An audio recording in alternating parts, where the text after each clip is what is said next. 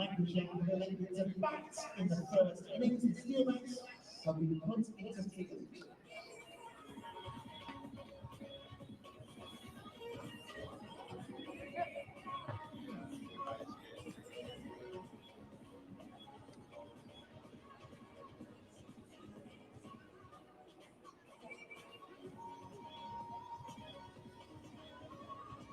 Today is our Brinton Forester Family Day. Loads of amazing activities going on today. If you head behind the Brinton Forester Family stand, you'll see all our activations going on. We're also going to invite you onto the outfield during the interval to play some cricket. Now, last weekend, when we took on Worcestershire, it was brilliant to see the outfield packed with so many young cricket players, so many young fans. We invite you to do exactly the same as today. We only have to keep the square in the middle free, so we can enjoy a decent batting innings in the chase.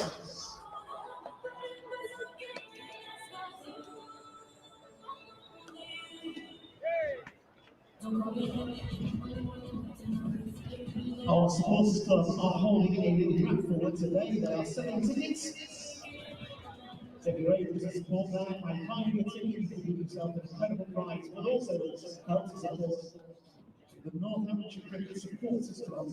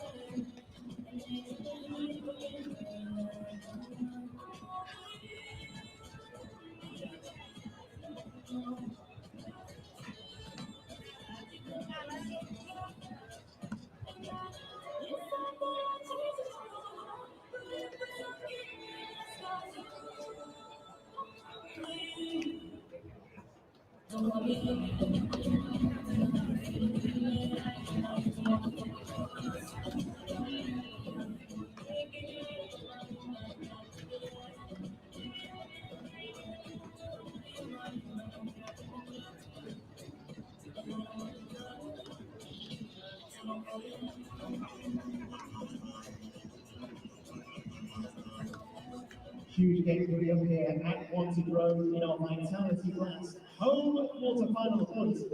The brilliant is back on the way through to secure the home quarter-final. So let's make home advantage. And we take on Somerset for a place at Finals Day on Thursday the 5th of September here at the County Ground. 6:30 is the match start. Come along, support the boys, and let's make sure we book our place for the Finals Day. And tickets have been selling like hotcakes. Our Vitality Glass Plus tickets have already sold out. A handful of tickets remain, so don't miss your chance to join us.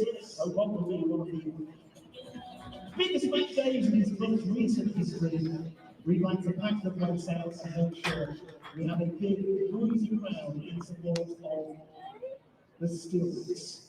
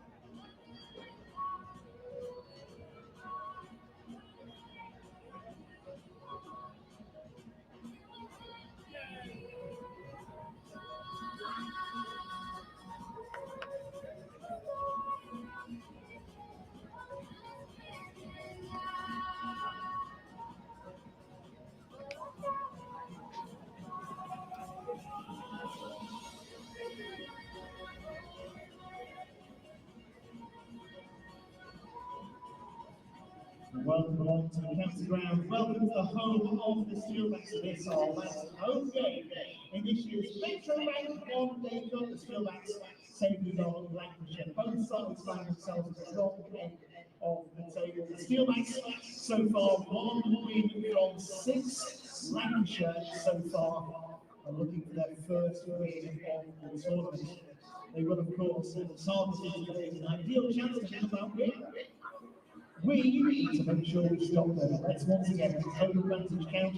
We had great support here on Community Day last week when we took on then table topping Worcestershire.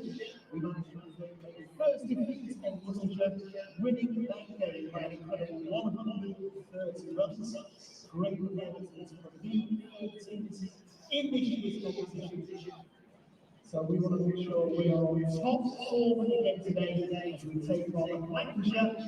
Very well to Lancashire and your supporters will be cheering to Northampton for today's game.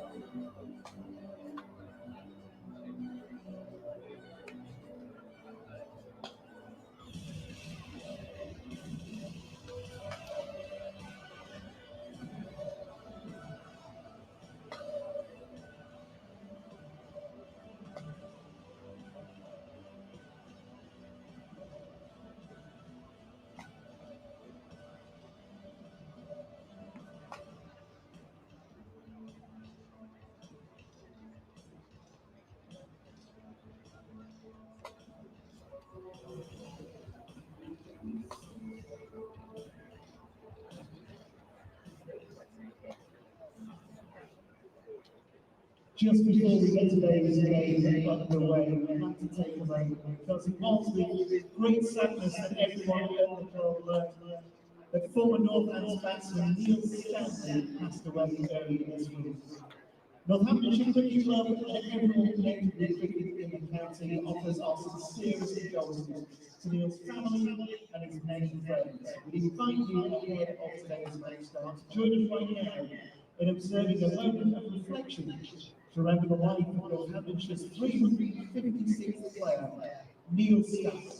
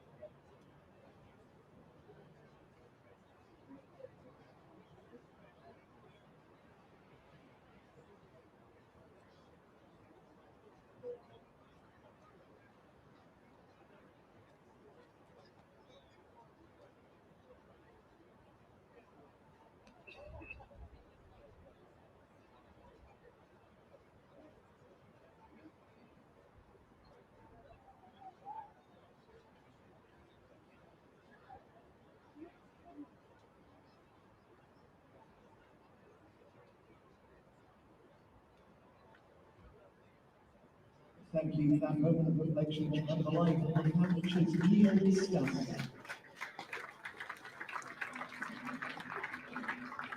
Welcome then to the county ground. Welcome to the home of Northern Steelbacks' Metro Rank 1 Day Cup clash.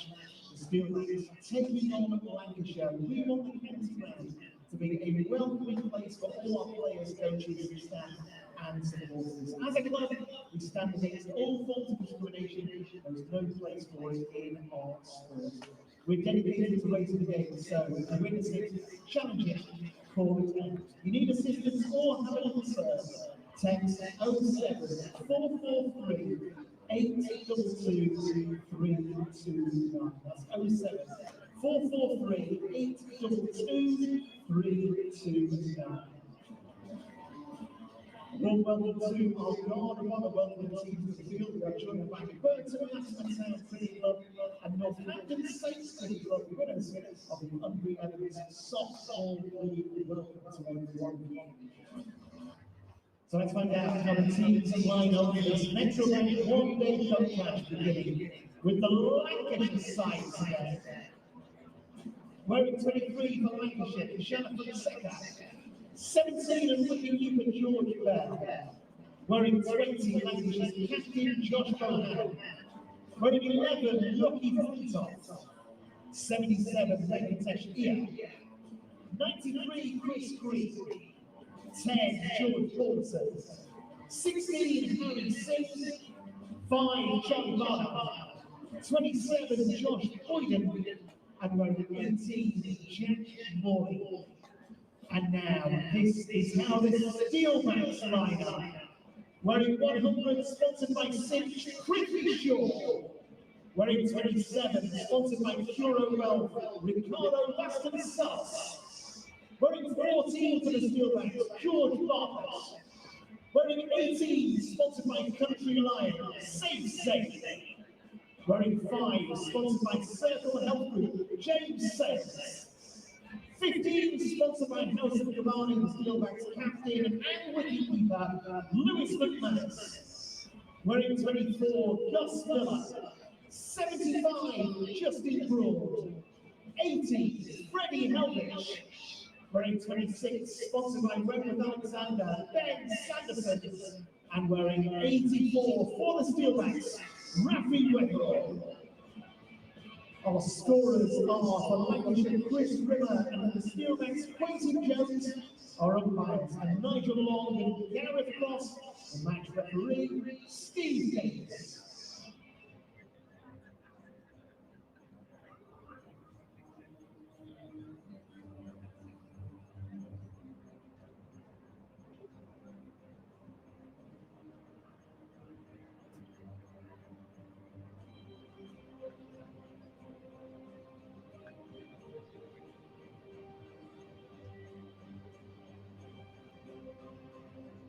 It's Metro Bank one-day cup, game 7 of 8. Please welcome to the middle our umpires, Nigel Long and Gareth Cross.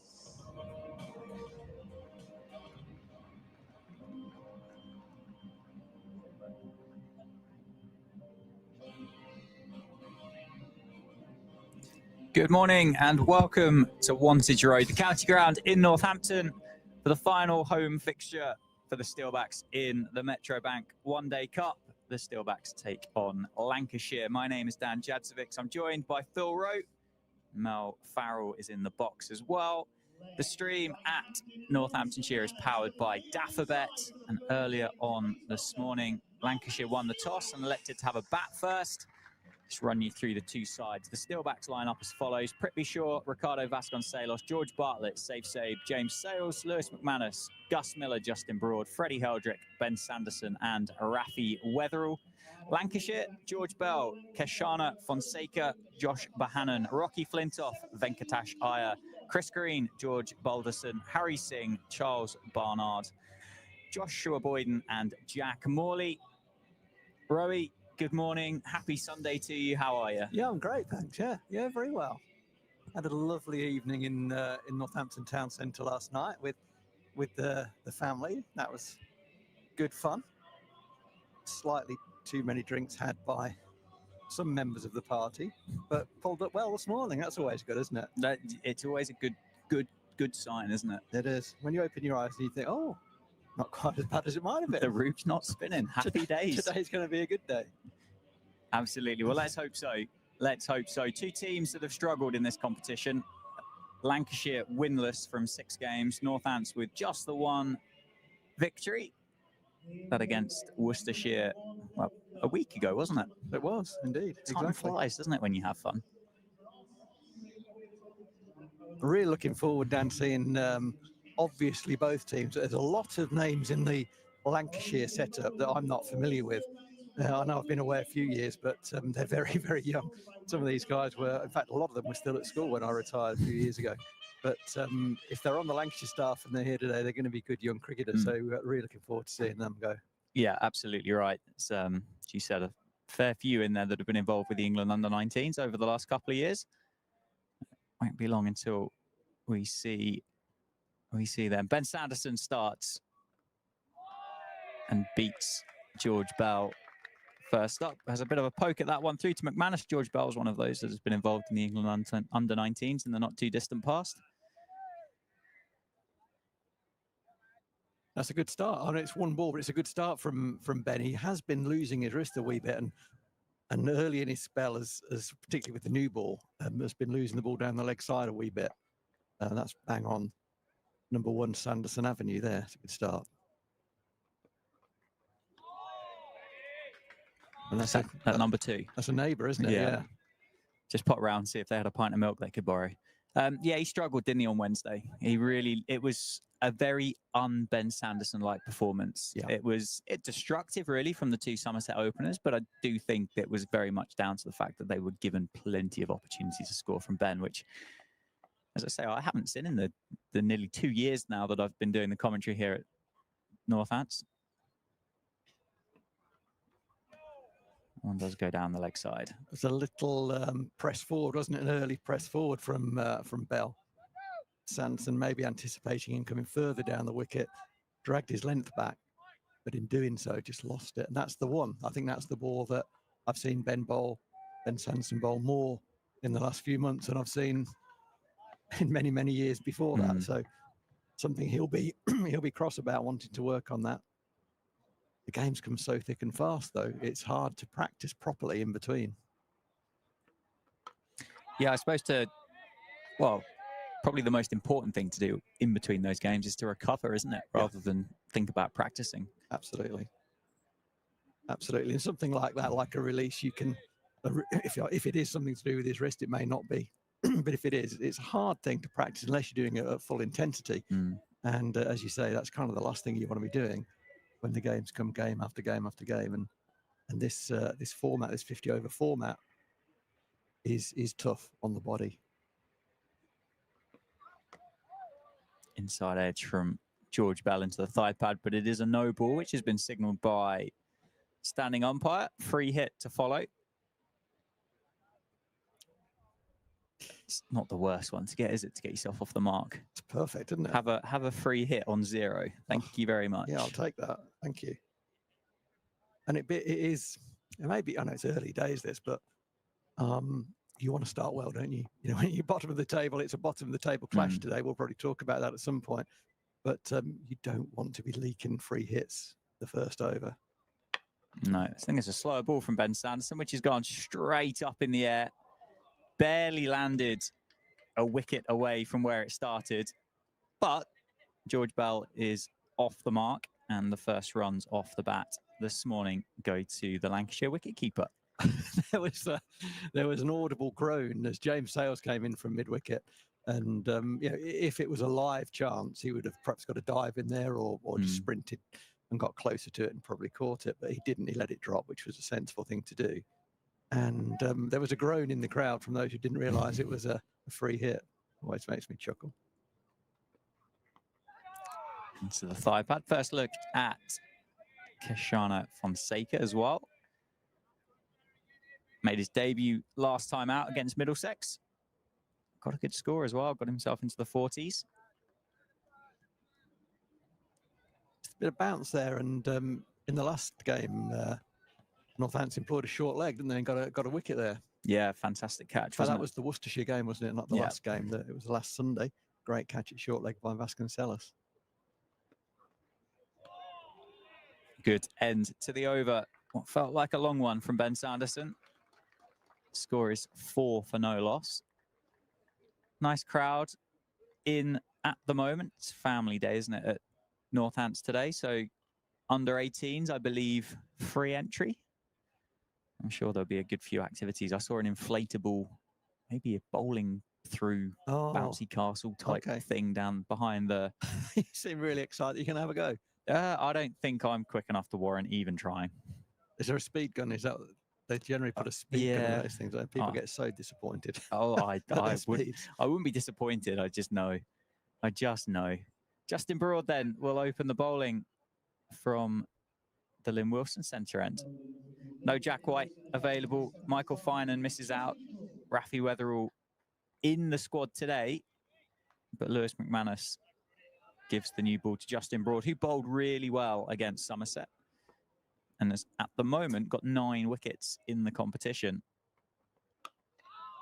Yeah, I think in a campaign where realistically there have been few positives. You don't end up at the bottom of the table if it's full of positives, do you? There have been few positives really from a Northamptonshire perspective in this competition to date, but one of them has been the opportunity that's been able to be given to Justin Broad and how he's taken it with the ball, so much so that he's opening up today, and it reflects how well he's bowled. Yeah, absolutely right. And it's great. We signed his, for those that don't know, he signed his first professional contract with Northamptonshire in the middle of last summer, didn't he? He'd been in and around the second 11 up to that point. I couldn't give you an exact date, but it was somewhere around July, wasn't it? I think that they confirmed that contract. And it's just been great to see Justin develop over the last 12 months as a professional cricketer. Yeah, his bowling has come on leaps and bounds. That's a half volley as commentators curse, and it's nicely put away with the minimum of fuss by George Bell. But he's getting the ball up there. I don't mind that. I mean, Sanderson went past the edge a few times in that first over, but really the length that Sanderson bowled those deliveries was too short to get the edge, and Broad's getting it up there. I don't mind that. You don't want to bowl 6 half volleys, clearly, but when it's new, get it up there, give it a chance to move early on. There's 2 slips in. There's no point bowling back of a length with 2 slips in. So, yes, it was an error. It was nicely put away. But, yeah, he's really come on with the ball. And, as I say, that's been one of the few positives, but it's been good to see. Yeah, absolutely right. 9 wickets, an average of 17 for Justin Broad in the 2024 One Day Cup.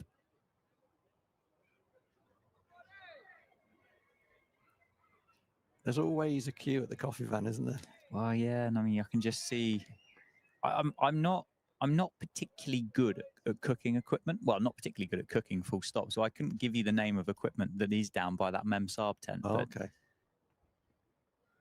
Whatever it is, they're firing it up. Firing it might be the right. Yeah, it's good down there. Good enough. I think it probably isn't this, but I'm going to go in early. My starter for tennis, I'm going to call it a tureen. Could be, but I'm not sure. I have very little to add to it. It's good at what it does, though, isn't it? It is. What it turns out is lovely. You can just see that warming up over the far corner of the ground. Broad on the money. Well defended by George Bell. Northampton infield very, very tight on the single. Tighter than I've seen them. I quite like that. I've thought some of our out cricket from a Northamptonshire perspective has been not as sharp as it might have been at times. But if you can't be sharp in the first few overs, wow, you're never going to drag it back. So it's good to see. Sales in extra cover, Miller and at mid-wicket, they're really hunting the ball there. I like to see that. Yeah, that's going to run down to save, but deep third, just for a single.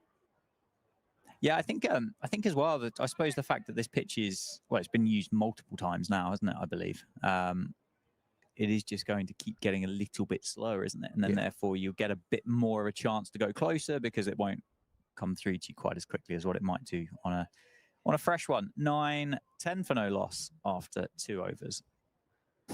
Yeah, no surprise really that having won the toss, Josh Bohannon decided to have a bat. I'm sure he's thinking, let's use the pitch when it's going to be relatively at its best, with the ball coming on in the morning in the first half more than it will do later on, and his team is full of spin as well. Oh, a little shuffle down the wicket again from George Bell. Yeah, it's a big step outside off stump as well, isn't it? You're going a long way forward and a long way across, I think. Yeah, he's already on off stump and triggers. Oof, that's well bowled. It's interesting. I like this. He's trying to make it a contest, isn't he? So I'm not going to let you settle, Ben Sanderson. You might have bowled 5 million overs, most of them well, but I'm going to come into your space and take you off your length. Yeah, shuffles down the track again, and Ben Sanderson gets that one a little bit too straight, just drifts down the leg side, so it's going to be a wide and another single run added to the tally. Yeah, interesting. You mentioned that the Lancashire lineup is full of spin.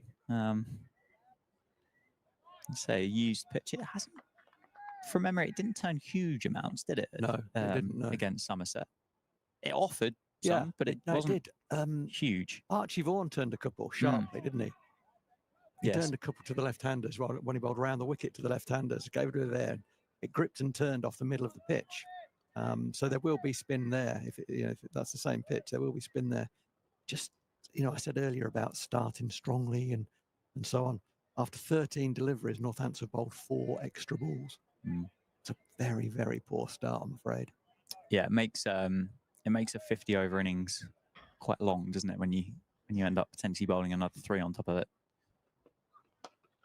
That's a great shot by Fonseca. Really well fielded by Gus Miller in its short cover. But he timed that well. He did time that well. Beautifully timed. It's hard to maintain intensity when you're leaking extras, I think. Just, his shoulders drop. And it's almost, and this is pressure on Ben Sanderson, it's also a compliment to him. If Sando's bowling a couple of wides down the leg side, oh no, this is going to be a long day, because he doesn't generally do that. But he has gone past a few times. Well, that's how you play a forward defensive shot. That looked very composed, didn't it, from Fonseca? It is one of my favourite shots, which won't surprise the people who know me. A good forward defensive shot, and that was a good forward defensive shot. Right over the ball, hit it down into the wicket. Has anybody introduced you to the wild hack over deep mid wicket? Yeah, I've seen those. It's quite nice, that one. That one of yours? I dabble.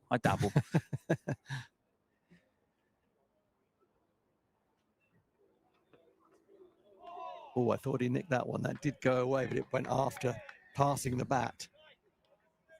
Forcing shot off the back foot from Fonseca. I think the ball did deviate there. It wasn't just a miss. The ball, it just bounced and left the batter a bit. There's a bit of width on offer. He's entitled to go after that. But there is a bit of movement there. So far, it's very early days. Northampton haven't got the ball in the right place frequently enough to really deserve to get one of those to nick. And they've got that one. It's come back. Fonseca just staying on leg stump. It came back inside edge onto pad and back onto stump, I think. I think so. Did it keep a little bit low as well on Fonseca? We'll get the replay in a minute, but it kind of looked like he shaped to play that off the back foot, didn't he? And then was left kind of trying to collapse on it to keep it out. But yeah, he's a little fella. It looked to me like it jagged a bit, but we are so far away from the line of the wicket.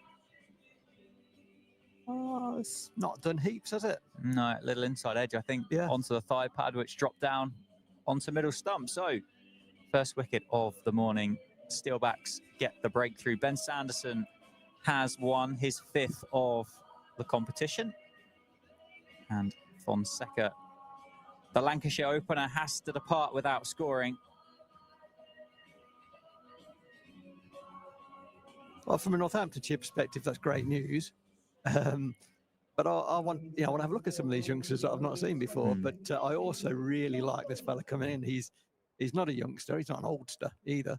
He's an established first-team cricketer. He's captain in Lancashire in this campaign, Josh Bohannon. I think this kid is a terrific player. I really do. I'm not the only one. I mean, he's pretty well regarded around the place. But I was around when he came back into the Lancashire setup and was just scoring hundreds and hundreds of runs up in league cricket in the Northwest. Got back onto the staff and has not looked back. He is a superb player. Yeah, he scored a brilliant 100 here, didn't he, in the championship last year? That you and I think both, pretty sure we were both on commentary for that, weren't we? I think we were. Certainly last summer as well, there was a really strong conversation with regards to Josh Bohannon and England recognition. Justin Broad continues, still 2 slips.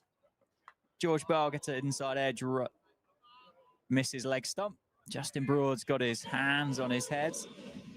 Bell gets his second boundary. This one's slightly more fortunate than the beautiful cover drive he played before.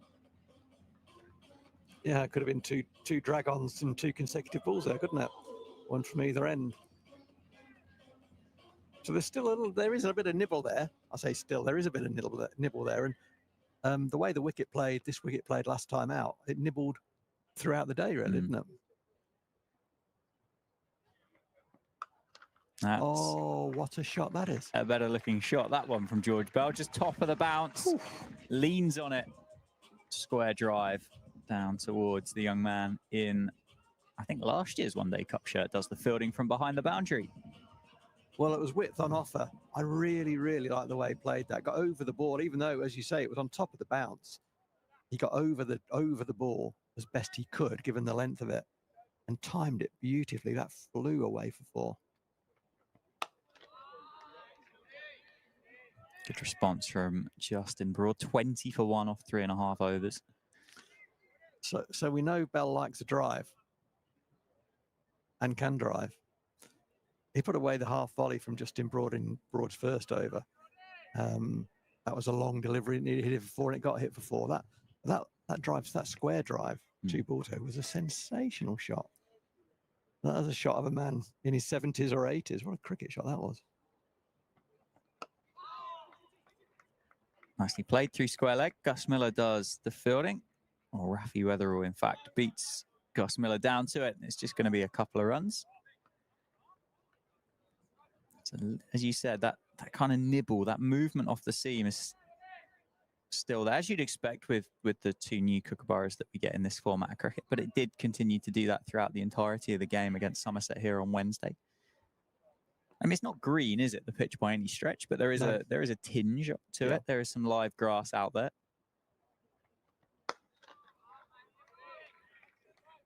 Yeah, I mean, the ball's hit in the middle of the bat nicely. You could hear that there through the effects mic. That means there's pace still on the ball. It's hitting the middle of the bat rather than the bottom of the bat. As we said, it's a used pitch, so needing to leave grass on it to encourage the carry. And it looks, early days, it looks a good cricket pitch, doesn't it? Batters want pace on the ball. Bowlers want a bit of nibble. They're entitled to that. There's something for everyone so far. Well defended, George Bell. End of the 4th over, 22 for 1. Bell 16 off 19. Bohannon yet to face. He will be on strike for the start of what will be Ben Sanderson's 3rd over. Quite short, aren't they, top 3? The top 3 from Lancashire. Bell, Fonseca and Bohannon, all quite short guys. But Bell certainly used all of his reach there to get on top of that ball he drove away square of the wicket. That was a glorious cricket shot. Yeah, that was a fantastic shot. I think it'll make the highlights reel for the day. That'd be my career best if I could ever do that. Oh, Sando. Sando, as Wendell would say. So you think that is just where it's kind of just losing the wrist a little bit? Yeah, it's crept in, hasn't it, during the summer, really. There won't be anyone more frustrated about that than the owner, than Sando himself. And he will be trying many things to put it right. He obviously hasn't found the right solution to that. And if he hasn't, then wow, it's a struggle. But this is a weird thing. So, what do you mean by losing the wrist? Well, he is. So the ball, his bat ball at the moment is going too straight and or down the leg side, and he's bowled quite a few wides down the leg side in both white ball formats, and he's been a little bit too straight in red ball at times as well. So the terminology, sort of the shorthand, is he's losing his wrist, just meaning the ball is. Let me just watch this ball. Oh, that would have been an absolute gimme, wouldn't it? Yeah, that would have been a real burgle, that, wouldn't it? If Ben Sanderson could have held on to it. I think it was a slower ball. Turned into be a almost a knee-high full toss for Bohannon, which caught the Lancashire batter by surprise and ended up chipping it back to Sanderson, who I think was quite surprised. Yeah. Well, equally as surprised as Bohannon, I think, to get that back. I think it came off the bottom of the bat, and so it was kind of loopy by the time it got to Sando, but you don't know that. It's coming straight at you. You think it's coming harder than it is. Well played. Starting the lawnmower as he rips his bottom hand off. Yeah, so ideally, you know, this is very simple, and it's not quite as simple as this in reality, but it's simply put, what you're trying to do is keep your fingers behind the ball and your wrist square as the ball goes out of your hand down the wicket. And if you just tilt your wrist, so your thumb, for a right-hander, your thumb goes forward and your wrist is at an angle, the ball will go down the leg side. So as you bring your arm over, you're trying to get your wrist square behind the ball, and sometimes you don't quite do that, known as losing your wrist, and it just goes down the leg side. And that's, in a nutshell, what's happening. Bohannon advances, misses it, full pint. Ben Sanderson goes straight through the Lancashire captain with, I think I would describe as an interesting shot choice there. That's extraordinary. Lancashire are 2 down. 2 down for 23. That's an extraordinary decision by Josh Bohannon. I mean, you know, on a good day, he hits that and it goes out of the ground, and we say, blimey, he fancies it. But with this amount of risk, you know, he's on 0. That's his 5th ball. He's been watching. He knows that Northampton bowled a few wides. They've lost line. They've lost length a few times already. They're bottom of the table. And that's a pretty reckless option, I'd say. And now, you know, if he runs down the wicket and hits it for 6, I'd say great shot. Still a reckless option. I hope I would say that sitting up here in the comfort of the commentary box.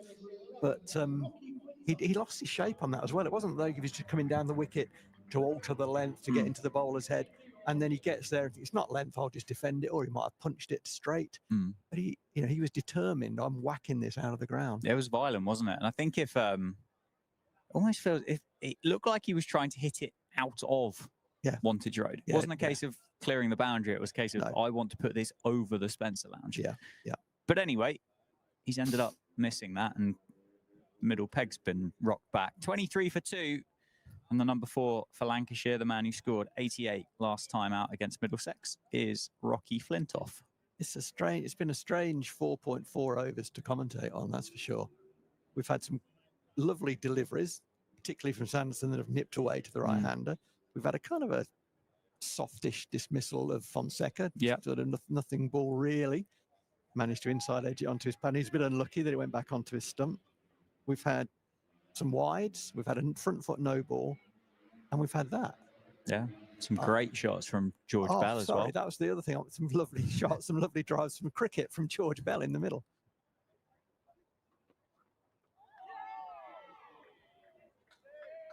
Well, that's a huge cheer for nothing.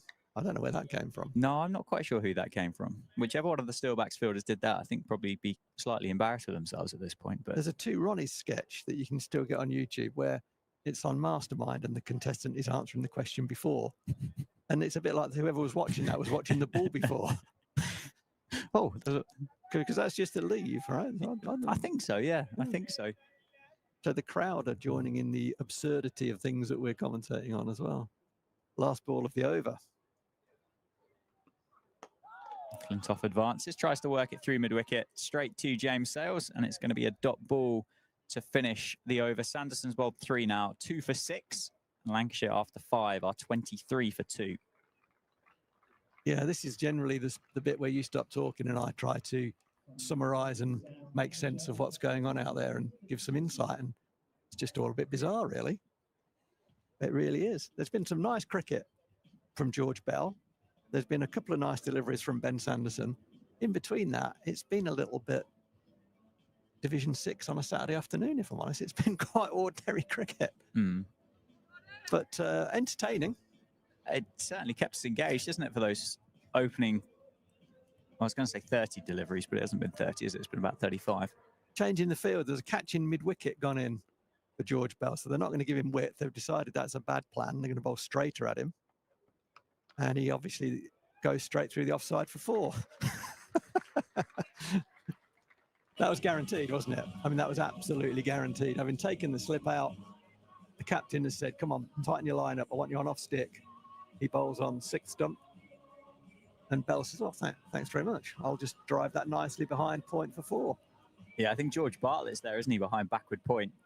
Got the dive in, but I think by the time he touched the ground, that ball was crashing into the advertising hoardings.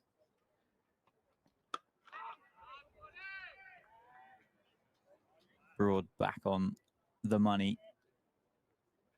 But again, takes a bit of pressure off George Bell now. Gets the boundary first ball of the over, and yeah, George Bell must be thinking, I'm staying this end, because down the other end it's a bit like the Twilight Zone. Strange things are occurring down there. I'm staying put. I'm getting a few half volleys and things and a bit of width. I'm loving cricket. I'm staying here, thanks. That's well bowled. That's a good line. Well bowled, Justin Broad. I suspect in Northants colours, this is the first time that Justin Broad's opened the bowling, I would think.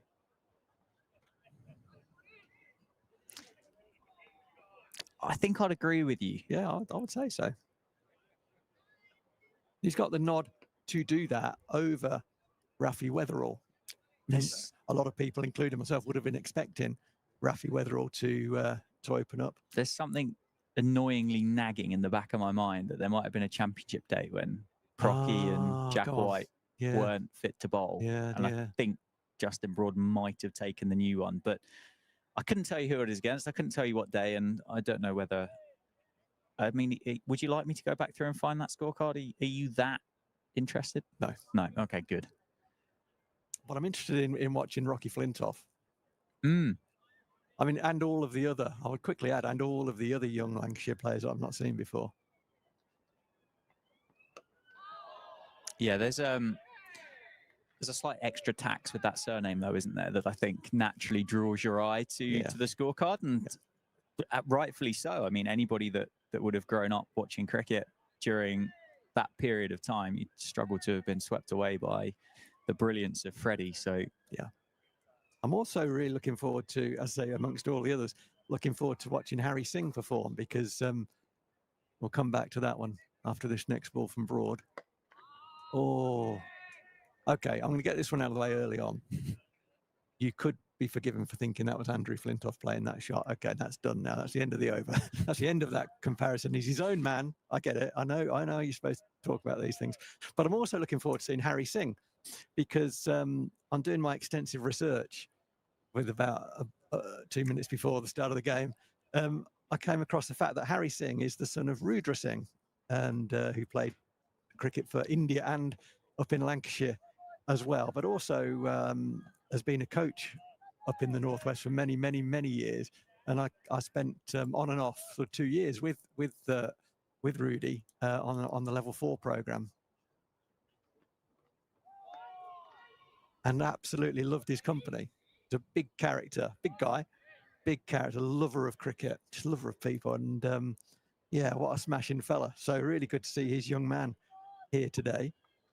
He's carded at 8, so he'll be hoping he's not going to be out there too soon, but it'll be great to see him. And if Rudy's here or is listening, good on you. Hope you're well, mate. And I hope your young man goes well today, but not too well.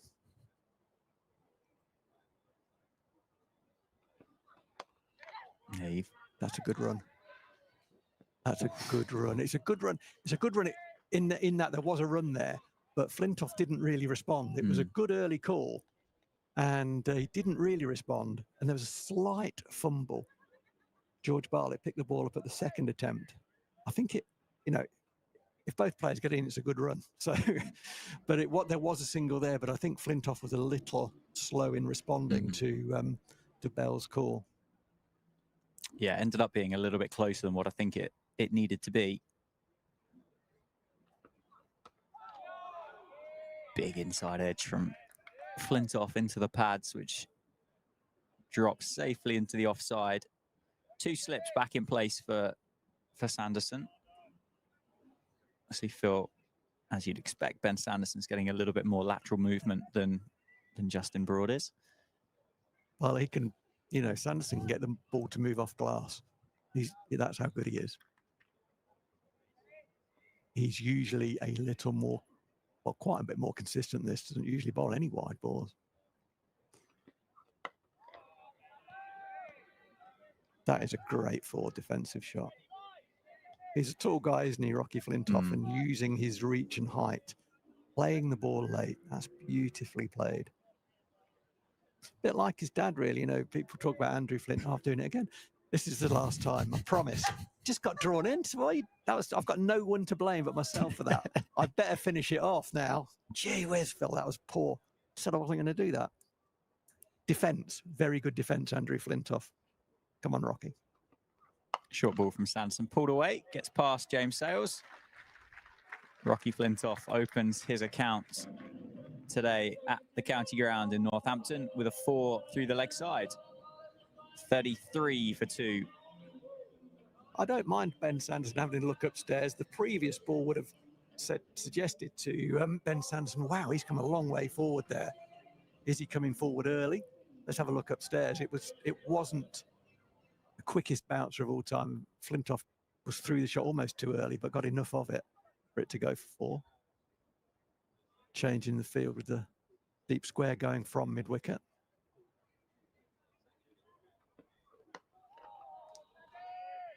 Sanderson back on the money. 7 overs done. 33 for 2. Bell on 21 off 25. Flintoff on 4. Justin Broad takes the cap off. He'll continue from the Lynn Wilson centre end. Hey, there you go. Look, 7 overs bowled and 8 extras conceded. Scruffy. That's my word for that. Yeah. Scruffy cricket, isn't it? Northampton will be delighted to have 4-2 on the board, without a doubt. But they've been, I mean, gifted to, really. The wicket that Sanderson got, the wicket of Fonseca, was a bit of a nothing shot. And just inside edge onto his pad, he was a wee bit unlucky. It went back onto his stump. But then the Bohannon one was a bit odd, really, as a decision. Genuinely bizarre, wasn't it? Bell turns that one from Broad down to Rafi Weatherall at final leg for a single. You know, I've seen Bohannon a bit. He can do that. You know, he can plant the ball a long way over the boundary. And, but that wasn't anywhere near required at that stage. It's not like Sanderson had it on a string. It's not like it's a minefield. I guess you know, you live by the sword, you die by the sword. Yeah, one of your favourite catchphrases that you picked up from Chris Tremaine was about choosing your poison, wasn't it? Choose your poison, mate. Josh Bohannon chose his and chose the wrong bottle. Too many skulls and crossbones on that one. It's quiet out there in the field, you know. Northampton have Lancashire 34 for 2, and if you walked in and said to someone, what do you think the score is? You'd say, well, 50 for no wicket.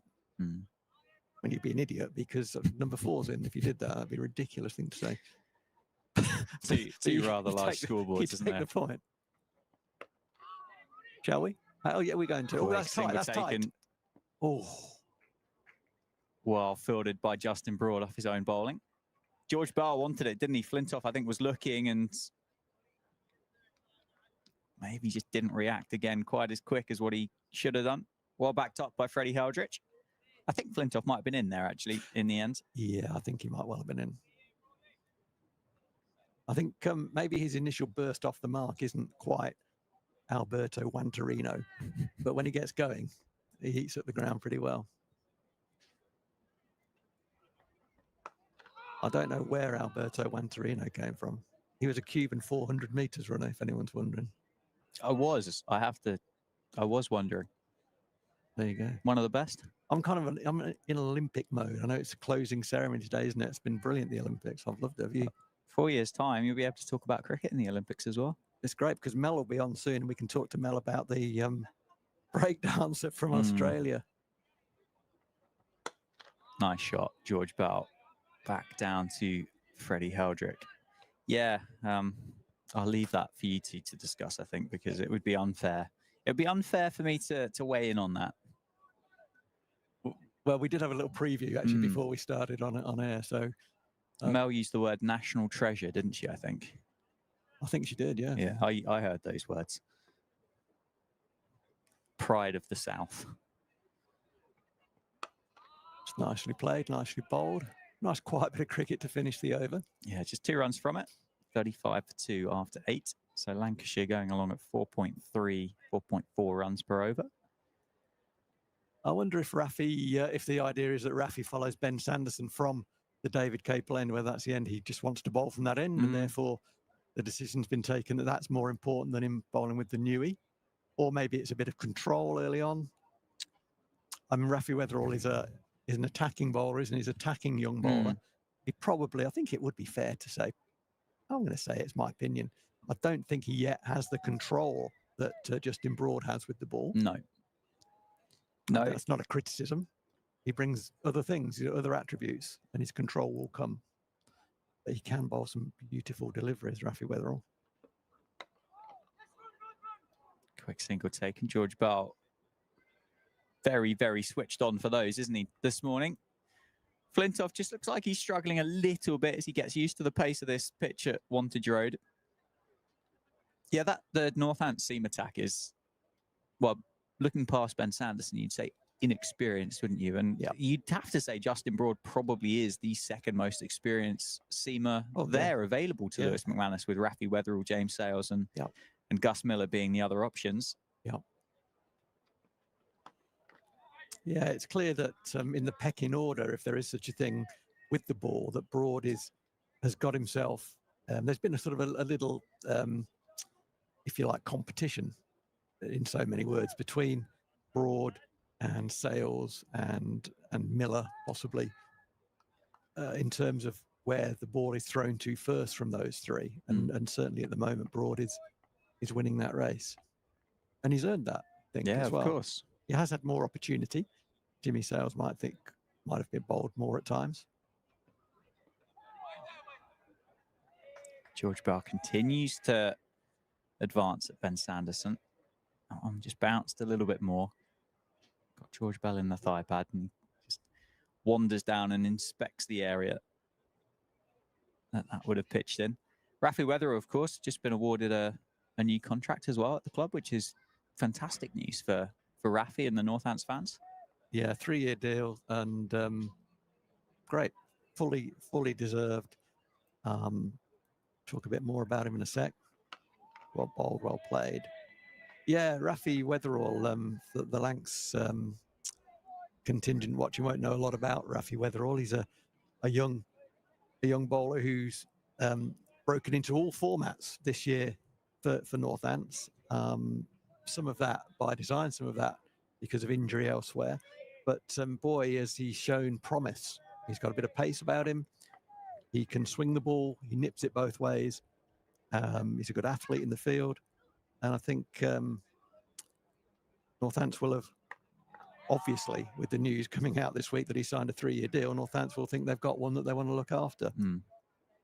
Actually, credit there goes to to Rafi because he's very good at what he does. It's early days. I don't want to put too much on him, but also to the Buckinghamshire youth system where Rafi came through. And there's a guy who works very hard down there, Rich Hudson, that I know. And Rich introduced me to Saif Zayed when Saif was a 13-year-old, and he's obviously knocked on the door as well with Rafi Weatherall's credentials in hand. So thanks to Bucks Cricket and to Rich Hudson for the work they do. It's handy having a neighbouring national county of the size of Buckinghamshire. That's Northamptonshire, a small county and a small cricket county, really, and has to make the most of its neighbouring national counties, or minor counties as they were back in the day. Relationships with Bedfordshire, Buckinghamshire, and any other shire that that cares to want to send players this way. So is that 9 down? 9 overs gone? Yes, 9 overs. Yeah, not 9 down. No. Well, that's what I was puzzled then. I thought, have I missed something, or 7 things? 36 for 2. Yeah, after 9 overs. Justin Broad to start his 5th, 4 overs, none for 22 so far, with Rocky Flintoff on strike, 6 off 11. That's interesting field change for Rocky Flintoff. No fielder out on the offside for Rocky Flintoff. So third man effectively has come into the ring for him. And although he's off strike there with a thick inside edge, the 2 men out for Rocky Flintoff, a deep square and fine leg, which is putting into his mind, not only we're going to bowl very straight at you, Rocky, but we might go upstairs as well. Must be quite difficult generally to come up with plans for the younger lads that analysts and coaches and players haven't seen much of. There'll be a good, maybe even half the side here for Lancashire. There will be quite a lot of crossover with second 11 cricket, I accept. But in terms of first team cricket, there'll probably be half a dozen players here that haven't actually played against one another. Yeah, no, dead right.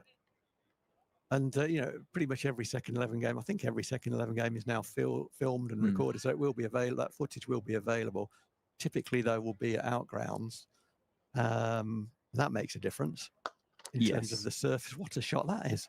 Just leans on it, doesn't he? Is it going to go? It's run across the advertising sheets, and it does eventually trickle its way over the boundary. George Bell gets his 5th 4 of the morning. He was giving himself some room. Yeah, he was. He gave, that's a bit unlucky, actually, Justin Broad. Bell backing away, trying to open up the offside or give an indication that he's opening up the offside to hit through. And he was followed nicely. You know, that's what you'd say to the bowler. If someone's doing that, just follow him. And he did follow him, but he just went over length. And George Bell just timed it, really. No foot movement, timed it back down the ground for 4. Wow. It suggests that this lad has got a tremendous eye, George Bell, because he was in no position, really, to hit that ball there. Having backed away and been followed, still got the ball straight down the ground. That's impressive. It's really not nicely timed as well, wasn't it? That was beautiful. As you said, with no real weight into the shot either. Yeah, he was in no position to play it. Inside edge from Broad that, again, just falls safe on the leg side. 41 for 2. 1 ball left in the power play. And then I will hand over to Mel Farrell, who I would imagine the viewership will probably go up, particularly on the note of the fact that we're going to be talking about Australian breakdancing as well. Oh, look, I don't know why I introduced that, because I do feel sorry for Mel, because we're going to grill her about it. No, I do feel sorry for the girl because she has got a lot of stick, I think, online since her debut as a breakdancer. I did watch some of that breakdancing. Well, you're going to go. Save it, because I'm going to go. I feel Mel's better qualified, not only as an Australian, but also as a fellow breakdancer. 10 overs done, 41 for 2. Yeah, we're probably going to leave that alone. If anyone's wondering what the heck we're talking about, there's a new event in the Olympics this year. It's breakdancing, and I did watch some of it, and it was sensational, with one notable exception, that being the contender from Australia, who wasn't very good. Well, it's all about interpretation, Phil wrote. It is. Every Olympics needs an Eddie the Eagle and Eric the Eel. And Ray Gunn proudly stood up. First ball there from Sanderson is short. Yeah, it's, you know, I do feel a bit sorry for her as well. I do. Yeah, I have to say, I did laugh. Yeah, she was ordinary. I did see someone say it was a bit like watching Glenn Maxwell when he had cramp at the World Cup. A couple of those moves. Bless her. Yeah. Look, if anyone has the gumption to get up and get themselves to an Olympics, good on them. Absolutely well said. Meanwhile, here in Northampton, after being here for the game on was it Wednesday? Yeah, yes, Wednesday. It was Wednesday. Yeah. I think the Northants fans will be feeling a little bit happier to the start that this game's got off to. It was, let's face it, it was really just a bad day at the office, wasn't it? This man who's bowling now, Ben Sanderson, he did have an off day. You'd have to say, started off with a wide, did have a catch drop in his first over. But yeah, he was pretty expensive in the end, as were quite a few of the Northants bowlers. What have you made of this first 10 overs, Mel? Yeah, interesting. Well, it's been a great comeback from Ben Sanderson. That's the first thing I would say. It's just the response from him is very encouraging. He was none for 54 in that game on Wednesday. So with the 2 wickets first up, it must feel nice to have them bowled as well. Having said that, you question the shots. particularly that of Josh Bohannon. I was looking forward to watching him back today. Me too. And I wonder if he's actually been struggling. He started the season with 147 against Durham, but he's only got out of single figures once since, and that was 18. Oof. Yeah. So I wonder if it's just all playing on his mind and he was trying to hit his way out of trouble, perhaps. Yeah, I had that feel of that. Now you've told me that. Yeah, that's interesting. That makes sense. Again, going short. He's really testing him with the short ball here, Sanderson. First one he sent down, didn't really have much pace on it. And, well, Rocky Flintoff just pulled it in front of square leg, which is always a sign that it's a bit slower, isn't it? But he looks good. We were watching him warm up, weren't we, just here in the nets. And he looks, he was looking very, very assured as he was warming up. I just love the way he's played that forward defensive shot, Mel. It's just been impressive, that. Oh, he's had a nibble at that one, though. Or more than a nibble. He has, and he knew it straight away as well. At the end of the 11th over, 41 for 2. Actually been really impressed with the other thing that stood out, how well George Bell has batted. That straight drive that he played a couple of overs ago, my goodness, or might have even been just over an over ago. But so he scored a 56 against Somerset and Taunton. But in this year's One Day Cup, he's made 100 runs at 16.66. So that innings aside, he's not really made a huge mark. But boy, the way he's played today, you wouldn't think that, would you? No, you wouldn't. He's moved beautifully. He certainly looks like a man in some form, and the numbers don't actually suggest that. But he's driven the ball nicely so far. First bowling change of the day. Sees Justin Broad replaced by Saif Zaib. And we did see in the game on Wednesday on this pitch against Somerset that there was some turn on offer. It was very variable. Well, but Archie Vaughan in particular, yeah. He got the ball to a grip, didn't he? He had a couple of them absolutely ragging. First ball, though, was a bit of a gift from Saif Zaib, and thank you very, very much, says George Bell. I'll take 4. It was well played, wasn't it? It was going down the leg side. It's not an easy ball to hit that, but as a short guy got down low, just helped it on its way fine of the man on the 45. It's a poor start, isn't it?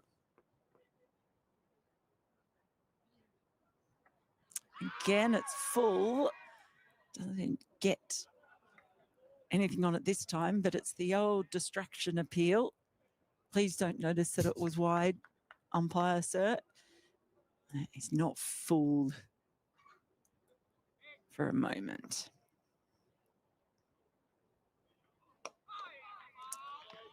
That's a better delivery from Saif Zaib. He's taken 9 wickets this season so far.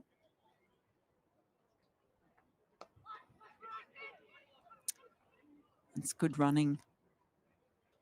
Just played with soft hands. Yeah, it's nicely played, isn't it, by Bell? Just open the face, encouraging the ball into that kind of point area where there's never a fielder for the slow left arm, or very rarely. But again, I thought Flintoff was a little bit slow out of the blocks. Yeah, it's been a few times, hasn't it? Yeah.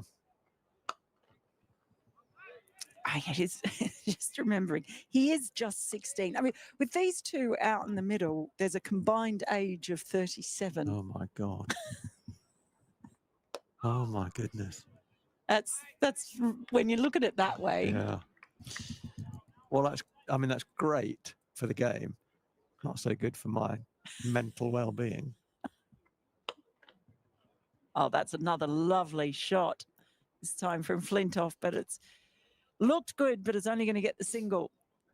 Just the shape of the way he plays that. It's very nice to watch.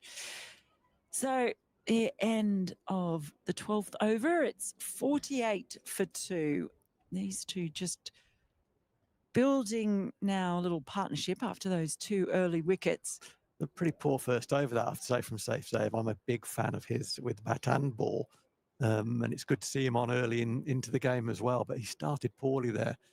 He's leaked 7 runs, and his line and length were both quite a way off there for the majority of that over. He'll want to come back stronger. It was a very good previous over from Ben Sanderson. And to continue the Olympic theme, Sanderson handed the baton over to Safe Save there, and he wasn't able to maintain the pressure. This is a good matchup, though, for North. I think Flintoff will want to score off Sanderson. Sanderson's got him under control at the moment. And bowling is 7th straight over Sanderson. So it's he's someone that that Lewis McManus is trusting to keep things tight and maybe hunt another wicket down in his spell. 2 for 12 so far. Couldn't be any more different to what happened on Wednesday. It's just such a stark contrast. Yeah, and I mean, Sunday won't mind me saying this. I think those numbers flatter him slightly. Oh, what a delivery that is. Thank you, Phil. Shut up. That was a good delivery. Well bowled, Sando. That was a Jaffa. That pitched and left Flintoff, who has looked very good in defence. Is that a Jaffa or a Jafsky?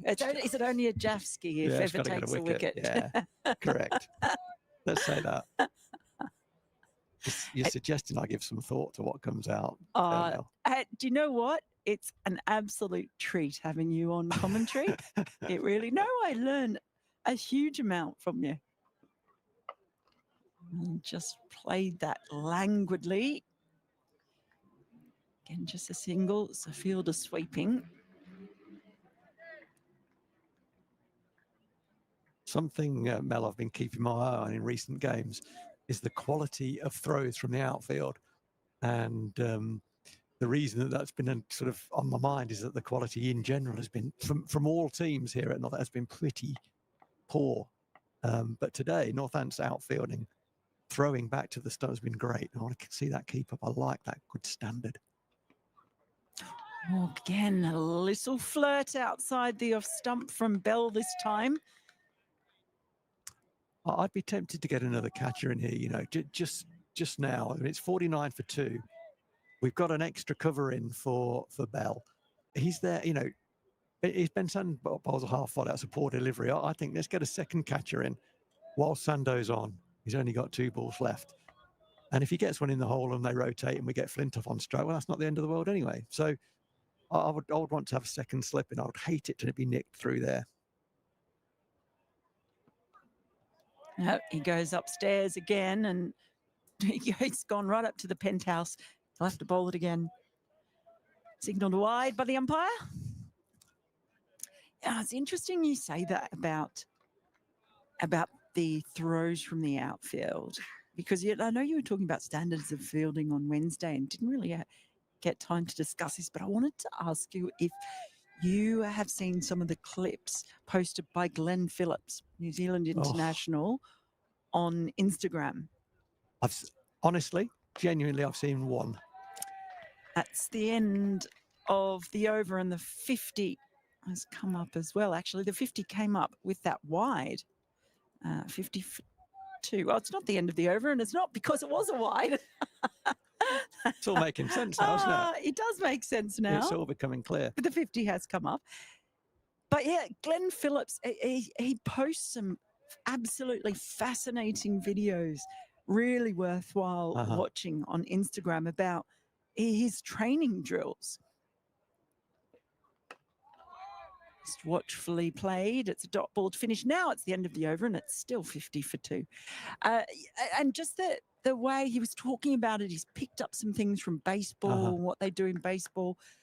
And he was practicing running in and picking up the ball with his right hand, but throwing with his left hand, whatever it was. Basically, it was so that he didn't have to run around the ball. I saw that's what I saw. Picking up with his wrong hand and throwing. It was brilliant.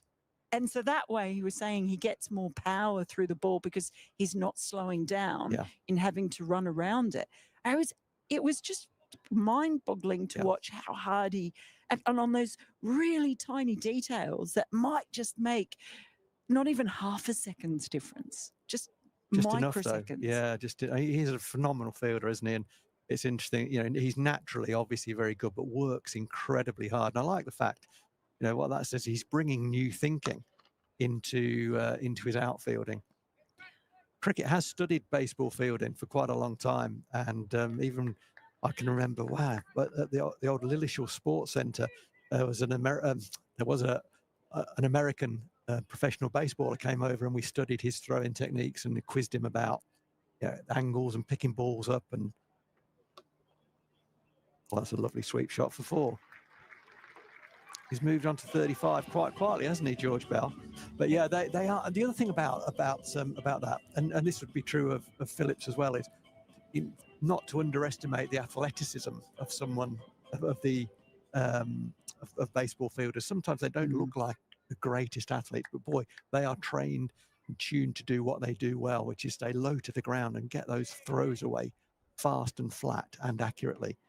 And Phillips is right up there, isn't he? In kind of some of his outfielding is some of the best you see in the game. He's sensational. Yeah, is that athleticism? I just love the fact he doesn't rely on his athleticism, though. He pushes himself and works so hard. And it's interesting about fielding. And as you say, cricket has studied it, but cricket, of all the 3 disciplines, I've felt that cricket has really lagged behind in developing fielding for so long. Yeah.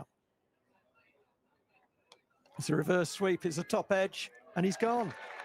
And that's a poor option, George Bell. He punches his bat. He's very disappointed that he took that option on. He was in, I was just saying, he's 35 or 48, got a 4 away at the beginning of that over, and then decided reverse sweep was the way to go. He had to fetch it from the line, and he didn't fetch it well enough, got a top edge, and it was a comfortable catch. And he is very disappointed to be walking off having taken that option. Well, he's played some terrific shots, George Bell, throughout his innings. He's looked in great touch, but in the end, well, it was just not executing the shot, perhaps wrong shot selection. In the end, certainly if he got hold of it, he might have cleared that fielder, but just getting the top edge, it couldn't have ballooned much more slowly. So Bell departs for 35. Lancashire have lost their 3rd wicket for 55.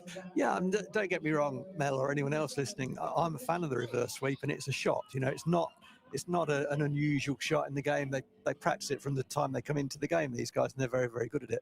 What I would say is it has slightly higher risk than the orthodox sweep, for obvious reasons, and he's played the orthodox sweep well, and he scored well off it. So, if that dries up, or the line's wrong, or he's getting done in flight, or whatever, then go to that by all means. But your option 1 is working well, so stick with that until you need to go away from that, surely. And he's a young man; he'll have learned from that. He seemed really, really disappointed. It was as soon as he edged that ball, he knew it was going to be caught, and he's thinking, why have I gone there? Why didn't I just paddle that round the corner? I've got 1 man to beat either way. He's only got 1 man on the reverse. He's got 1 man on the orthodox. He's got 2 4s already from that shot, 1 in this over. That'll be what the coach will be saying to him, but it looks already, before he reached the boundary edge, really, that George Bell has reviewed that in his own mind and thinks, yeah, that wasn't the right option. Well, that's what this can all be about too for some of these young players. It's all a learning process. It was George Bartlett, who took that catch. You won't get many easier. And it's Venkatesh Iyer now off the mark straight away with a couple. Outfield's fast, isn't it? I think Ben Sanderson might have just slightly misjudged the pace of that ball, thinking he's going to jog across to it and it's going to be 1. In the end, he had to follow it most of the way out to the boundary. If they'd run really quickly, it could have even pushed for 3 on a good day. But the outfield at Northampton, when it gets dry here, is absolutely lightning. 14 overs gone, 57 for 3. Last wicket to fall, that of George Bell. Hope you're enjoying watching this wherever you are watching from in the world. Melinda Farrell here with Phil Rowe, the wise words that he always provides, and some unusual words usually as well. Keep everyone on their toes, He Mel. makes some up, but they're always good.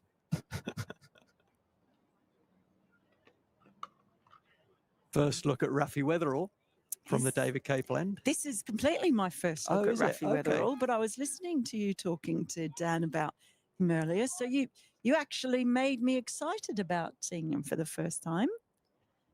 Well, it's it's an exciting prospect, isn't it? Any young cricketer, let's start with that. Any young cricketer coming into the game is exciting, and you're looking forward to seeing them. Oh, who's this fella? Oh, what's he got? How does he go? But when it's a fast bowler, it gets my interest even more than any other skill set, to be honest. Oh, there he is. That's Rafi Weatherall right there, beautifully bowled. Yeah, there's certainly one to watch. Of course, he's only played 3 List A games, but I guess made a bit of a splash in that match against Derbyshire on his debut when That's he right. took 4 for 50. Yeah, he closed the game out here, a T20 game against Worcestershire, when Northampton won the game and then sort of lost the game in the 18th and 19th over, really. And Rafi Weatherall was throwing the ball for his first over in that game. And he was bowling at Gareth Roderick, who was well in form, had just been demolishing. He demolished David Willey in the 17th or 18th over, and someone else went the distance as well. And all the mainline bowlers had been bowled out. Rafi Weatherall hadn't bowled in the game and had to come on and try and defend 9, and he did so. And that performance there won the game for Northampton, no doubt about that. He closed the game out, bowled beautifully, bowled Yorkers, and bowled them very, very well. Gets the outside edge. Justin Broad is out there to keep it to a single. A little bit streaky. But he made his first team debut in red ball cricket, and I was sitting up here and was very fortunate. The pitch was pretty straight on, and he started from this end, from the Lynn Wilson end. And he just bowled some Jafskis. Well, Did he take wickets? He did, yeah. They were Jafskis then. That's the official definition in the Phil Rowe Cricket Dictionary. It's a Jaffa when it doesn't take a wicket, but it's a good ball. Jafski when it gets the wicket. Oh, is that 5 pad or is that bat? Nigel Long signals leg bias. Well, that could easily have been a Jafski. Wasn't far off, but 4 leg buys in the end. And certainly given us something to look at, Rafi Weatherall. So he's a Rafi, not a Raf? Yeah, I think. Yeah. Or is that you've just arbitrarily? No, I think he's known as Rafi. Yeah, I think he's known as Rafi. No, I believe you. I just like to double check these things. Oh, struck the pads, says he. Bit high, maybe. Perhaps. But the injection of Rafi Weatherall into the bowling attack has certainly caused a little bit of excitement. And after 15 overs, it's 64 for 3. Interesting first over. He runs in, doesn't he? He runs in with real intent. I know, speaking to Rory Kleinveld, he wants to just tidy a couple of things up with his action. But knowing Rory, it won't be a lot. He won't get in the way of talent, Rory. He will aid it and bring it along nicely, working with what the player has got rather than what he hasn't got. So a couple of things to tidy up at the crease. But yeah, he runs in, hits the wicket hard, and as I said, he's got the ability to get players out. Do you think he's an MTH bowler then? An MTH? Makes things happen. Oh, come on. You can't do that to me oh, that's a nice shot, lofted on drive for 4. Well, he just played that so casually, didn't he? It was in his slot, to be fair. Just quick hands through the ball, made it look very easy. 4 runs for Flintoff. Yeah, he is. He makes things happen. He's also an MTH. He's more than handy, I think. Oh, I love a double meaning acronym. We'll try and keep going with that. Slower that time from save, and nearly played over the top of it, did Rocky Flintoff, but but he didn't. That was a lovely lofted on drive. I enjoyed that. That reminds me, the double meaning acronym is when my mum used to sign all of her tests. I wondered why she thought everything was funny, because she put LOL at the end of everything. She thought it meant lots of love instead of laugh out loud. Brilliant. That's brilliant. That's lovely. I just thought she was always in a very happy mood. Oh, that's well fielded. Well swept and well fielded. That's Rafi Weatherall there. I said earlier, he's a good athlete. He's good in the field as well. And the 16th, 68 for 3. Flintoff is just building now. It was George Bell, you felt, was kind of in charge of that partnership. He's got obviously a much more senior player in Aya out there with him. It's interesting. So he's played 3 games in this. Obviously, he's come off the back of an incredible IPL. Mm-hmm. Even in the final, that undefeated 50 in KKR's victory. Oh, he's rushed him there, and he was just able to get his bat on that ball, just kept it out. Heavens. That was a strange bit of cricket, wasn't it? I'm still trying me to too. work that out, actually. I just want to see it again. I don't know how George Bartlett there? missed it at mid-wicket. I don't know how the ball got there. It must have been spinning like a top.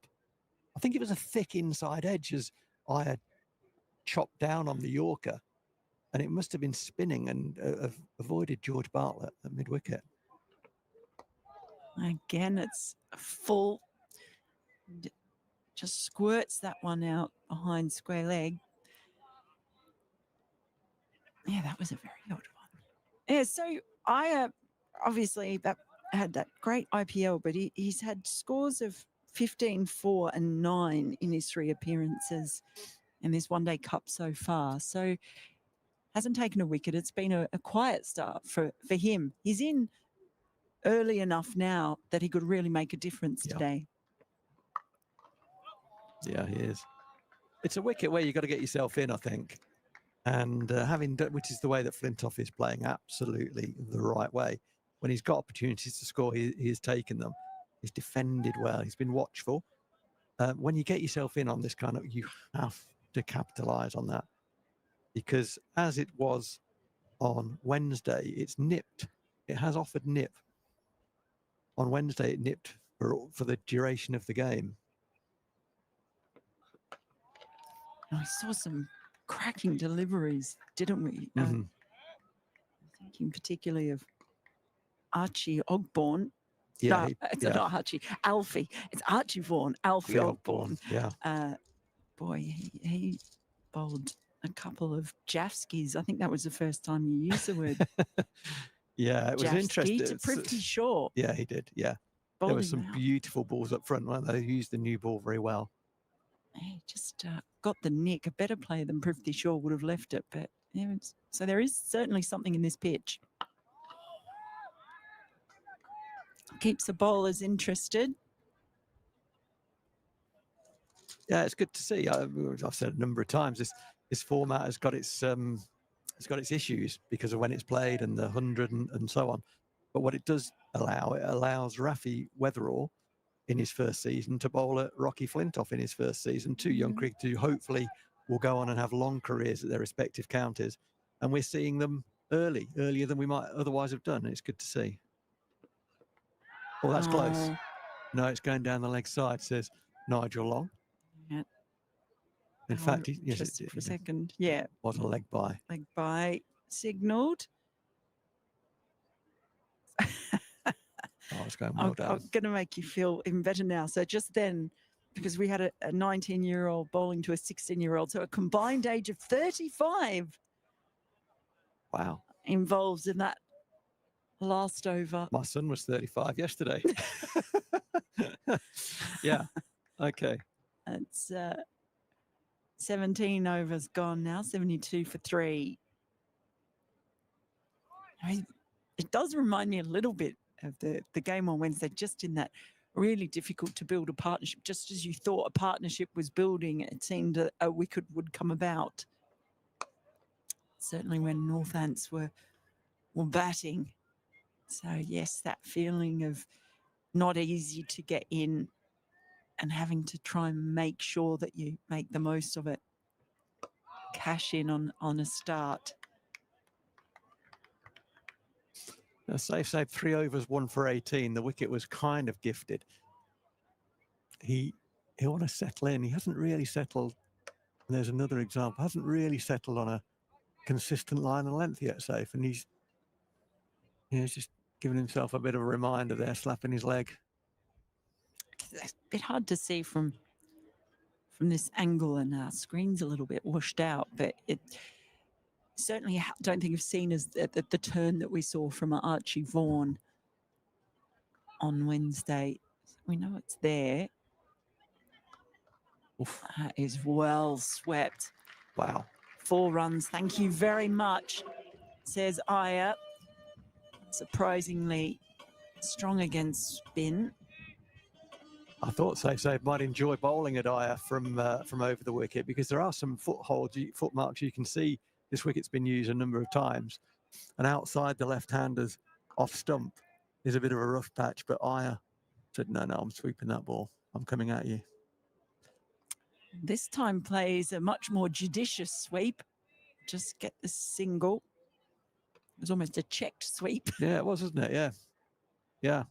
It's a sort of trajectory where another day he might follow through and try and hit that for 6, but just sort of paddled it in the end around the corner.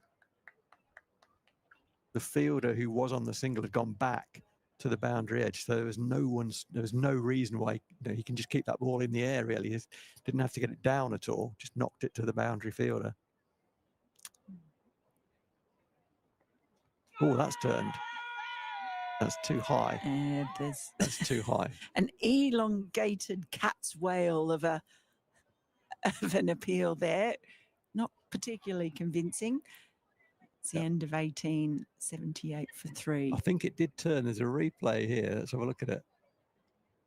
Yeah, it looked like it turned a bit. Yeah, it did seem to straighten up. Might have been a bit too high. Obviously a long way forward. Just brought in quite straight, catching extra cover for him as well. And you almost feel like they're kind of trying to feel out his game. Yeah, yeah. Rocky Flintoff. It'll help Rocky Flintoff having Aya in as well, because Aya will score quickly. And he's already 10 off 7. So he will score quickly. And that takes a bit of pressure off the youngster at the other end, which would be good for him. Flick the pad on the way through. That's it? No. Oh, signalled wide anyway by umpire Long.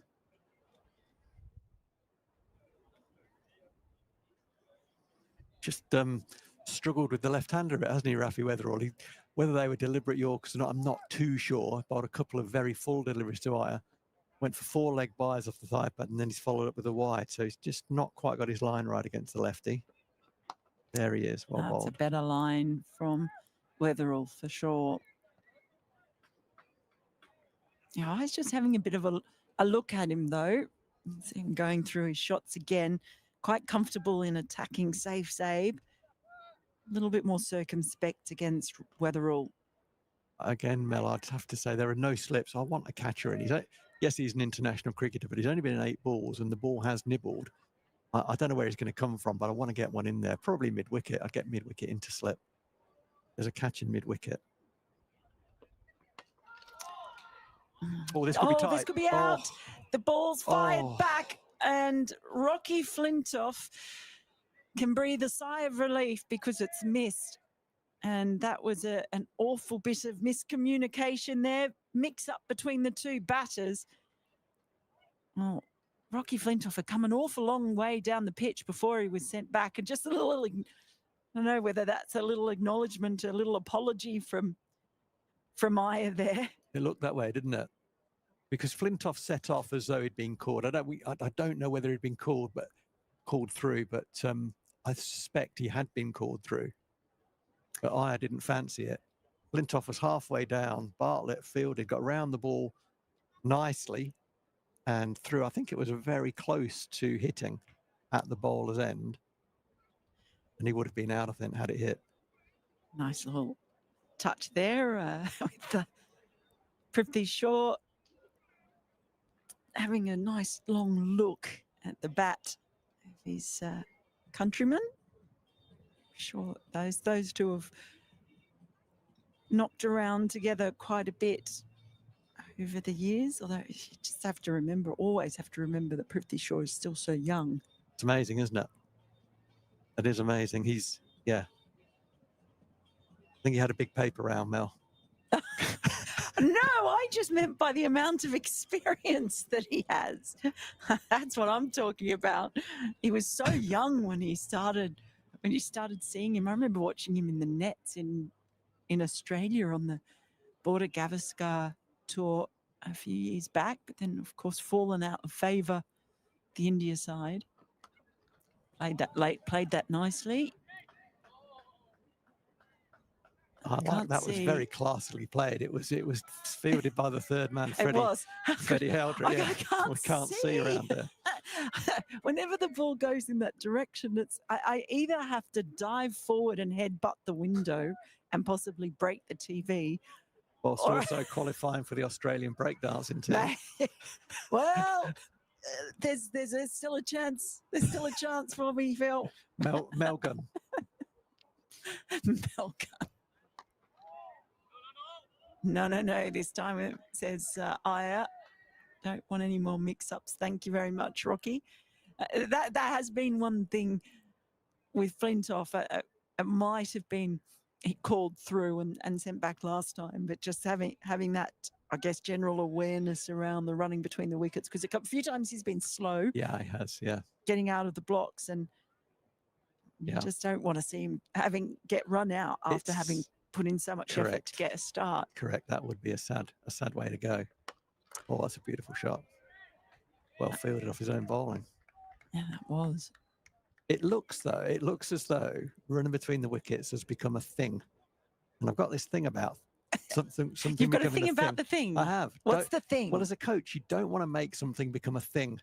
And it's become something that someone is consciously thinking about, whilst at the same time, if he's not running well between the wickets, you need to make him aware of that. So it's a very fine line you walk as a coach, is encouraging the awareness whilst not making it a thing. Right. Don't make it the thing a thing. Do you know what I do know what you mean. You don't want it playing on their minds, but you want to be able to address it, Yeah. because it's so much about the mental side of it rather than a technique or anything as such. 19 overs gone, 81 for 3 here at the county ground in Northampton. A lovely day as well. Some high white cloud around. Good little crowd in on a Sunday. I think it's going to up around the mid-20s higher today. I think it might be up in the high 20s. So beautiful day for cricket. It is a gorgeous, it's perfect, isn't it? It's warm enough, but not too warm. Definitely down with that. Or as Ben Sanderson said to me once, it's a bit George Michael. And I said, a bit George Michael? I said, yeah, it's a bit wham. What passes for humour. Oh my goodness. That's the ray gun of jokes. That's... You can have that one, Mel. Oh my goodness. I'll leave it. Thanks. Oh, there's that lofted drive again.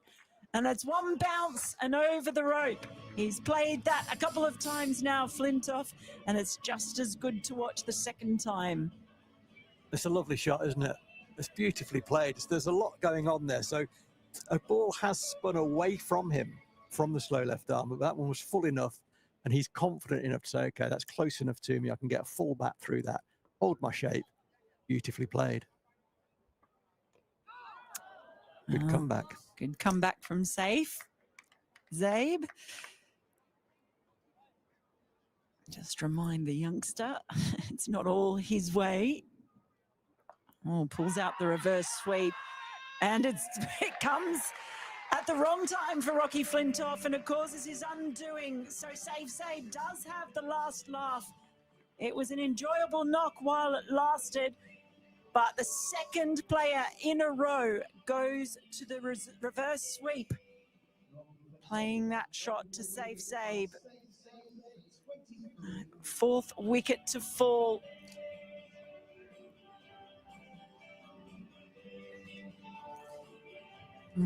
You make on that call? Had a long way to go, didn't it? It did have a long way to go. Had a long way to go. He's a big lad. They hit him on the knee roll. That wasn't Plumsky, Not Plumsky. Oh, but it yes. was Outsky. Not Plumsky, but Outsky. And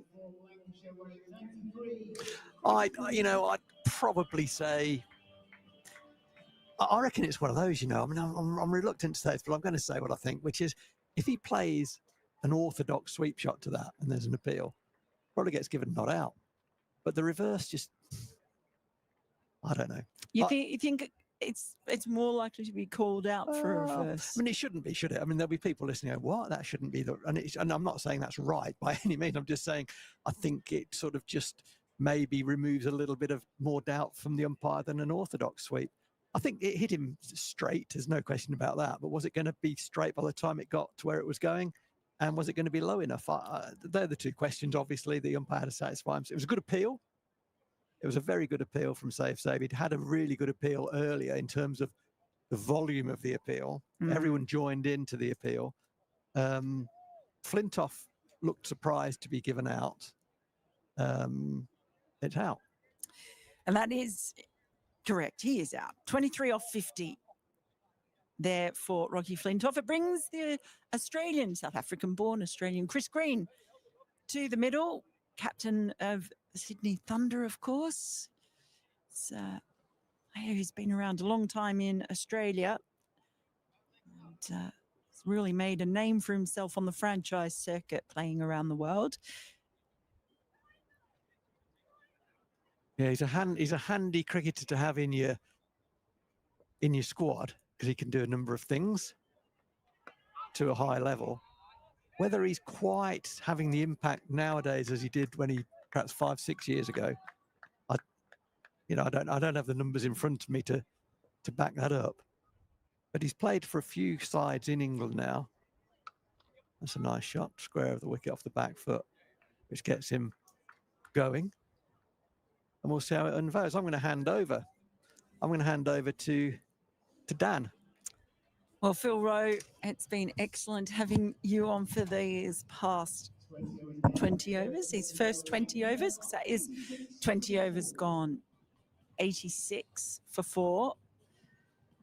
Having lost the wicket of Rocky Flintoff in that last over LBW to save Sabe. 23. So 2 players have gone for a duck. That's Fonseca and Bohannon. The other 2, George Bell and Rocky Flintoff, making starts, which all feeds into the theory that it's not necessarily easy to get in here at Wantage Road. I'm joined by Dan again, back for the next 10 overs. Thanks for having me back, Mel. Oh, are you kidding? Always have you back, Dan. Just always a treat to come back. Always a treat. This just feels like this is kind of meandering towards a fairly middling score, this, doesn't it, after when we get to 50 overs? Well, yeah, 86. What the score the other day? 155 Northants put on. But they did lose all those wickets very early, a lot of them. So they've got a lot of experience out in the middle at the moment, Lanks. And they really need this pair to kick on and use all of that experience to drive them on to a target that gives them a good chance of defending. Northants will be quite happy with the way things are at the moment. Feel that if they can keep them under 200, they can put the batting of Wednesday behind them. Yeah, what have you made of Rafi Weatherall for the first time? First time you've seen him, isn't it? It is. Well, he's an MTH squared. Makes things happen more than handy. I feel like the whole it's always almost a bit of a language lesson whenever I come here and Phil Rose on back and forth. I think it's just a bit of a local dialect, isn't there? The wham joke was terrible. Yeah, that stunk. Oh, on his toes and plays that beautifully with real authority. Chris Green, terrific shot. Yeah, as Phil said, Chris Green is, well, he's been around, isn't he? Chris Green. He's had opportunities to play in pretty much every franchise league around the world, and I'm sure has probably had opportunities that he's then elected to kind of turn down as well. But someone that has so much experience. Did you get sight of the Lancashire scorecard down at Hampshire as well? It's pretty much single digits the whole way through, apart from a Chris Green 100. Did you see that scorecard? I did not see that scorecard. Has a little fish at that one. Bowled out for 150, 151, 6 extras. Second top score was 14, and Chris Green had 100. Wow, that's a scorecard, isn't it? Hang on. So was that a one-day Bannerman? Mm-hmm. Yeah, that was one of these 4th of August, I think it was. I mean, it's not a real Bannerman unless it happens in Test cricket. But, it's an outside edge.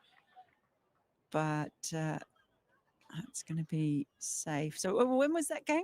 4th of August. I'm just going to see if I can...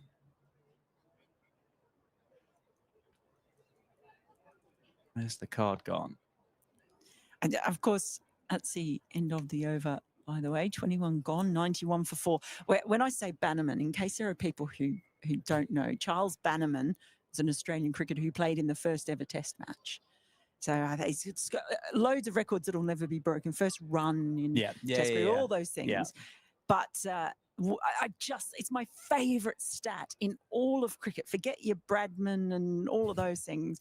The number is 67.34 because he scored 67.34 of the runs in the innings, in one of Australia's innings. And that has never been beaten in more than 2,000 Test matches since. No one has ever scored more than 67.34% of a team's innings, which I don't want anyone to ever break it because I just love the fact that it's been there since the very first Test match. That's a wild stat, isn't it? That is a wild stat. Oh, yeah. Who is it? It's my favourite. Well, there's the one that keeps getting mentioned at the moment, isn't there, when England play Test cricket, as to the fastest 100 by an Englishman in Test cricket, whose name escapes me right now. But it does feel that every time Ben Duckett walks out to bat, it kind of go, oh, it's the record. No, it's not. It's not this time. Well, there's a hashtag that goes around on Twitter whenever there's wickets falling around a player. It's hashtag Bannerman Watch. It's very niche. And just liked playing that shot off the back foot, Green, giving himself plenty of time. But yeah, I just love the fact that more than 2,000 Test matches have been played and nobody has ever been able to better that. Yeah, that's quite an achievement, isn't it? One to keep dusting on the mantelpiece anyway. The end of season awards, just the little plastic trophy to get at the end of the year. But yeah, that innings down at Hampshire, Chris Green was 100 off 95 balls. He was joined. George Bell made 6, Harry Singh made 3-ball duck, Josh Bohannon 5, Rocky Flintoff 14, George Balderson 1, George Lavelle 2, Jack Blatherwick 6, Tom Bailey 4, Charlie Barnard 4, Will Williams 3 with 6 extras. Wow. That is quite the scorecard. So that would have been more than 67%. I mean, it doesn't really count. No. I jokingly call it a one-day Bannerman. It's more likely to happen in white ball cricket.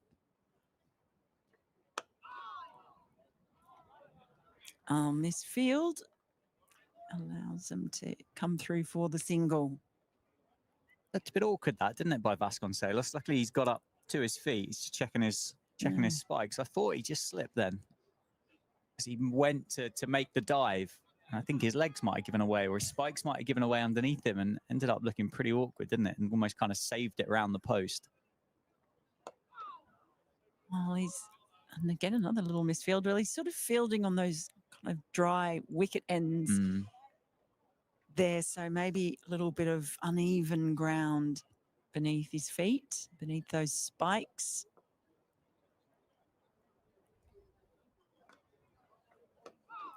Yeah, and there are actual wicket ends now, aren't there? It's amazingly lush still, the ground here at Northampton. There's a few patches that you'd go, oh, they've seen the sunshine, but was it 2 weeks, 2 summers ago when everything was just brown? Oh, well, last summer was my first one here, but even last summer it was quite brown as well. Because I do remember we talked about the wicket ends. They got a lot of airtime in they batted well, didn't they? They batted well, the wicket ends. 22 overs gone, by the way, 93 for 4. They contributed a few runs to the tally, that's for sure. It's going to be Weatherall to continue. He certainly has made some of the batters look a bit awkward when they've played shots. So I like that. He's not always got his line right to the left-hander, and that's who he's bowling to now. That's some good running in the end. In fact, they're going to pick up one on the overthrow because there was no one backing up close enough to the stumps. So snuck in a little 2 there, Aya. That was a bit of a soft one, that, wasn't it? I wonder whether Gus Miller and Justin Broad didn't think, was it James Sales wasn't actually going to throw it? As if they were kind of just expecting that to be an underarm back to Lewis McManus and carry on, because neither of them really kind of flew in off the boundary to back that up. I don't think Prithvi Shaw is going to get round there too sharpish to back up the throw either. Again, it's an awkward looking shot from Aya to Weatherall. Hasn't got anything to the. This happened before where he got an inside edge last time, and it was a case of what just happened. Well, that has actually nipped right back. Yeah, there was a noise, wasn't there, through the effects mic? Venkatesh Iyer was saying that he hit his pad. Umpires said that the ball brushed the thigh pad on the way through, which I think is more likely. But he's looked he's looked scratchy, hasn't he, Venkatesh Iyer? I don't think that would be unkind to say. Somebody with the vast experience that he's got has not looked particularly comfortable here in Northampton today. I mean, he's still there. He's 14 off 15, but just even that last shot, it doesn't look particularly comfortable.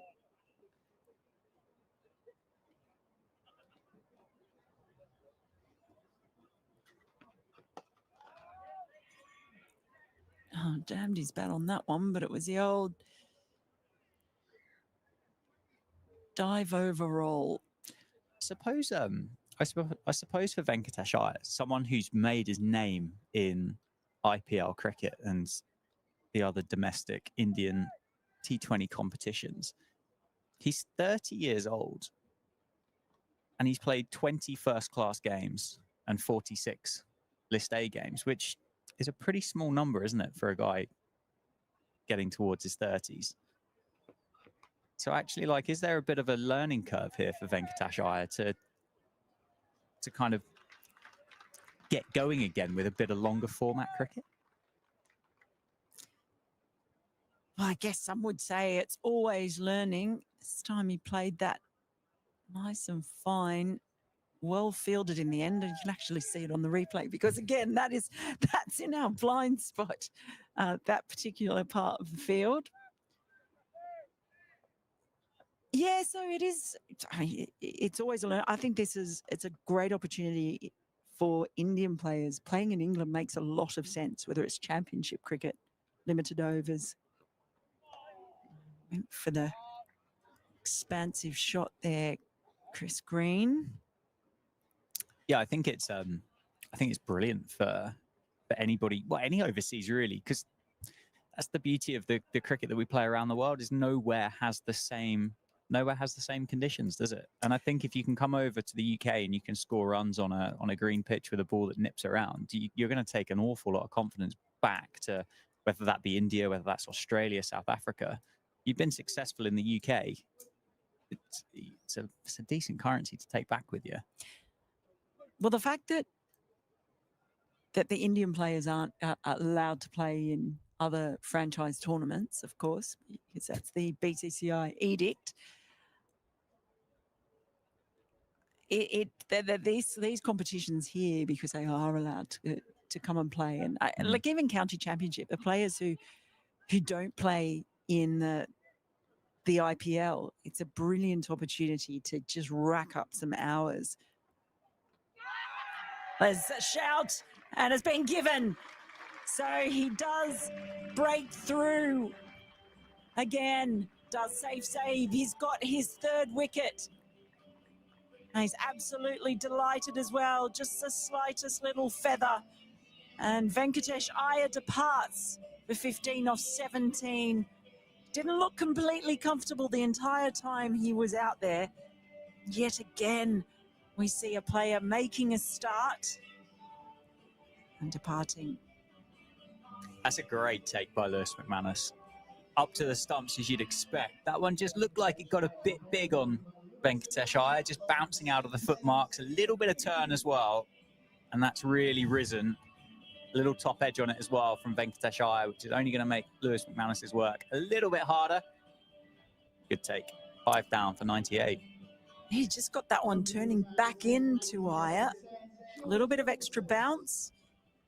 So he's having a good day of it. It didn't start off too convincingly, Safe Save. His first over wasn't his best, but since he figured out what lines and what lengths he's been trying to get today, he's been a real threat. 3 wickets, 3 for 31 so far, just over 6 overs. So it's been a good day out for him. We're feeling a lot better about everything, I think, this Northants side. No matter what happens in the rest of this game, it's been a much better showing from them to have half the wickets gone before half the overs have gone. So it was a really tough day for them on Wednesday. So really encouraging to see them actually come back the way they have. Yeah, of course. And there's a huge opportunity here with inexperienced Lancashire 11 to almost put a little bit of a repeat on Lancashire, what they suffered against Somerset on Wednesday, and get a low score on the board and get a pretty imposing victory here. They've made, as you said, they've made a great start. Safe Save has settled into this really nicely. He's now taken 12 wickets in the One Day Cup this year. Rafi Weatherall looks like he could take a wicket at any moment. Yes, it's definitely different. When you've had Sanderson bowling much better, taking 2 wickets early on, getting 2 players out without scoring as well. So he's going to be feeling much better about everything. And it'd be interesting actually to find out the conversations that were had, because I asked Phil on Wednesday, look, is this one of those ones where you just walk away from and just draw a line under it, not try to overanalyze it too much and put it down to, well, we just had a rubbish day. I wonder if that is what happened. They've only made one change to the side that played on Wednesday. Yeah. Weatherall coming in for Michael Finan. So it's largely stuck with the same team. Yeah, I mean, I think when you get to this level, I don't think you need to be told that that wasn't a good performance. I think you'd know, wouldn't you, as a team? And there will be some players that contributed to that slightly more or less than another.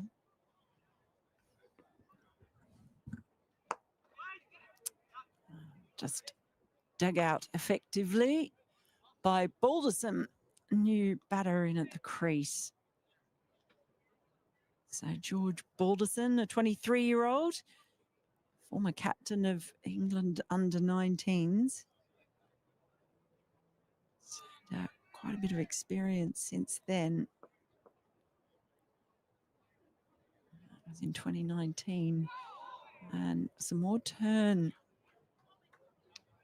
from Safe Save, who's really looking a threat now. That's bounced as well, isn't it, on Chris Green?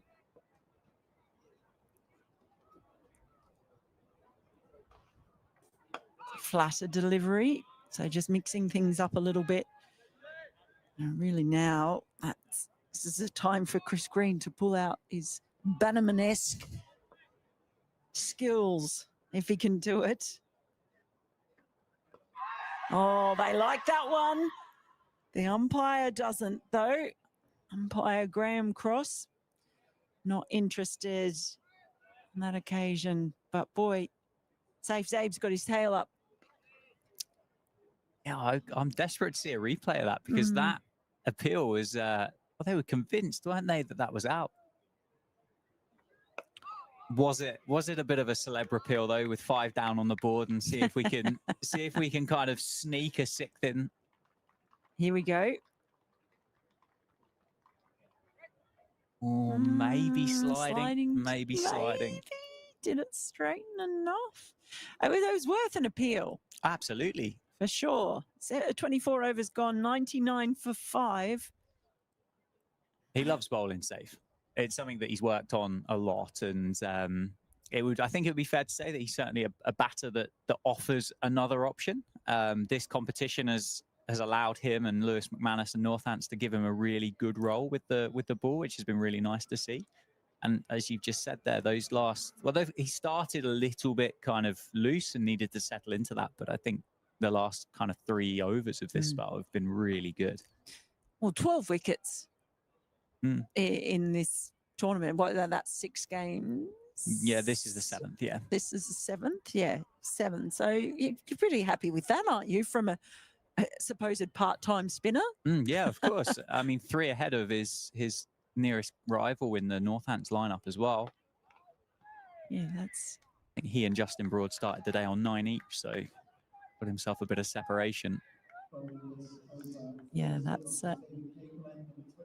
definitely brings you more into the all-rounder category, doesn't it? As opposed to a batter who bowls a bit. Precisely, yeah. So it's all in the terminology. Yeah, of course. Bit of advertising, a bit of PR. Gus Miller's replaced Rafi Weatherall from the David Capel end.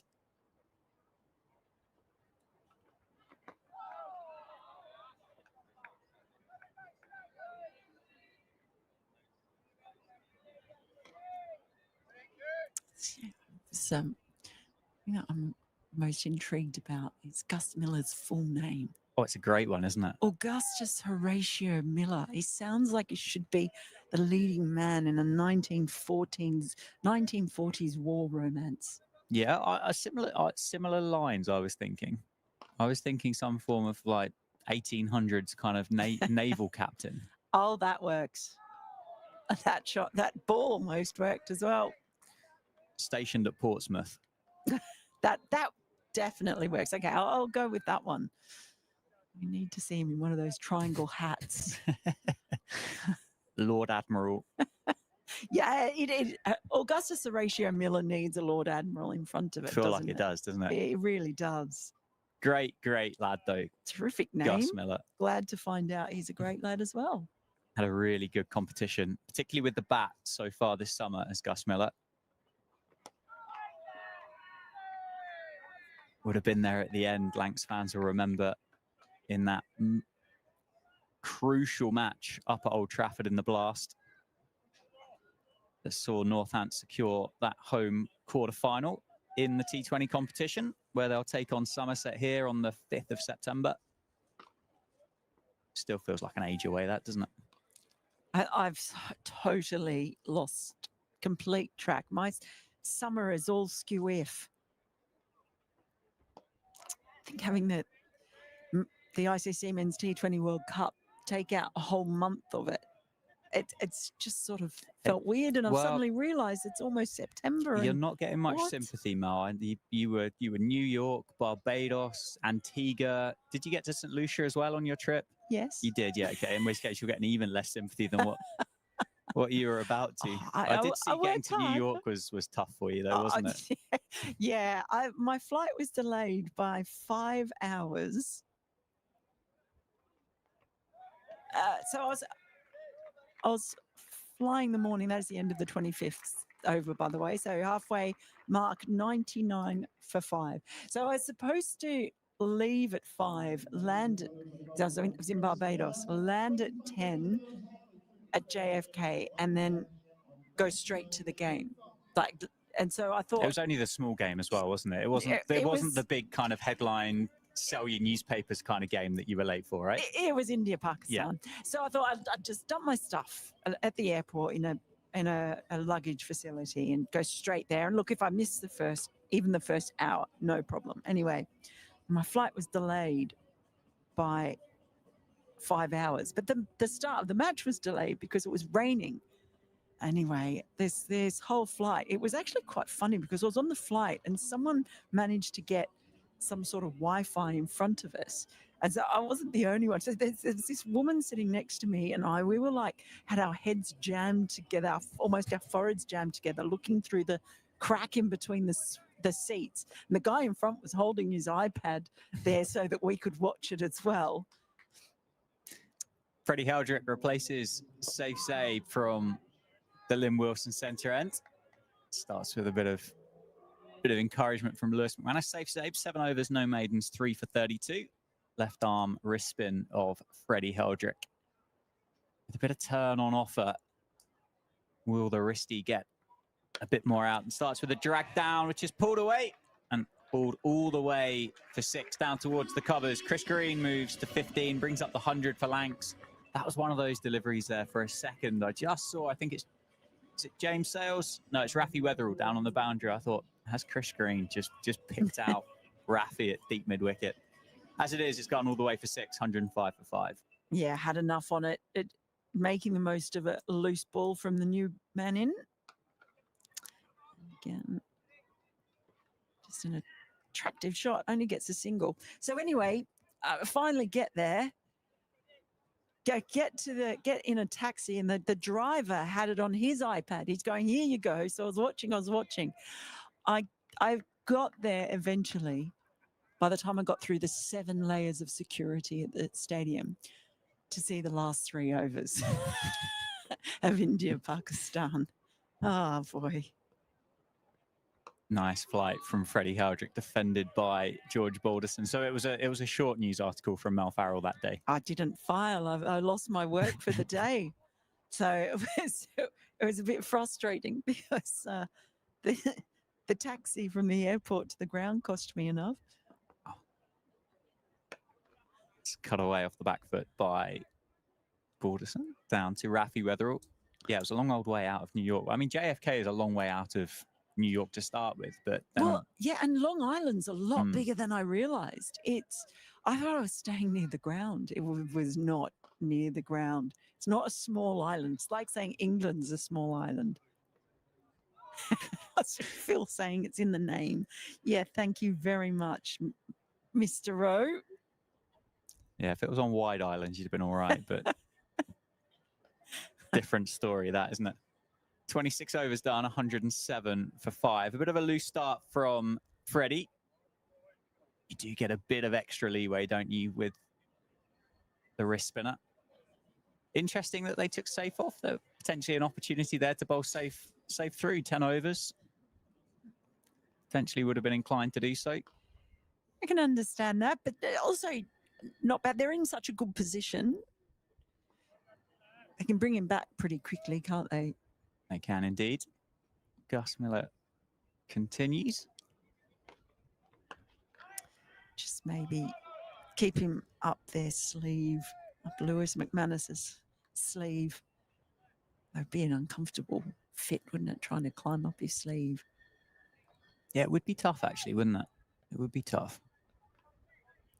I mean, if you want to try it now, you go for it. But I'm not getting anywhere near anyone's sleeves, as long as they're not short sleeves, because we all know how everyone feels about wicket keepers in short sleeves. yeah, we do like to focus on the wrong thing sometimes in cricket, don't we? Well fielded by Safe Save. Comes around, cuts that one off. Make sure it's only one. A little bit too straight by Miller. Balderson just inside edge on it, just tickles it down to Safe Save. He found himself at fine leg. I think actually it's leg by. Was it straight off the 5 pad? I think it's off the pad. Yep, just leg by signalled. Well, it was definitely too straight then. Definitely too straight. That's a sign, isn't it?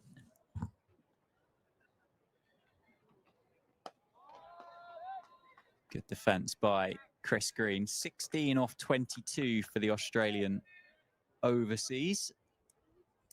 Does feel a little bit like there's a bit of pressure on the shoulders of Chris Green. Lancashire are going to get themselves up to a score. A lot of that work's going to have to be done from the bat of Chris Green. Of course, he's played a lot more T20 cricket than List A cricket. 212 T20s. Just the one T20 international for Australia.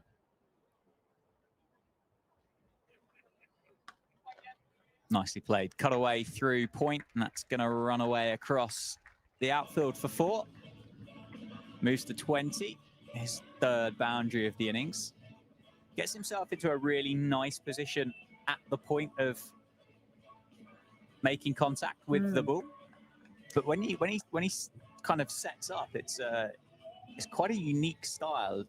I think it might be a one-of-one addition for Chris Green. It's almost looks like he's tapping the ground with the face of the bat facing back towards him. I see what you mean, yes. Oh, it's just kept a little bit low, I think. Green just jams the bat down. You're right, he gets very low with that tap, doesn't he? He's almost getting extra points, extra gym points for the squat. It almost looks like the... Yeah. But hey, it's a one-of-one. We love a bit of quirkiness. We love uniqueness in the game. Yes, you know I do. I love a quirky run-up, love a quirky setup as well.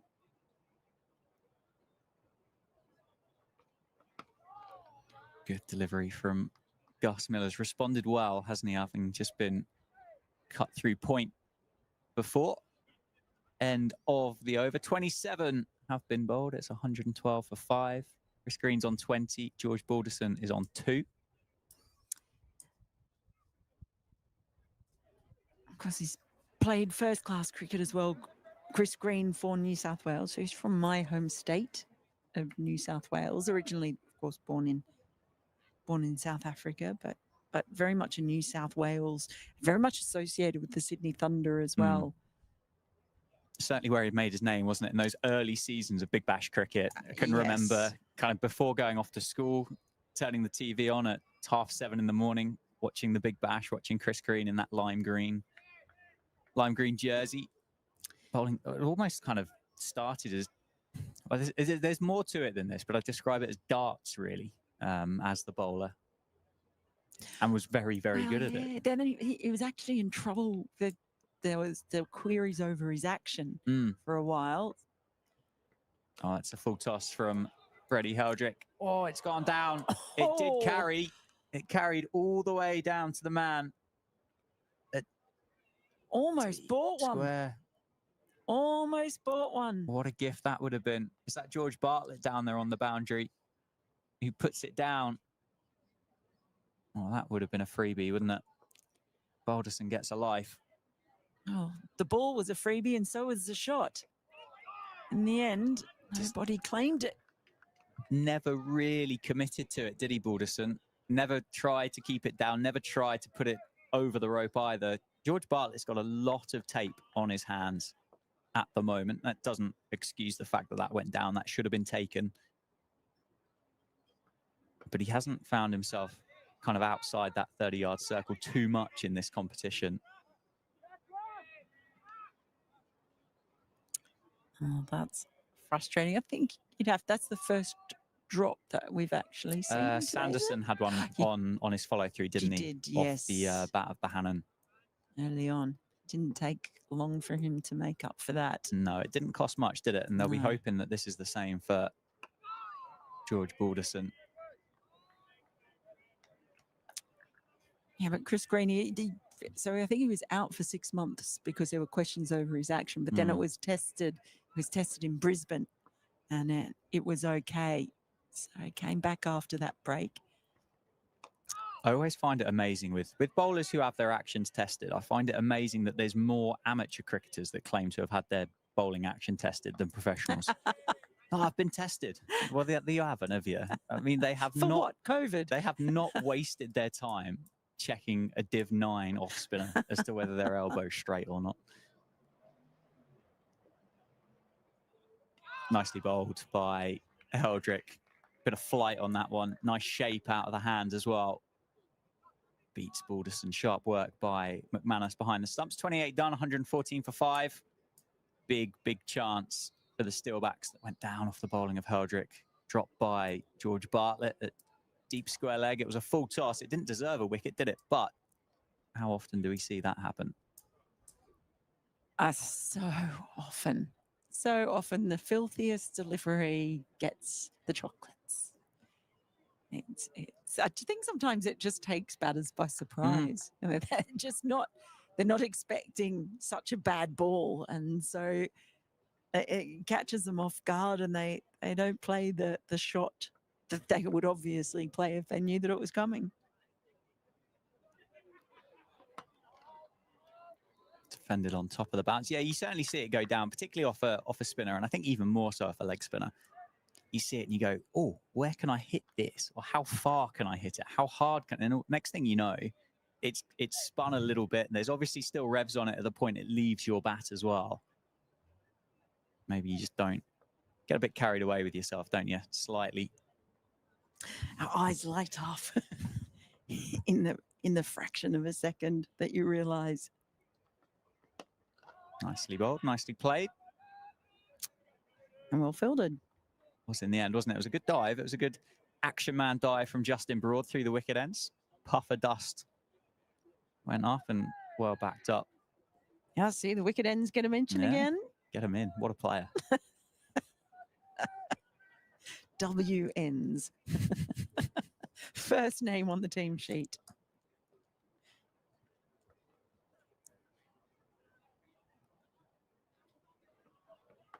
Change of pace from Miller to run down to save.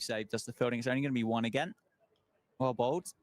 Well played by Chris Green. Well, yeah, it's actually a really good contest because there are some good deliveries being played here and been well dealt with by Green in particular. It's just a little bit of a back and forth at the moment. So much time left in the innings, isn't there? Said that the other day. It's a real adjustment when you come to this format as a viewer, let alone as a player. Short ball from Miller, rushed Balderson, pulled away, and towards Rafi Weatherall for a single. And I think that's what makes the format so great. It's been slated, hasn't it, 50 over cricket by the world and his wife at various different points about the format should be gone and that it doesn't provide any context or anything. I don't know whether they speak exclusively to international cricket, but if it went internationally, I think there'd be an argument to say, well, why would it be played domestically? But it's great. You get opportunities to rebuild, don't you? You could have a bit of a stinker of a start, and you can rebuild, and you can put together still a match-winning score, which you don't get in other formats. Do you know one of the big problems I have when people start talking about getting rid of the 50 over game internationally is it's such a full members. You talk about like the sort of cricket equivalent of first world problems.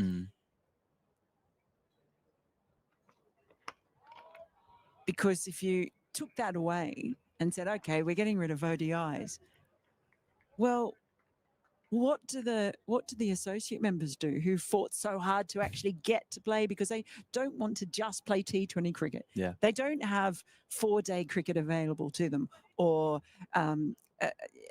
test matches at the international level or that, that first class system that we have here, 29 gone, 116 for 5, by the way. So there's this greater thing, and because I've just been to Scotland and commentating on the Cricket World Cup League 2, I think the real problem with the 50 over game is not necessarily the format. It's the fact that so much is played that has no context. Yes. Because suddenly when you see it really matters, and that's why people still love the World Cup, right? Because one-day cricket matters. Mm-hmm. That's why it gets such massive TV audiences. It's a real shame that when they brought in the World Super League as to give it context, they got rid of it after one cycle. It was kind of COVID came at the wrong time for that in cricketing terms, I guess you could say. But I know that Cricket Australia have been certainly pushing for the ICC to reconsider bringing it back. So then we have more context in international cricket for the one-day game.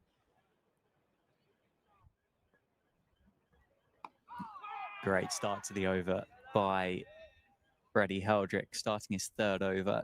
3 dot balls to start. Yeah, I agree. And when you look at the calendar and you see kind of a random 3 ODI bilateral series just plonked in the middle of a month, and you go, well, how on earth do I put that into context? What does it mean? That's a nice shot down the ground. Takes on Ben Sanderson, who fields well at mid-on. Keeps it down to a single. Well, they led the way really well, I think, with the women's game, where they had the world. Now I can't remember. I know what you mean. Yeah, that was called. But basically, so the qualification, all the teams play each other in a minimum of 3 ODIs, and those would go towards World Cup qualification. And it was brilliant, because all of a sudden, that's one reason why I think the other teams have, because Australia was so much better than everybody, let's face it, but other teams have been getting a lot better. And I think one of the reasons is that they have to play each other more often, particularly in the ODI format, where I think they have to be better cricketers. And then they've got a terrific competition with the world, the Cricket World Cup cricket, like the League 2, which is the one below the World Cup. So all these teams are vying for qualification. And I think if we could find the will, we could make 50-over cricket much more interesting and relevant. And on that note, I've had my little rant for the day, and I'm off to Huff somewhere else, and I'll leave you with Phil Rowe. Please do. Pass the soapbox over to Rowie. He normally doesn't need a bit of encouragement to kick it down the hill, does he? 30 overs have been bowled. It's 118 for 5. Chris Green is 23 not out. George Balderson is 5 not out. Gus Miller continues from the David Capel end. Just gone for 6 off his 3 overs so far. Chris Green on strike. It's defended off the top of the bounce. Just looks like it's got a little bit of life in it, the pitch. You enjoyed your 10 over break? I have. How was your roasted Mediterranean vegetable quiche? I went off piece, didn't I? Didn't go for that. I'll mix it up. I did go that way. I did go that way, and I did bring a coffee back with me. And I also bring information back with me. The question you asked earlier is, what is the big round thing that they cook the Indian food? What's it called? And I said, is it a terrine? You did say that, yes. And that was a terrible answer. Oh. Well, it was wrong. The answer is a tandoor. Okay, yeah. As in tandoori. Yeah, that makes sense. Didn't need to add that extra bit, did I?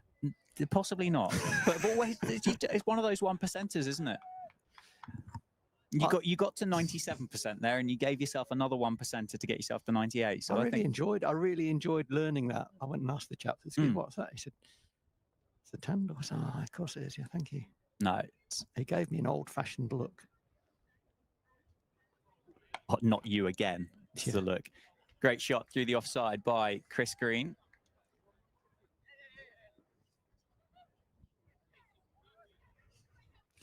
That was a very nicely played shot, wasn't it? A proper old school back foot punch through the offside. I enjoyed that.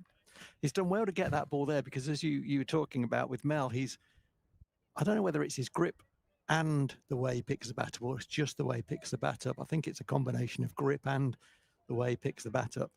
It's very odd, isn't it? It's very unusual. He takes it out towards point, really. The back of the bat takes out towards point before bringing it around into a more traditional position. And you would think that's going to have some limitations. Yeah, as you will well know, I'm not an expert in this sport at all. But it strikes to me as a setup for a guy at the back end of a T20 that looks like he's going to powerfully hit down the ground and towards the leg side It as a does. setup, Yeah, because it the looks that back way. face looks closed to start with, which would limit, as you said, where you can play it. Yeah. And it looks like a very kind of powerful stance to start with, and it's Yeah. quite an aggressive tap on the floor there as well. So it's kind of got around to backward point. Then it's then it goes to kind of an orthodox open back face second slip, doesn't it? So it kind of looks more unusual than it actually ends up being. Yeah, I think at point of contact it's pretty ordinary, but I think the build up to it, I think, is a bit of a back end of a T20 It is. style setup, which is, well, what he does so well, doesn't he, for the various teams that he plays for around the world. 123 for 5, 1, 2, 3, 4, 5. It's always a nice thing to say, isn't it, on commentary? Lovely. It shows I can count. It's good. Can't go much further than that, but Bruce Springsteen will be happy with that.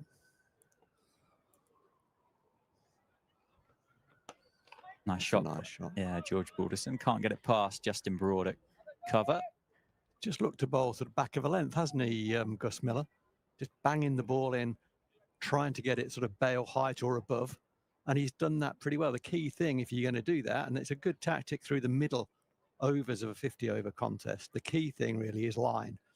You're bowling to a very, very tight line if you're going to bang the ball in there. And he's done that pretty well overall, Gus Miller. Yeah, he's done very nicely. He's had 4 overs, 1 maiden, none for 11. So not really been hit off that length either. I don't feel that Lancashire can take too many risks, can they, right now?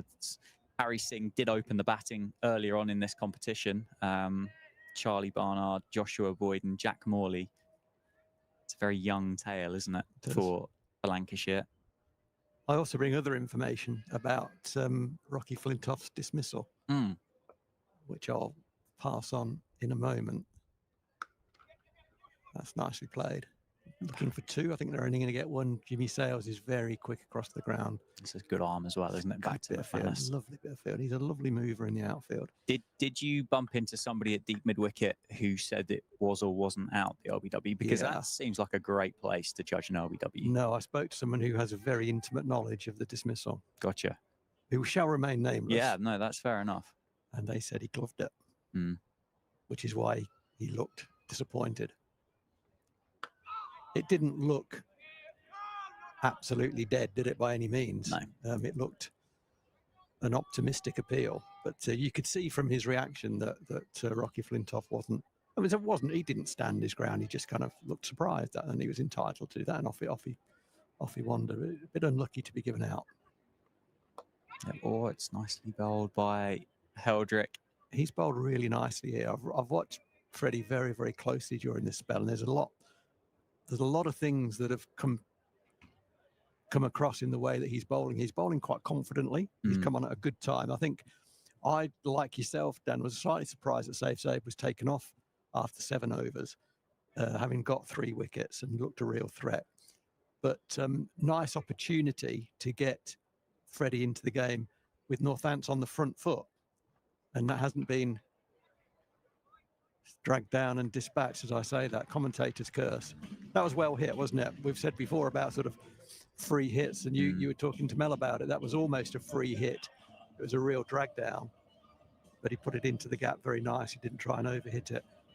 But yeah, it's a nice time for Freddie to bowl when he's got almost the upper hand, as it were, with when he came on to bowl. He hasn't had that opportunity many times in this campaign.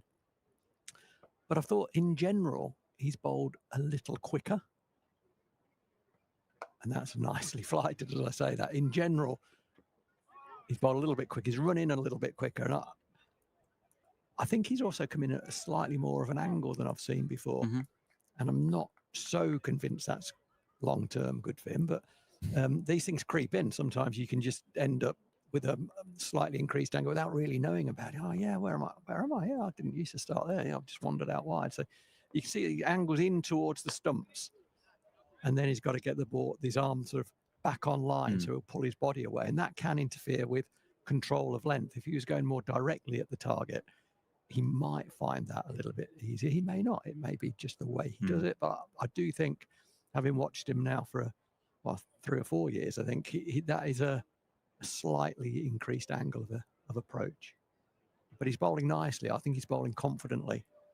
He's varying his pace well. Yeah, absolutely. And it's almost expected that your wrist spinner gives you a drag down every now and again, isn't it?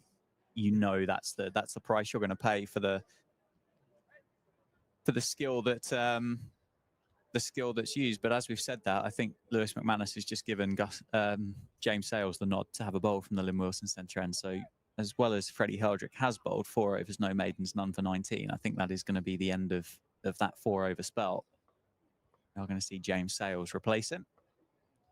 That's interesting. I thought he might go to Bartlett there, or back to Zaid. Pulled away. Has it gone down towards James Sales? It has. What a catch. That's a good catch, Jimmy Sales. Bumped in again by Gus Miller, who's just sat on that length, isn't he, for this entire spell. That's a very, very good catch. James Sales had to cover a lot of ground. It went to him quickly as well. Caught it with the knee slide. And Chris Green disappointedly slaps the batting pads with the cricket bat and has to go for 33, 130 for 6. Yeah, Miller just shorter of a length than he was intending to be. It was a pull length, and it was in respect of shot selection, that was the right shot to play to that ball. But he either had to go up or down, and he just went flat. James Sales made good ground to his left from behind square to in front of square. And what he managed to do, and he's such a good athlete, such a good mover, he managed to go quickly to his left whilst keeping his shoulders square to the field of play. And what that meant was when the ball reached him, and he got there pretty quickly, he had a big catching area that he could present to the ball. So he gave himself every chance. Had his shoulders been turned to run quickly to his left, then the aperture for the ball to go into would have been a lot smaller. And so, that's athleticism paid off there. He's a very, very good catcher, James Sales, wherever he fields. And he made that look really easy, and it certainly wasn't. That was a very good catch. From a Lancashire perspective, that field is always there or thereabouts for that shot. And whilst it was the right shot to play in terms of pulling it, he had to do better than have the ball in the air at that close to the fielder, because there was always a risk. So either up or down, or go behind the fielder and get it in the hole, one side or the other. But he did none of those things and perished, having got himself in. Yeah, and I think it's one of those pitches, isn't it, that you are going to have to take a bit of time here to get yourself into the contest. It's kind of reminiscent of, I think, was there 3 or 4 wickets that Northants lost against Derbyshire here in very, very similar fashion, just all on the pull down. It pretty much went straight to the man. I think there was a drop catch down there as well from memory, so there could well have been 5 in the end that all fell the same way. New man for Lancashire is Harry Singh, someone that you mentioned at the start of the piece that you were looking forward to having a watch of. Yeah, I spent a bit of time, as I mentioned, on coaching courses over a period of time with his dad, Rudy, as he's known. I hope he goes well.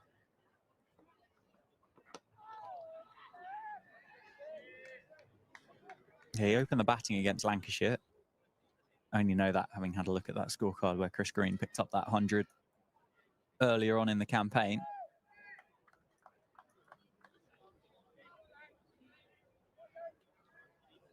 Yeah, as I said the other day, guys coming through academy programs, they can all bat now. And, even though this is clearly not a first string Lancashire outfit, to open the batting at any level for Lancashire, you got to be able to play. That's nicely turned, isn't it? Yeah, nicely played. They're going to look for a couple. James Sales does the fielding, make sure it is only 1. There's style about that. Yeah, it was just looked like he had a lot of time to play that, didn't he? Yeah. Gets himself off the mark.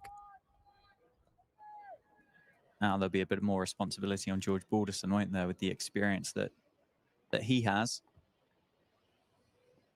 Another man coming into the ring just to put the squeeze on.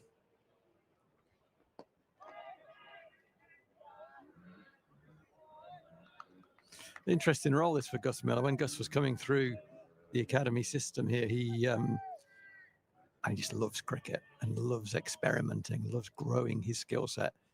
And the job here is really very simple that he has to do through this period of play, which is hold line and length. In nothing. I mean, that's difficult to do, right? For anyone, young man finding his way in particular. But he will want to, yeah, nicely bowled. He will want to do more than that, Gus, and he'll have to show some discipline and do the job that his team needs. Yeah, it's a unique skill, isn't it, in 50-over cricket? And as you said, you need a willing kind of patient to be able to do that. Liam Plunkett obviously did so well for England, didn't he? He did. In the build-up and then obviously during that 2019 World Cup. Never, ever really got the plaudits or I suppose, the sexy wickets that you would get at the top with the new ball. Yeah. But realised for that England team to be successful and Northants so far being successful today, it's such an important role. Yeah, that's well said, I think. Well, because Liam Plunkett another time could take the new ball and threaten both edges of the bat with decent pace, but the job that he had to do for the team was a bit of grunt work through the middle, bang it in, disturb the surface, and get hit square of the wicket. And the key thing there is make sure that you get hit to your fielders, isn't it? That's his job really, going at 4.5 and over, picking the odd wicket up. Yeah, selfless cricket. Well, I was wrong. I usually am, to be fair. There was some communication, wasn't there? It was about which end would you prefer to bowl, or I don't know. There was some communication with James Sales about. Yeah, well, there was a wave towards Freddie to say, "Yeah, I think you're done." But I wonder whether that was a match-up thing. I wonder whether they felt that bit of extra pace from James Sales towards Chris Green might have been a better move. As it is, Freddie Heldrick is going to continue. He's going to start his 5th over with the new man, Harry Singh, on strike. Risty. That's my first. Having seen him face 2 balls, Risty got his sort of his trunk outside the line. I like that. Went with the spin. Nicely played.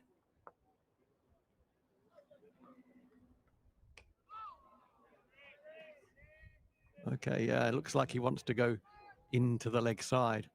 Freddie's reaction was, if you miss that, I'm going to shout my head off at the umpire. He didn't miss it.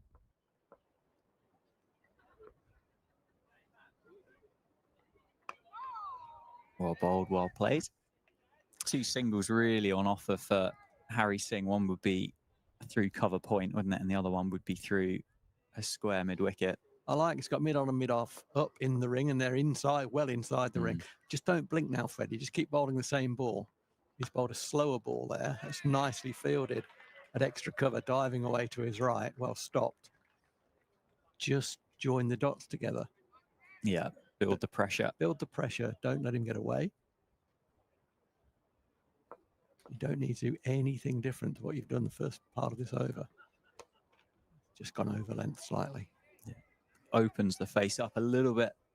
Harry Singh just runs it down or drops it out to James Sales. Throws that back in and uncharacteristically misses the target. Have we got a sub-fielder on? I think we have, yeah, but I can't quite work out for who. Might be Vasconcelos actually looking around. Oh, No, again, a big appeal, but I heard the edge from here. yeah, inside edge on there for Balderson. The signal runs by the umpire. Yeah, Vasconcelos took a bit of a tumble, didn't he? Earlier on in the piece. So as I say, is that him making his way back on? I don't think it is now. But almost like the spikes didn't grip, did they, into the square, and ended up making a bit of an ungainly stop. Okay, yeah, I don't know whether it's related or not. I was on a break at that time. It's at the coffee van. So the coffee van is finding out about Tandoors. Save's going to take the opportunity to pop off. Yeah, so it was Vasconcelos that was off the field for a moment. There he is on screen, back out there, the Northants opening batter. Doesn't really know where he's fielding. Where were you? Oh, crikey. Vasconcelos and Prithvi Shaw between them. Come on, lads, let's get the game moving. Jeepers creepers. I stand by it. I think each cricket ground around the world should have one person that just shouts quickly rounds. Yeah. at the end of each over. Just anywhere, it doesn't matter. Maybe the PA announcer. Somebody. Quickly round. Having been assistant coach, and when we didn't get promoted purely through penalty points being deducted as a penalty for slow over rate, that's the only thing that stopped us going up one year. It is something that will forever be in my mind, is how quickly people get around between overs, or slowly in the case of Northants. Pulled away by Balderson. First sign of anger, intent from the Lancashire all-rounder. Gus Miller sticking on that length, and Balderson says no. Whacks him over mid-wicket for 4. Good shot. Nicely played, wasn't it? Yeah. There was some element of premeditation, because he hasn't played that shot previously when Miller has hit that length. He's hit that length consistently, and Balderson's in. No, okay, I know where this is coming, and I'm in now. I'm going to take it. It was just about bail high. It was nicely played, well in front of square. It's a good shot. Goes offside that time, drops the hands on it, beats Vasconcelos. It's down the other end. Do you say the coach's dream, that, isn't it? 4-1. Absolutely. Down the other end. Yeah. Over to you, Harry Singh. Northants just squeezing the offside sweeper comes into the ring. So there are 3 men saving one on the offside and 3 men saving one on the leg side. 6 men trying to stop the single. Oh, it's nearly carried to a tumbling Prithvi Shaw. That wasn't far away, was it? Harry Singh maybe just pushed at that one a little bit harder than what he would have liked to have done. Prithvi Shaw with a tumble gets it on the bounce. Oh, that would be a death, wouldn't it? The ball just doesn't get to you, and you time it beautifully, caught short mid-wicket, and you look like a right numpty, but it's probably a very slight error, isn't it? Short ball, which is pulled away by Singh. James Sales again does the fielding on the leg side. He's been busy lately, hasn't he? What's Mel got there? Lovely. Oh.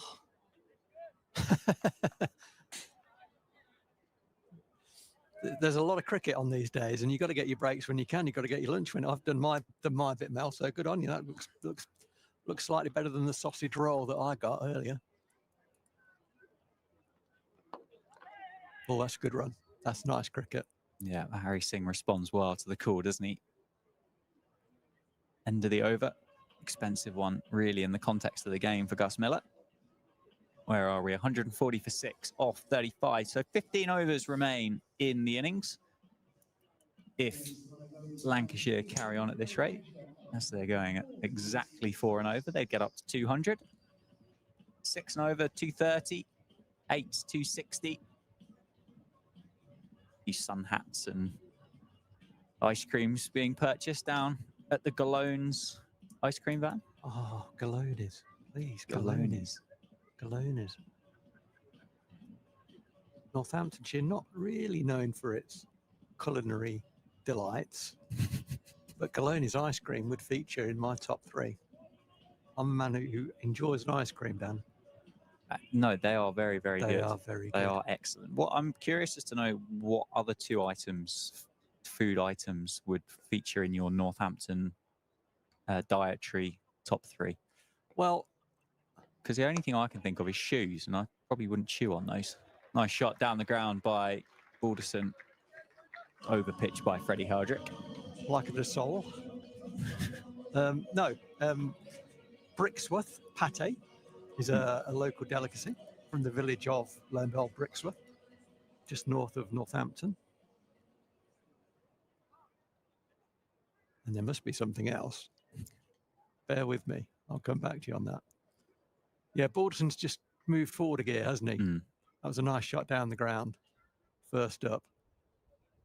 Northant's trying to put a bit of squeeze on with that mid-on in the ring, but he's now had to go back after that shot. Well bowled, Fred. Good response, wasn't it? Well defended by Balderson. Northants with the first slip in place, with the ball turning away from Balderson and that couple of patches of rough just outside off stump as well.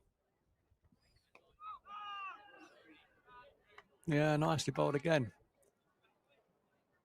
It's you know, if body language is an indicator of confidence, and I think there is something in that equation, then Fred is feeling pretty confident. He's bouncy.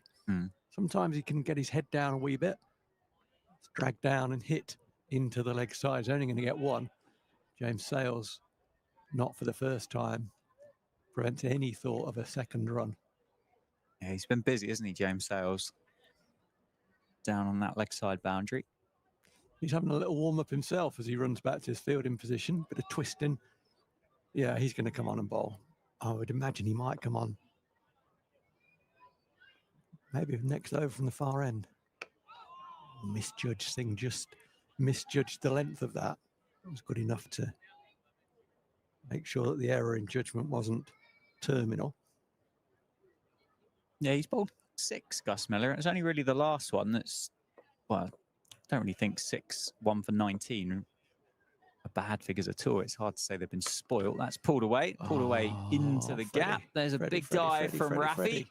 He doesn't quite manage to get there. A couple of bounces and it's going to be 4 to Harry Singh to end the over. So a 4 at the start and a 4 at the end for Freddie Heldrick. That was real kind of a sign of inexperience there from Freddie Heldrick. Yeah, he went for 4, first ball of the over, a nice shot down the ground from Balderson, who then got off strike, and he's got a bowl then at Harry Singh, who was 3 off 10 at that point. Oh, he's just got to keep him honest, really. But he ended up dragging the ball down, and it was a bit of a lollipop, and Singh was good enough to dispatch it for 4, which it did. You know, unfortunately, it did deserve to be hit for 4, and he will be cursing as he walks back because he let the guy get away as well. A bit more pressure, keep him on 0. Keep him on 0 for as long as possible. Dan tries to read my notes. I've been looking at MTH. I was going to wait until I was on with Mel. No, don't spoil it. No, I'm don't not going spoil to. it, No, please. No. Shall I what do you guys call it? Preview it? Is that what you journos call us? I'm not a journo. Tease. Thank you, Mel. Tease it. You might have heard from stage left. Tease it. So Mel said earlier, MTH makes things happen. So I've been thinking about other MTHs in the game. Yeah, worryingly, you've got more than what I think you probably should have there as well. James Sales replaces Gus Miller from the David Capel end and starts with the dot ball well covered up by George Balderson. 149 for 6 off 36.1 overs. That's what I want from my young seamer. Into the game, straight at top of off. Great. Tick. Do that 5 more times, please. Or thereabouts. Down the leg side. Looked like a bit quicker from James Sales. Just didn't quite control it. He's been in good form with the ball, I think, recently. James Sales got 5 wickets for the second team in the last 7 days. Don't ask me which day, because they all kind of roll into one, really. But against London Schools, a lot of those clean bowled. He's bowled with good gas in that game. Flicked off the hip for just a single. I think he scored a few runs as well at the top of the order, I think, James Sales. Yeah, he did. Yeah. 1 or 2 of these second 11 games in the week. Yeah, he opened the batting in that game, and they put on a lot for the first wicket. Northants.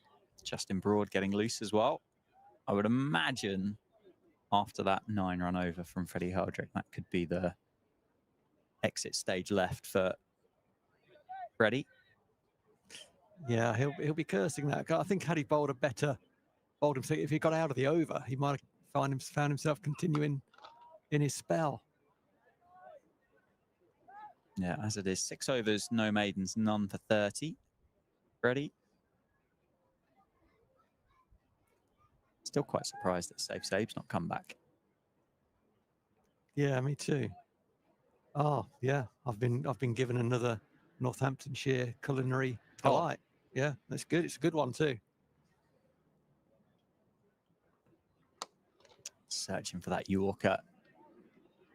Racing whips it really, doesn't he? Backward of square leg for another single. That's a terrible throw. James Sales can't be bowling and fielding down there at the same time. No, Gus Miller now doing the James Sales boundary roll and not keeping the standard up with his throw. Normally very good thrower, actually, to be fair, Gus Miller. But that one was 15 metres away from the stumps and going further when Lewis McManus caught up with it. So, so we've had Galoni's ice cream in the top 3. We've had Brixworth pate. And from my brother-in-law, who is obviously listening carefully, has popped a message in and says, what about Saxby's pork pies? That is a good pork pie. Yeah. Yeah. It sounds like a pretty decent picnic, that, as well. Yeah, it's not the healthiest, but yeah, who's counting? Yeah. No, I could get on board. Short ball, good short ball Good as pace, well. Good pace. From James Sales, yeah, it was quick, wasn't it? Do you know what also I really enjoyed about that bit of cricket? I mean, it was a bouncer to get out of the over. I like that a lot. 2 men back on the fence. Good cricket, good thinking from James Sales. Good execution from him. Lots of ticks for the ball. But the batter also shaped to play and then decided, no, I'm not going to play that. It's just too high and I can't control that. And that decision making in that instant is brilliant, actually. And he's come in sort of lower down than maybe he might want to bat in this side. But that was a good bit of batting. He said, no, I can't control that. And he had enough time and presence of mind and judgment. A lot of batting is about decision making, problem solving, as we'll talk about tomorrow, Dan, in your coaching session. I'm teasing that. No, it'd be good. I'm looking forward to it. Dan and I are having a session tomorrow in the indoor school. But decision making, problem solving, that was very well done by young Balderson there. Got under it nicely. Justin Broad does replace Freddie Heldrick from the Lynn Wilson centre end. There's 13 overs remaining in the piece. Harry Singh, the man on strike, and the change of bowling works. Just hung it outside off stump. It was a bit of a loosener really from Justin Broad, and Harry Singh, I think, is just thrown his hands at it, trying to go through the offside. Gets an outside edge, which almost floated through to Lewis McManus. And Lancashire are 7 down. Yeah, it wasn't the line of the ball that was any danger at all, but it was the length of the ball. It was a sort of a good length ball, wasn't it? And it was the length that did for Harry Singh. Just looked like it offered. Yeah, just offered to go. I bounced a little bit more than expected. Got a healthy edge, nice height through to Lewis McManus, who was very happy to pouch that one. So, yeah, he showed some promise there, Harry Singh, but he's another one walking back in, having been at the crease and sort of almost got it. He's not quite in, but he's starting to get himself in. One slight injudicious push. He'll be thinking, could I have run that down? I'm trying to hit that ball with a diagonal bat almost through square cover. Not particularly committed to that shot, am I? Could I have let that come and run it down to third man? He might be thinking, could I have let that go and had a look at a couple? But he has been dotted up a wee bit, and so will have wanted to score off width. It just bounced and nipped, and you don't have to do a lot wrong, do you, as a batter in this game, to bring about the end? No, it's sadistically one of the things I really enjoy about it. Really? Yeah, I do. It doesn't make it any easier when you're walking off, but I love the fact that you have to be kind of so close to perfect throughout the entirety of any score. Otherwise, one way or another, you'll find a way. Cricket will find a way to get you out and remove you from the piece, won't it? As Debbie Harry used to tell us, one way or another. She wasn't necessarily talking about cricket. I heard she was a big fan.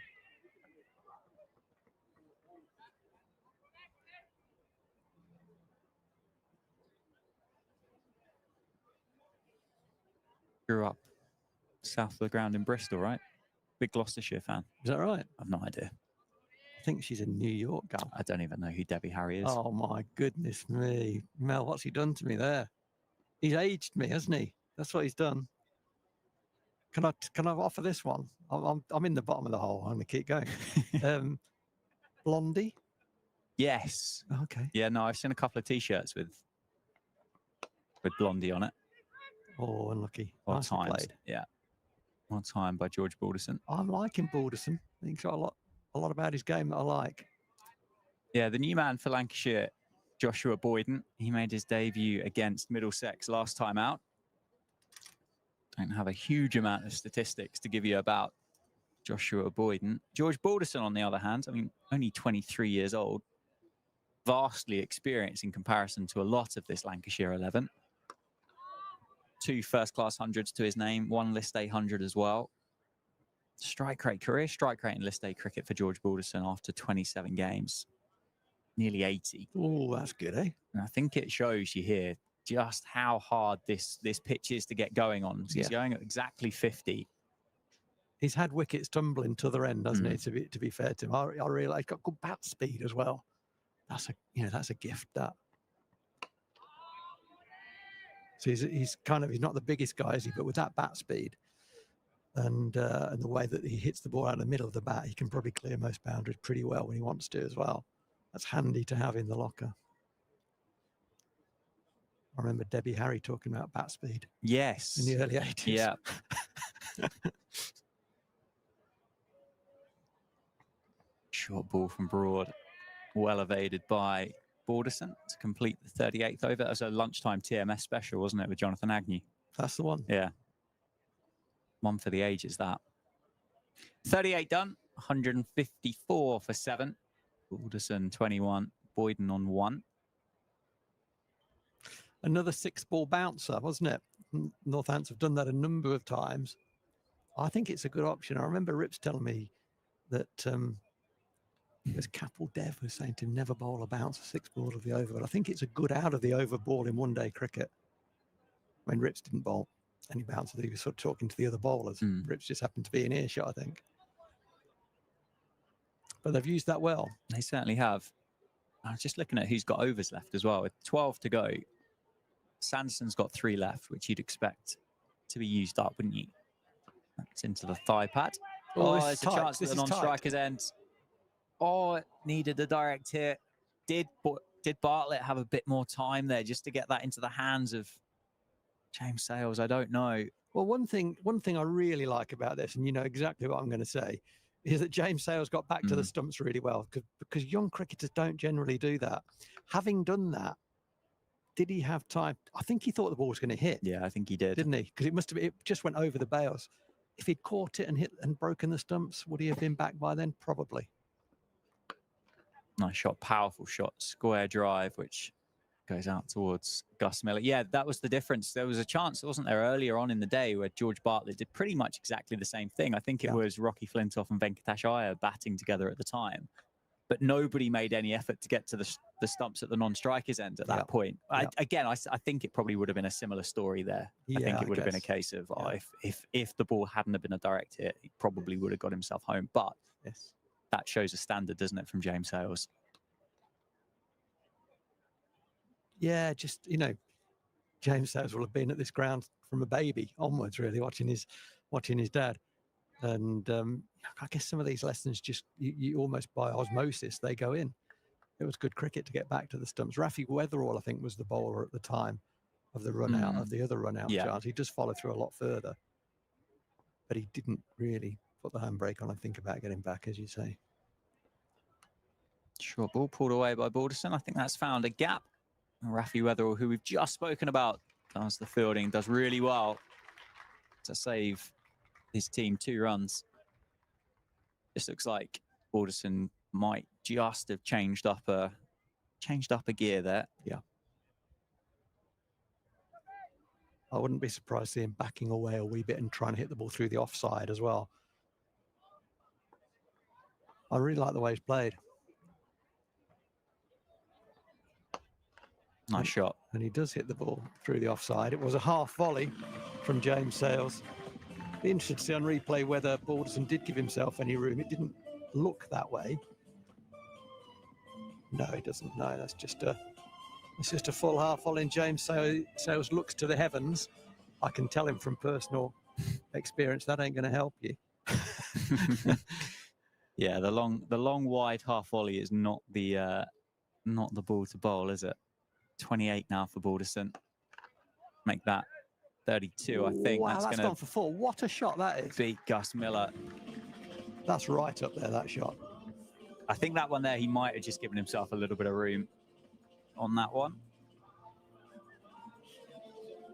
Oof. 166 for 7 off 39. 11 to go, and yeah, Balderson just going up the gears a little bit. I wondered whether James Sanders might follow up on the 5th ball. He got driven for 4, whether he might follow up with a slower ball or something of that nature, and he didn't. When the ball was struck, I thought, well, that's 1 or 2 out to the point fielder, as did Balderson. He set off like, I'm going to run 1 and I might get 2, and it went for 4. There's some old wicket ends, and that's where the roller goes, isn't it? Through the gap in the boundary boards there, and it is very compact there. And once the ball gets on there, it seems to accelerate. Yeah, poor old Gus Miller had the arms and legs going, didn't he, towards that one, and just never looked like catching up with it. Broad continues. That's whipped through mid-wicket. Beautiful shot. Great shot by Josh Boyden. Is it going to go? It is. Down towards the Jackson Grundy. Reason why I questioned it, it's a funny shape, isn't it, the outfield at the county ground, and down there in particular, it kind of snakes around the super soccer and the scoreboard, and you end up with a bit of a deep pocket down in front of Jackson Grundy, but he timed it well enough. There wasn't a lot wrong with that ball, you know. Had he just played a forward defensive to that ball, you wouldn't have blinked, would you? And he stood up tall and placed it beautifully wide of mid on 4. What a shot. That was a slower ball. Indicated from Boyden to Balderson, who very nonchalantly just gives him a nod back. As though, yeah, I'm aware of that. Often is the case, isn't it? Often is the case. Hit for 4 and the next one is a slower one.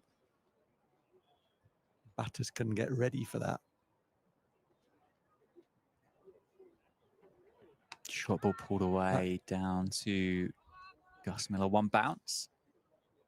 Straight at the man. Yeah, I think it's a good option, because I think the whole blood's pumping a bit, isn't it, for the batter at that point? The adrenaline's going. You think, oh, I've just did a nice 4. Am I going to go again? And maybe your eyes light up. Takes a bit of restraint, doesn't it? And Josh Boyden did that really well. What do you reckon a good score is here today, Rowie? From here? Yeah. It's another slower ball, well bowled. So what have we got? We've got 11.5 overs, so we've got 63 balls. These two need to just keep going, don't they? And try to play at lowish risk. 210, 215. That would be a number for negotiation, I think. It all depends how long these stay together, these two. That's another great shot through the leg side. Yeah, I think that's going to beat Ben Sanderson. No, he's not. He's quick. He's got it. He's got it. He took a little while to get going there, didn't he, Sando? He did. But pulled it back in at the last moment. Yeah, straight line speed was very good from Sanderson. It was the turn that suggested that he might not beat the ball once, but he is quick over the ground, Ben. 3 runs added, saved the Steelbacks 1 with that bit of fielding. Looks like he's really enjoyed that chase to the boundary. It does, doesn't it? When he's walking back in. But please don't do that again. It's a lovely cricket shot again. Hit it harder next time. 174 for 7 then. That one goes cut away down to the fielder at deep third. 40 overs done then. 175 for 7. Yeah, actually, I'm going to just increase that number. If these guys put a partnership on, they're both scoring quickly. Yeah, 215 minimum. That's only 40. That's 4 and over from here. So, yeah, they could somewhere between 40 and 60. I would think. Yeah. They might go more than that if they have a couple of real cash-in overs. Yeah, I think particularly if they don't lose another wicket, then I think there's a chance to go. But what I will do is I'll hand back over to Mel for the last 10 for the bit of excitement, a bit of crash bang wallop. And I'll leave you in the capable hands of Phil Rowe and Mel Farrell. So we are going to see a bowling change at the David Capel end. Saif Zaid, having bowled 7 overs and picked up 3 wickets from the Lynn Wilson end, he's now going to rejoin the attack with 10 overs to go. So he's going to be bowling from the other end, as it were, from the end that he got his wickets. Spinners will generally operate at Northampton from this end, from the Lynn Wilson end, safe save having the go. There's two left-handers in. If there were right-handers in to safe save, the short boundary would be on the leg side. But as they're both left-handed, the short boundary is on the offside, which might be encouraging Lewis McManus to sort of give him a bit more freedom in which end to bowl safe save from. Be interesting to see the line that he looks to bowl. There are 5 men saving one, a backward point, extra cover, mid-off is on the edge of the circle, man on the 45, a mid-wicket, 3 leg side boundary fielders, square leg mid-wicket, long on, and it's dragged down and hit to the middle of the 3 fielders on the leg side just for a single. Be interesting to see if there's any change in the field for the other left-hander, Alderson, who comes on to strike. There is a slight change in that one further man goes out, which is mid-off goes to long off. The other fielder on the offside, who's on the boundary, is at point. You're on the case, Phil Rowe. I'm on it. Nothing escapes you. Said nobody ever. Good to be back with you for these final 10 overs, assuming we get them all bowled. It's been quite a good recovery led by Balderson. Been a funny old innings, and I mentioned we did see this a bit on Wednesday. Wonder how much is to do with conditions of the pitch, with batters who sort of get themselves in or just about, and then get out. And you wonder, there are obviously a lot of inexperienced young players playing as well. So how much is that a factor with young batters?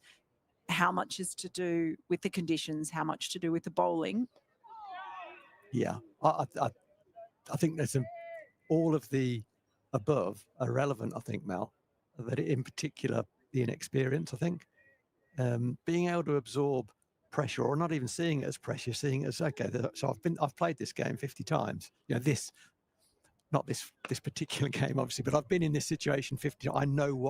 I know what needs to be done. I've just got to stay in for the next 10 overs and score at, maybe even a 50% strike rate. That's what I need to do here in order to get myself and my team to the next platform. And a young player who hasn't been there before and is used to playing in a certain way at a certain tempo will think, well, I need to get going here. I've faced 5 top ball, I need to score. And so there's been a bit of a few softies, hasn't there, in terms of dismissals, but that's what you get with young players. So how do they learn? Well, they learn by doing it and failing and coming up short. Having said that, we saw Bohannon, not as young, play a really aggressive shot as well. Yeah. Someone who's perhaps not been in the best of form in having a run of low scores, trying to hit their way out of it. But you're right, and you talk about, you had 2 players in George Bell and Rocky Flintoff out to safe save playing the reverse sweep. Yeah. And even though Rocky Flintoff had seen what had happened to George Bell playing the same shot. So I just wonder, percentage-wise, all of those things that come into it. But it's the second game in a row. They've all got more runs on the board now than we saw from Northampton a few days back, and they could get over 200 comfortably. Yeah, absolutely. That could be out though. It's not quite reached safe save at mid-on. Just pushed at that one. It did. It's a bowling change at the Lynn Wilson end, and Rafi Weatherall back into the attack. And that ball was hit quite hard to safe save at mid-on. Had he responded instantly, he might have got a dive forward and caught it, but he didn't quite pick up, I think, the trajectory of the ball. It almost felt like if he was one step further in. Yeah. Again, is just not timing these deliveries from Weatherall. Seems to rush them a little bit. It's Weatherall.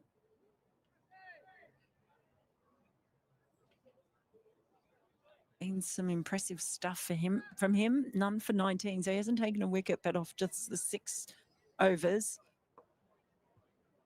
And as we discussed, he gives the impression that he makes things happen. Oh, he's made that happen. Dear, oh Lord, that was a leading edge from Balderson, and it was in the air for an eternity. It landed directly behind the stumps in terms of the line of the ball. It looped over the bowler's head. Freddie Heldrick made an attempt to get in from mid-off to catch it, and didn't get there in time, basically, and the ball fell to the ground. This has been some over from Weatherall, so we've had 2 in the air.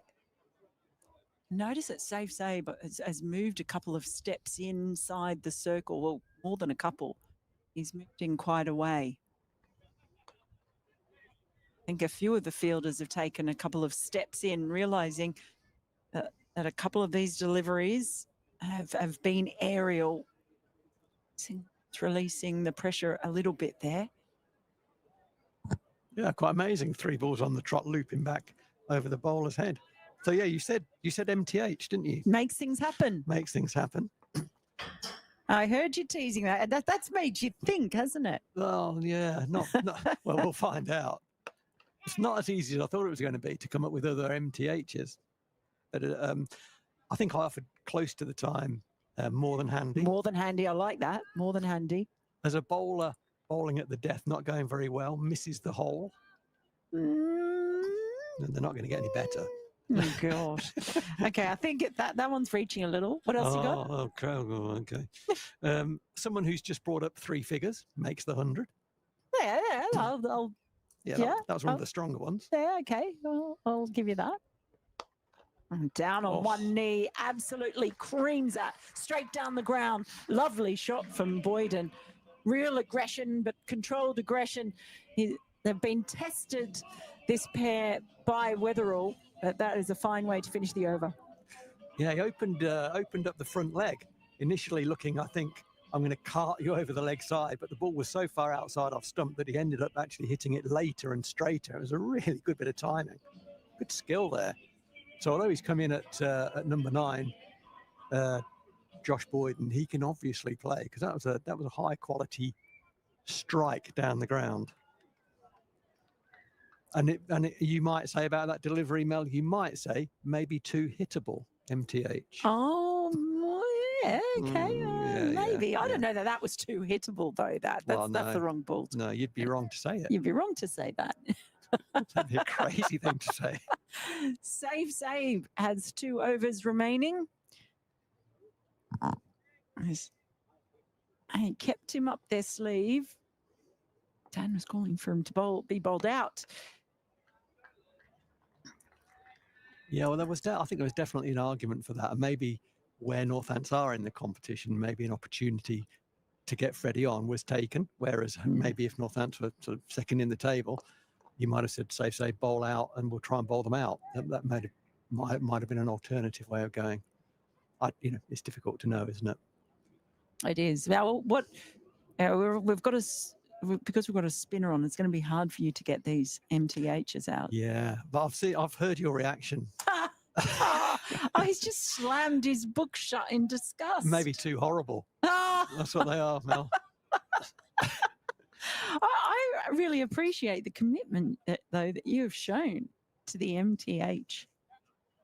I actually thought, when I started, I thought, there'll be loads of these. This will be fun. I'll get some cricketers' names in there. And I didn't. Well, I did one. The ex-Australia captain, who was a brilliant slip fielder. Mark Waugh. Another Mark. Mark Waugh was the best slip fielder I've ever seen. Yeah, but there's another one who fielded at first slip who was very good as well. Mark Taylor. Mark Taylor hands. Oh, okay, yeah. Mark Taylor hands. Okay, I like that one. Well done. Thanks. We're feeling better now. Down the track he comes. Just be the single. Yeah, and someone who's having a bit of a carve at the ball and not really scoring very quickly. More misses than hits, which is a bit like my list, really.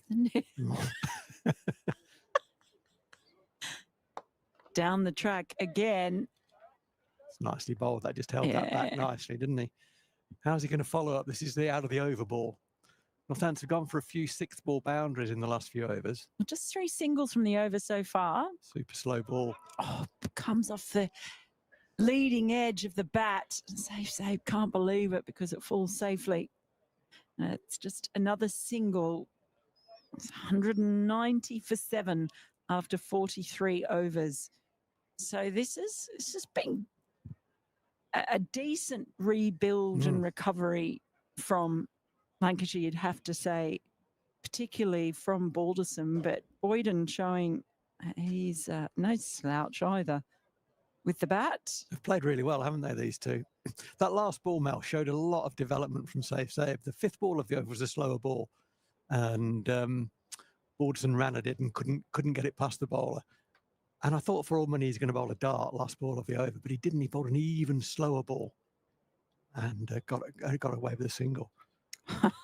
Well, he went down on one knee, and unfortunately for Boyden, a ball went in entirely the opposite direction. Be interesting to see the line of that ball, because I'm pretty sure online that's a wide. You know, I think it's gone down the leg side, but when it's a bumper, the umpires often don't give it as wide. If that ball was stump height, I think it would have missed the stumps and therefore should have been called a wide. Got away with that one, Rafi. And that one is in the air and over the head, Just clears the fielder. There have been a lot of aerial balls. In that case, Freddie Heldrick just too far in to make a dive at that one. It just seems like there have been so many that are coming off the leading edge, ballooning up,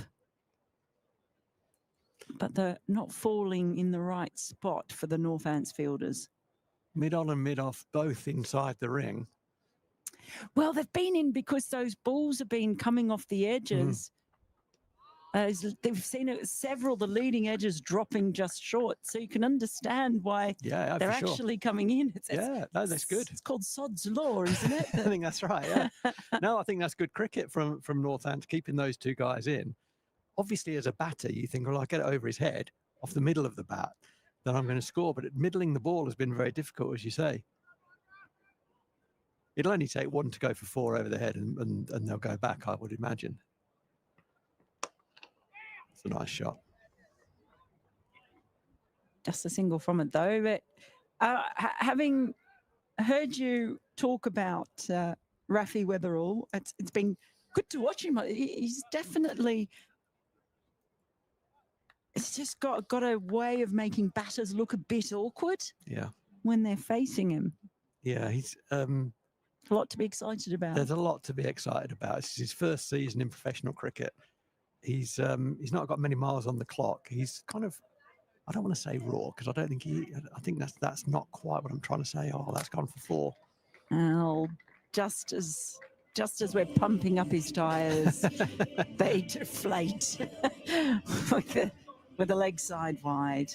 I think he's kind of, I don't think he overthinks, Rafi. I think he's clear on what he brings, and he'll really enjoy, I think, personality-wise, I think he'll really enjoy working with Rory Kleinbelt, who will just keep things super simple for him, and certainly will blow his tyres up. He's good at doing that, is Rory.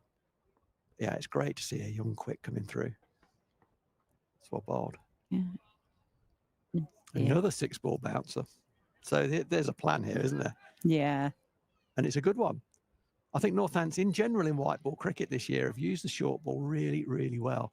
It's something that I think has been underutilised in white ball cricket over the last few years from Northants. I've been crying out for a bumper many times sat up here. And I think overall this summer we've used it really, really well. And that was another example. Well, 6 overs remain, 197 for 7.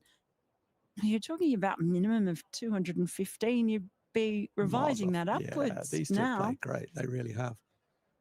Yeah, I think the upper end, there was a range, wasn't there? It was 15 to 35. I think even, with a strong wind, they could get somewhere near to 250. It all depends. One of these goes, and Northants open and end. But these two have played very, very well. What do they put on now? 45-run partnership. Yeah. Between Balderson and Boyden. That'll add another one to it.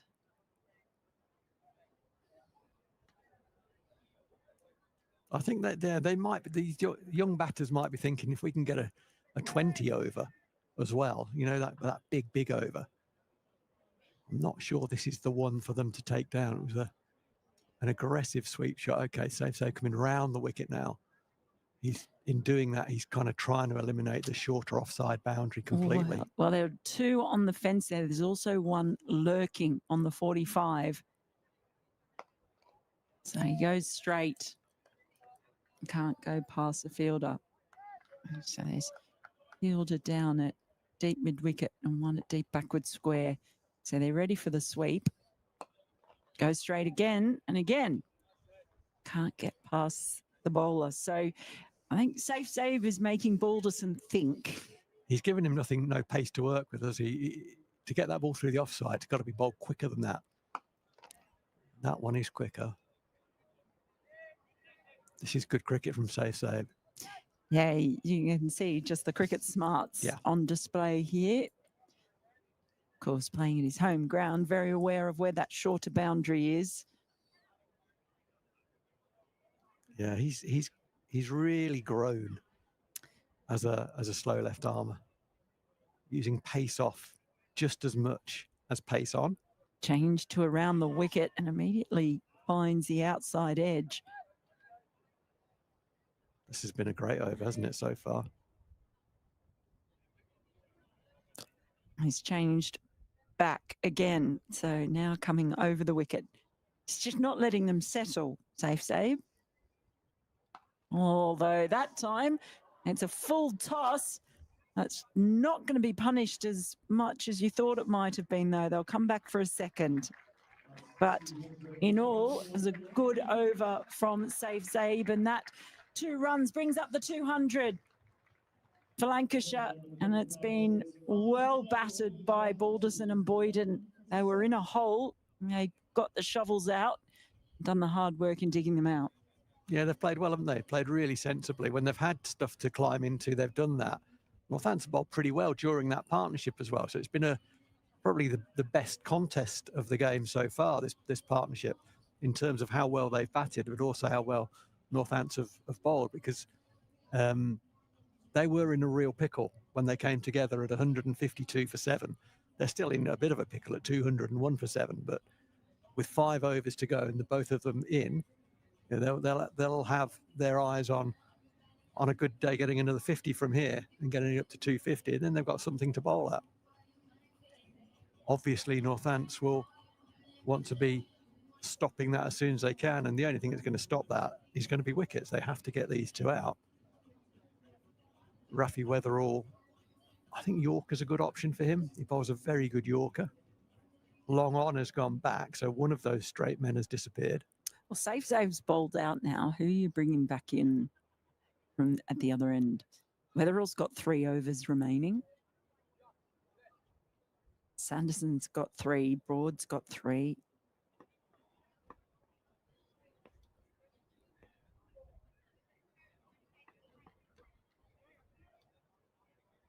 Just able to turn that one around the corner. They got a little bat on that. I thought it was a leg by. Just got a little tickle on it. Yeah, who are you going to bring back for the next over? Putting you on the spot. I enjoy doing that. Yeah. Well, I should be thinking ahead. So we've got 5 each end. No, 3 this end. 3 this end, 2 the other end. 1, 2, 3, 4, 5. I might go broad, you know. I might go broad. Give the young man the opportunity. Oh, that's 6. That's gone right on top of the coffee van, of the burger van, in fact. The coffee van's next door. Would have smashed the roof. He certainly smashed that one. Did Boyden, showing some real aggression. Yeah, it was a kind of between hip and knee high on leg stump. With the field that's set, Boyden will have known that it's going to be pretty straight, and therefore he's targeting the leg side. And with that, any bat on that, was a good swing of the bat, hit on the up swing of the bat, and he got plenty on it. So it probably gave the people at the burger van a bit of a fright. Oh, crikey, yeah, absolutely. Oh dear. Yeah, it would have made a heck of a noise, wouldn't it? Would you like fries with that, or just a ball? You want a kookaburra burger? And so, yeah, well, as we said there, with 5 overs to go, 250 with a fair wind, and these two are very capable. I've been impressed with both of them, and Boyden coming in at number 9 has played very, very well. Well, it's a sort of innings that you want a number 7 or 8 to come in and play with not too much left, right? But absolutely, at number 9, he's done extremely well, and Balderson has been the best. Oh, that could be out though. He's lofted it down the ground. Long on cat comes in and drops it. Save. Well, not so safe hands from Save on that occasion. I think he lost it in the sun. Saw he's been put his hand up, and he would have been looking directly into the sun.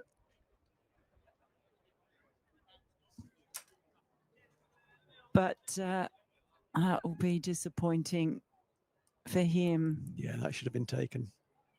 That should have been taken. That's a real let off for Boyden. You can see him wanting to be aggressive.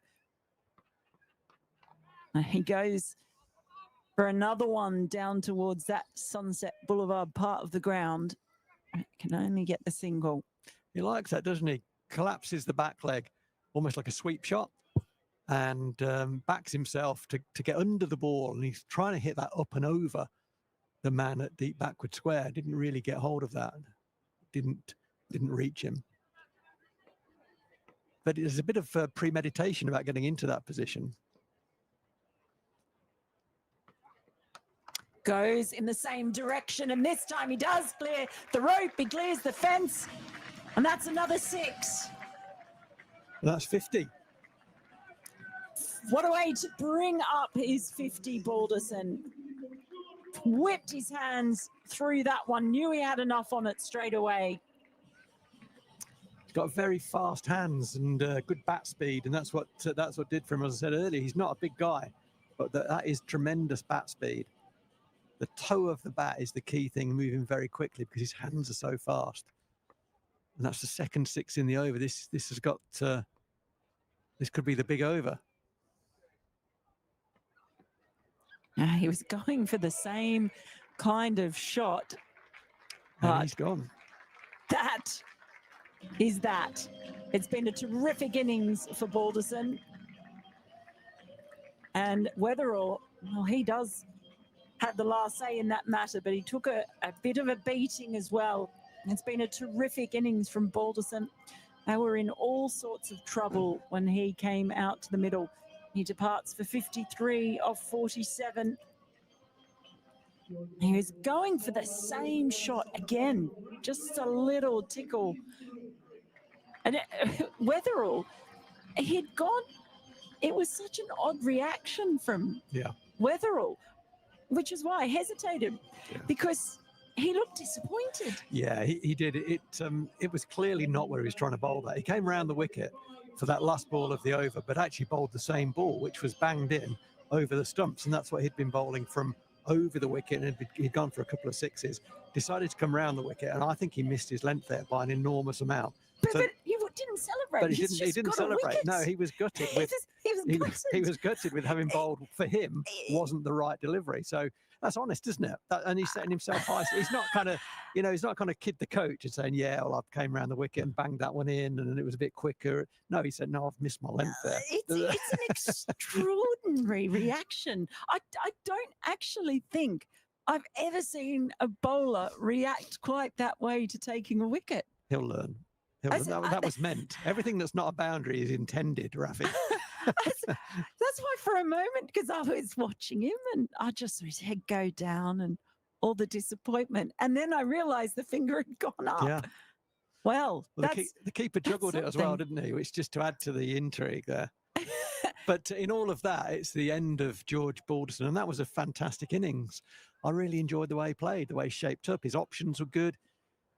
His skill was he absorbed pressure as well because he was under the pump at 152 for 7 as it was when he was joined by Josh Boyden. We've got another. Oh no, we don't have another left-hander in because he's at the non-striker's end. But we have a change of bowling, or do we? Or do we do? We have Freddie, Yes, Freddie Heldrick. Well, you didn't spot that one. Wow, It's an unusual one. that is an unusual one. Boyden thinking about two, but in the end, it's just a single. So Charlie Barnard, new batter at the crease, is going to have to face Freddie Heldrick. I wonder, Mel, whether there's something here about giving Freddie. I mean, effectively, this is a T20 spell. You could call it that. You know, a couple of overs with the slog on, and dress rehearsal for the quarterfinal. Maybe you could look at it that way. That might be very smart from Lewis McManus. A lot of things in play.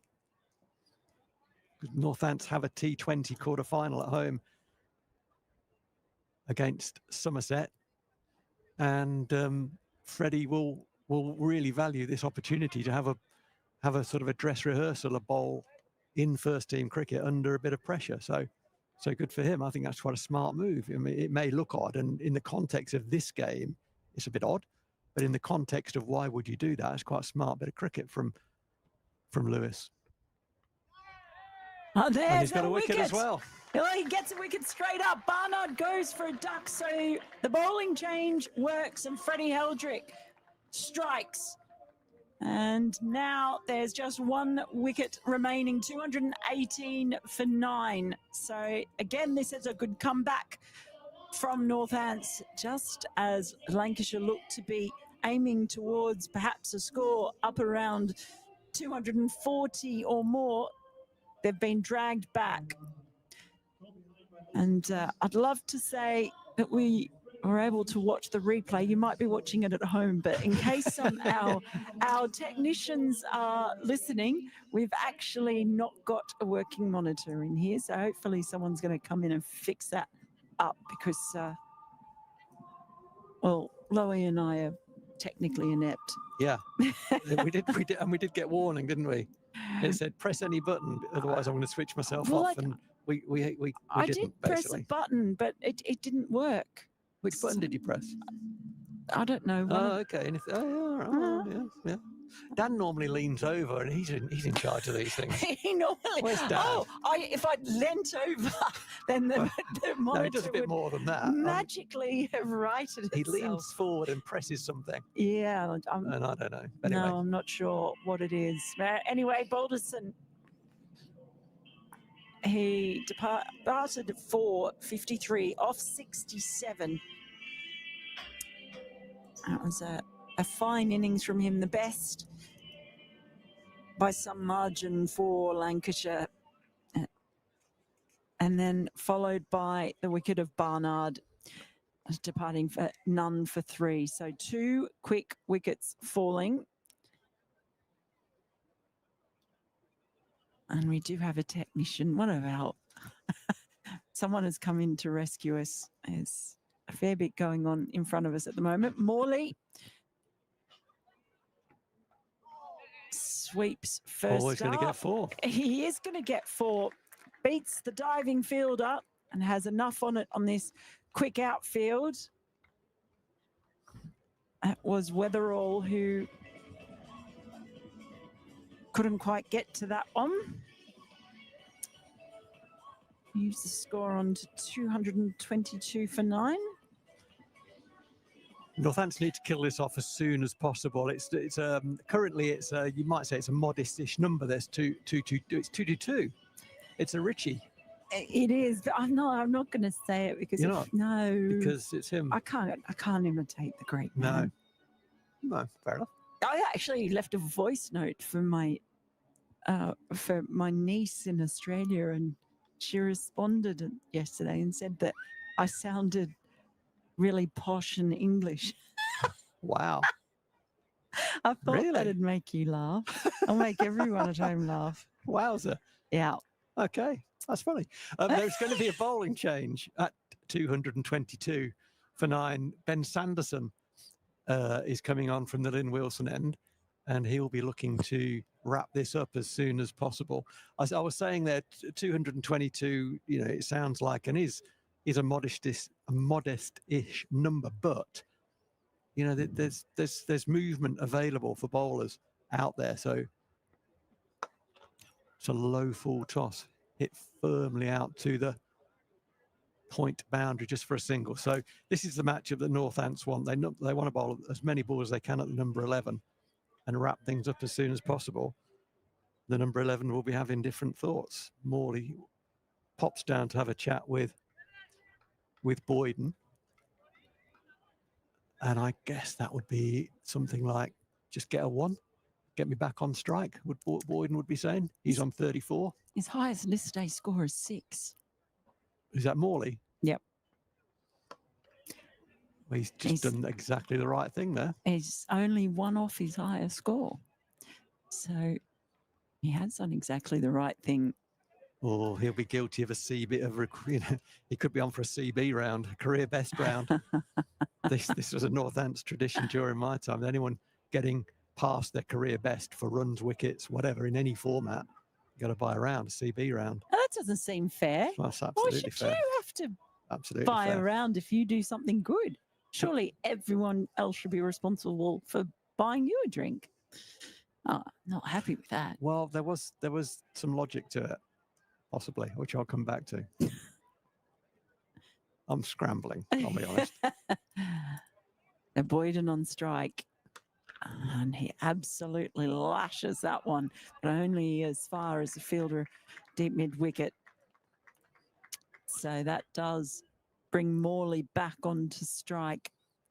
Yeah, so the logic being that as a batter, if you go past your career best, you go well past it, so that you give yourself fewer chance of going past it with regularity. You break through. If your top score is 70 and you get 71, then you make sure you get 171. So you don't. Right. Yep. Okay. Well bowled. Another good bumper. Yeah. Just made Morley think twice about that.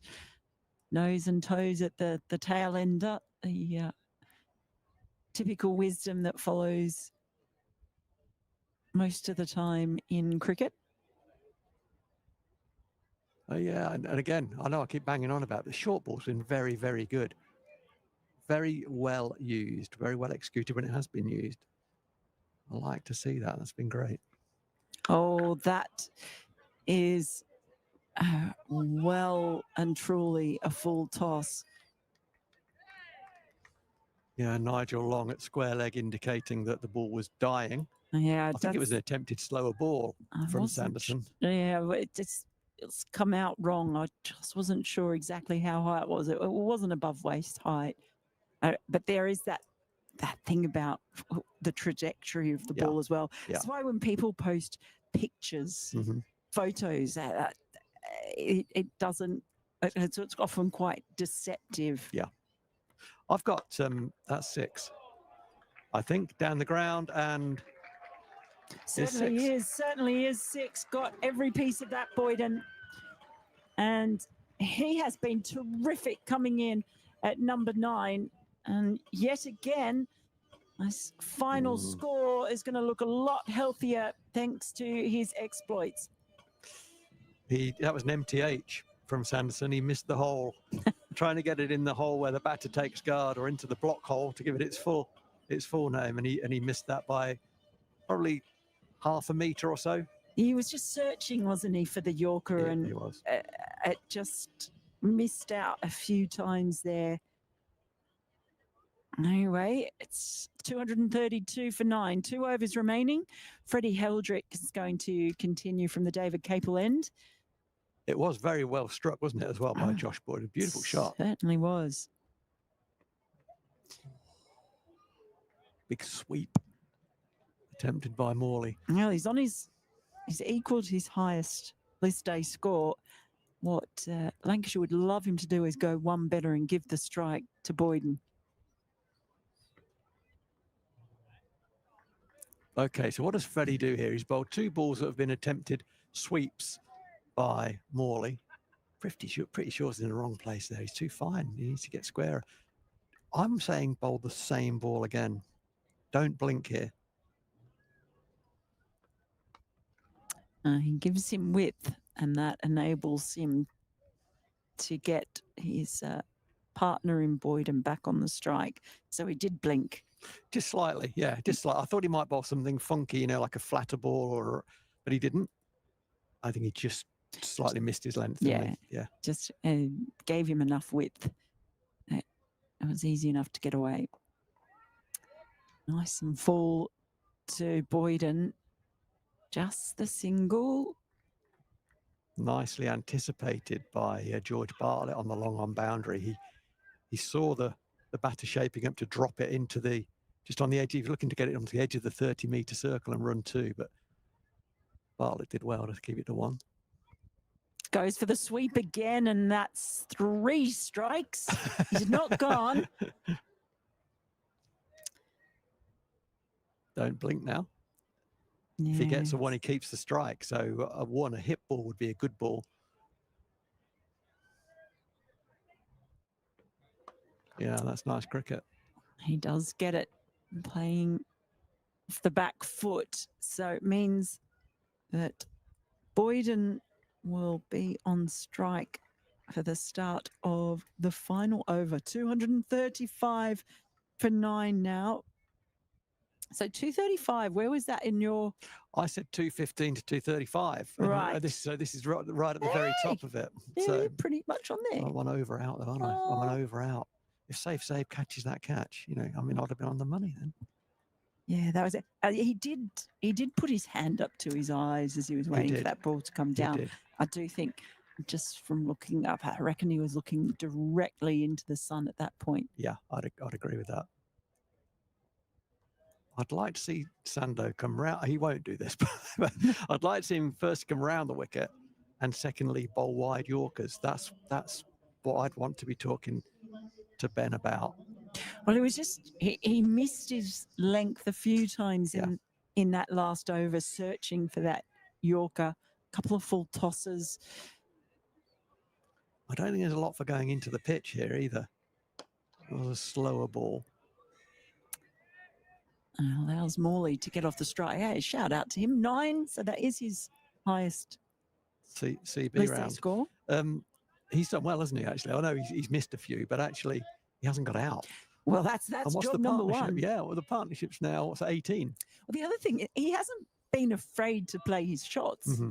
By the way, when you consider, you know, 9 down, he's certainly been willing to play those. Boyden on 42. Can he get a half century? Oh, goes for the little funky shot, but can't connect.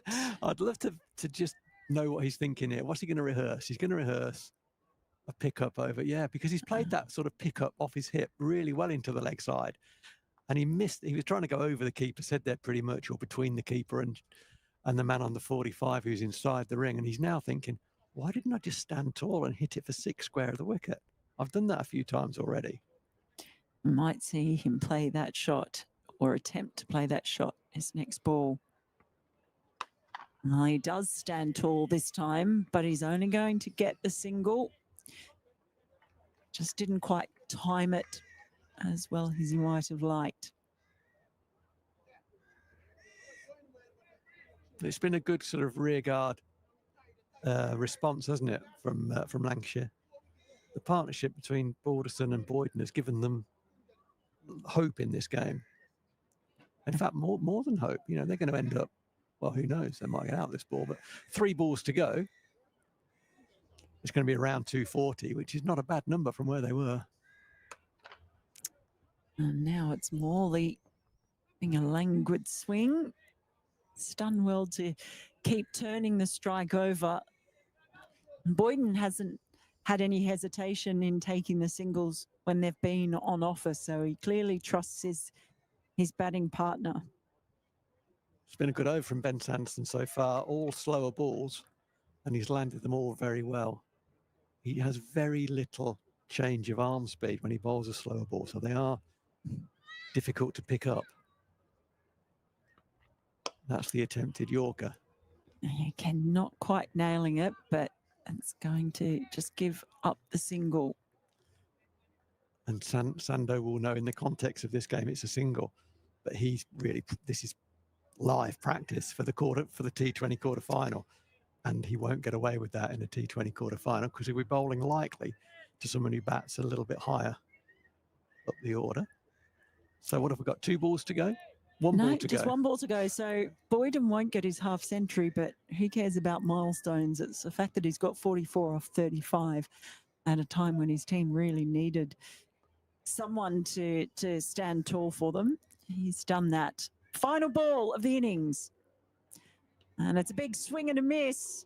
And it's a miss of the stumps as well. So they run the bye. And that means they will finish on 240 for 9, Lancashire, having won the toss and elected to bat.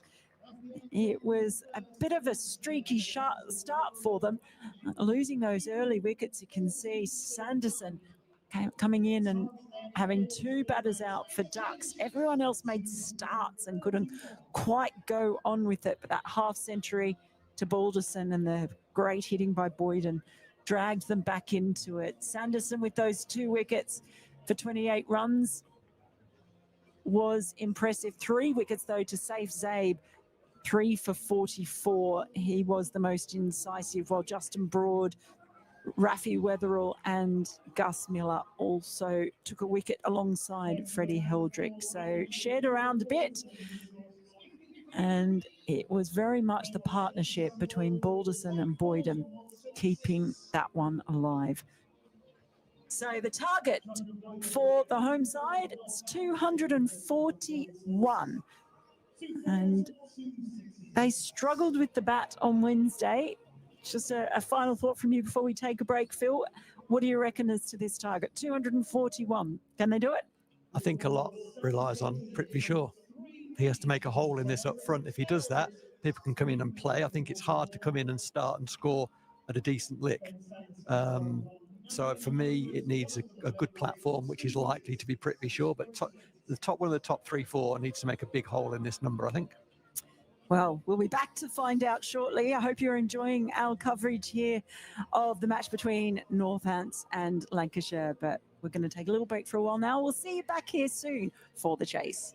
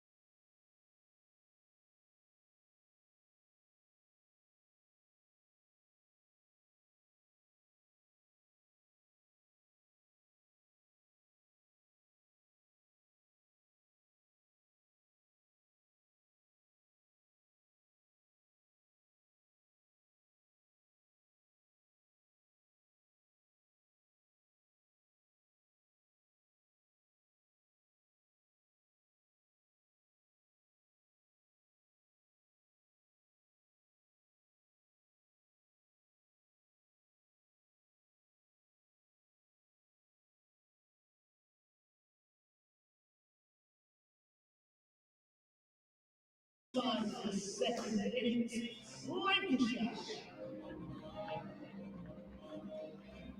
And opening the batsman for the Steelbacks in the chase, wearing 100, sponsored by Cinch, Frisbee Shaw, and wearing 5, sponsored by Circle Health Group, James Sales.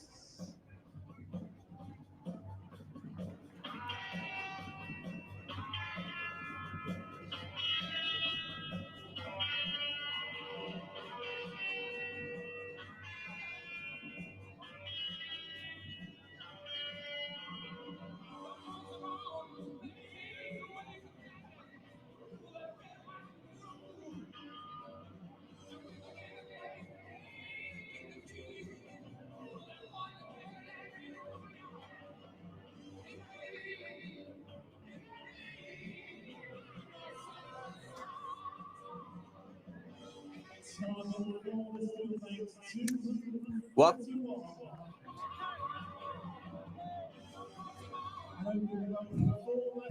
welcome back, everybody. The second innings is about to get underway. The players have made their way out to the middle, and the Steelbacks, batting second, need 241 to win their final home game in the Metro Bank One Day Cup. My name's Dan Jadzovic, joined by Mel Farrell. George Balderson has the ball in his hands. Prithvi Shaw opens the batting, as does James Sales. Yeah, that's interesting. We'd normally see Vasconcelos coming out and opening the batting with Prithvi Shaw. What's going on here? Has James Sales opened the batting before for Northants, do you know? He has in recent weeks in the second 11. So they played a couple of kind of exhibition fixtures against London Schools and against one other side that escapes me at the moment. But it's a big appeal for LBW, but I think that might be a touch high. So yeah, he's had the role in the second 11 in the last week or so. Vasconcelos, I don't know whether it was related to that slip on the square or not, but he spent a bit of time off the field, didn't he? There was a sub-fielder on for a while. Rowi's kind of gesticulating that a left-hand, right-hand combination might be a good idea as well. At least I think that's what he's saying anyway. Otherwise, he's just trying his own, getting ready for his own breakdance appearance at the 2028 LA Olympics. Big, expansive shot from Prithvi Shaw. What do you reckon then, Mel? Where's your 50p going? Oh, this is why I never bet. Yeah, but 50p is fine, isn't it? You haven't seen my bank balance. I need all my pennies. No, it's a tricky one, isn't it? Because, well, not having seen a lot of Northants this season, their batting wasn't great on Wednesday, but then I tend to agree with the wise words of Phil when he said a lot might depend on Prithvi Shaw, because they do look a different side when he's in and he's off and running and in full flow. He got an absolute cracker of a delivery from Ogborn on Wednesday that saw him depart early. Yeah, I think it'd be fair to say that he is probably the linchpin of the batting lineup for the Steelbacks, and I would imagine there's probably a lot of people in that Steelbacks dressing room that look up to kind of Prithvi Shaw to do a bit of the work as well. So, but that's also, that can be dangerous, can't it? Yeah. If you sort of putting all your eggs in Prithvi Shaw's basket. I'm not even sure how that works. No, I'm not sure. I'm not sure. It's been a good start from Balderson, though, not allowing Prithvi Shaw to get off the mark in that first over. The last few weeks, he's at about 8 off the first over. Yeah, good start from Balderson, who will be buoyed by just how well he batted in that innings as well. He was terrific. The linchpin of that innings, 53 off 67, that partnership with Boyden. So comes in, bowls a maiden first up. He'll feel pretty happy about that. It was like that final 10 overs was just such a momentum switch, wasn't it? It felt like Northants were well on top, and I think it would be fair to say that would be right. I mean, 99 for 5 at halfway stage. To get up to 240 for 9 at the end of it. And what was it?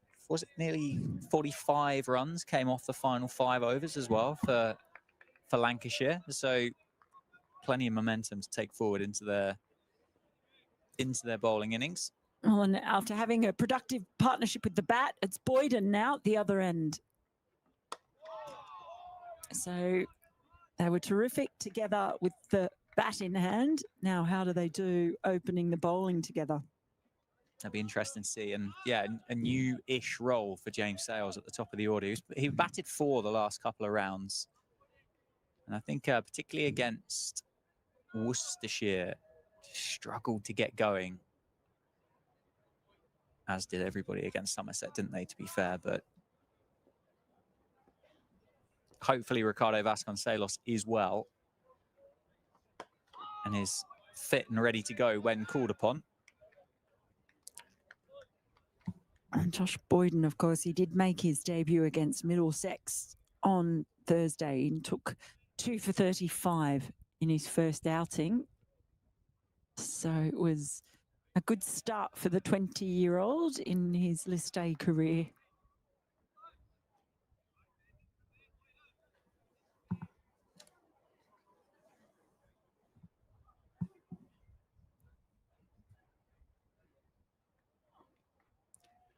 Down the leg side and wide, signalled by the umpire. Looks like bowl with good pace, doesn't he? Josh Boyden. Looks like he really pushes it through and it's kind of almost skipping off the surface. Yeah, and just have noticed too that the clouds that were around have disappeared quite well now. It looks like it should be a good day for batting. Conditions wise, he's noted for swinging the ball into the right-hander. Gone. And he's done exactly that. He's gone straight past the defence of James Sales, hits the top of off stump, and the Steelbacks opener has to go without scoring. Just 1 run on the tally, that being a wide, and James Sales has to go. Boyden gets the breakthrough, carries on that confidence, that momentum from the bat. That's a good cricket delivery, Mars. And it is. It's just, I think, carried really well. Good length, made him play at it, but just got through the defences. I think that ball did come back in a little bit. So I did say he was known, as I did my reading, on bringing the ball back into the right-handers. Does so to very good effect. Perfect start, you'd have to say. A maiden from one end, wicket taking over from the other. So Boyden and Balderson. What a combo. Yeah, great romance novels. Firmer solicitors. It is a bit. No, it's been good. It's been good. It's all been Lancashire, isn't it, for the last half an hour of this fixture, excusing the 30-minute break that we got, which we saw so many mums and dads and kids out on the outfield playing cricket, which was great to see. I think that should be an unwritten law in cricket. I think the MCC should put that in and say, at innings intervals, just get out there. I love it. I love seeing that. You see kids running around and think, oh, they're going to have such great associations in their mind with going to the cricket and being able to feel like they're part of it. It's a small thing, but wherever it's possible, see it at the Oval quite a lot. Yep. That's always really good to see. And see it here as well. Beautiful day for it. Yeah, it's something I like seeing. Make it accessible to people. Yeah, absolutely. George Bartlett, the new man for the Steelbacks, in at number 3. He has found himself with a promotion up the order since the announcement of Emilio Gay's departure at the end of the season. He's had a good summer in this competition, George Bartlett, with a couple of 50s in it, 187 runs at 31. Scored a brilliant 100 against Norfolk in one of the exhibition games. Showcase games.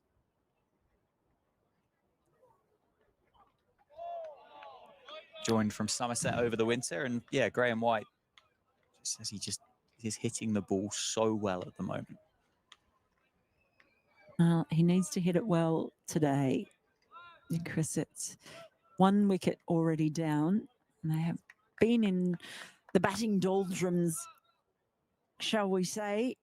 So much relying on Prithvi Shaw, but again, just takes that one good ball like he got against Somerset on Wednesday.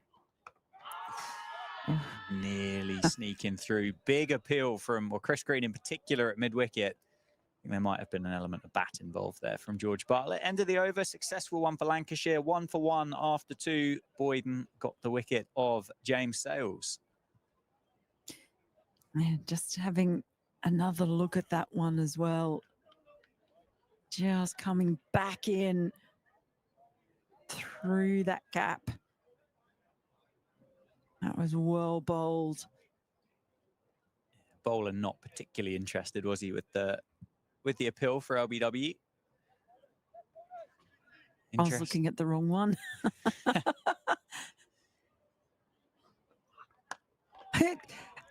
Not as much as. Oh, did you see that reaction for the wicket from Rafi? When he got the wicket. Oh, you weren't no, here. he literally turned and walked back, didn't he? No, he put his head down and crouched like he'd just been hit for 6. It was, honestly, I've not seen a reaction quite like that ever for a wicket delivery. He had Someone a period. being so disappointed with himself. He had a period, didn't he, where a few got kind of skewed up and fell into a bit of no man's land. So maybe it was relief. Oh, there's an appeal again. That looks too high. Lancashire, I think, no, the price on this wicket of Prithvi Shaw, they've gone up big twice when that's got Prithvi Shaw up into the midriff and the thigh pad. Yeah, targeting the pads. Not the tallest man, is he? But it's not playing across the line. Normally, he's one of those who can play across the line, but because his timing's so good, it's not usually the risk you would kind of say it often is with others. But not quite there yet today. Squared up, leading edge, runs up to mid-off. It's all happening here. Unfortunately for Northants, it's not happening the right way for them. They need Prithvi Shaw to survive and then thrive. You imagine? Yeah, it's been, well, an out-of-character start for Prithvi Shaw. 0 off 9. Normally, we'd expect him to have about 15 to his name off 9 balls. And there's the one to get off the mark for Prithvi Shaw. Goes really fine down to fine leg. And he does get off the mark the 10th time of asking. It won't take him long to catch up on that strike rate. He's just so good. Yeah, that's just played off middle stump, wasn't it? Down to fine leg. And that's to my point about when he plays across the line, it's normally not the risk that you might think it is for other players because his timing is just so good.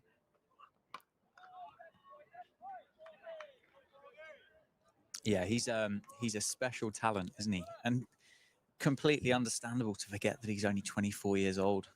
I said that earlier. It's just because he's been around for so long. I think I remember watching him in the nets in that Border Gavaskar tour. I think that was that 18, 19, the one before the pandemic. Yeah. Oh, what a shot. Hold the pose. Prithvi Shaw over pitch from Balderson and on driven with the best of them. 2 4s in the over. Well, this is what they pay to come and see. A beautiful on drive. Quite straight. Just waited for the ball to be a touch full. And just lets it come onto the bat nicely. So this is a better start now from Shaw. All of a sudden, it doesn't look quite so slow. He's already pushing it up there with a couple of boundaries. Boyden, the man with the wicket to his name, continues from the Lynn Wilson centre end. George Bartlett just turns it down to the man, George Balderson, at a long leg.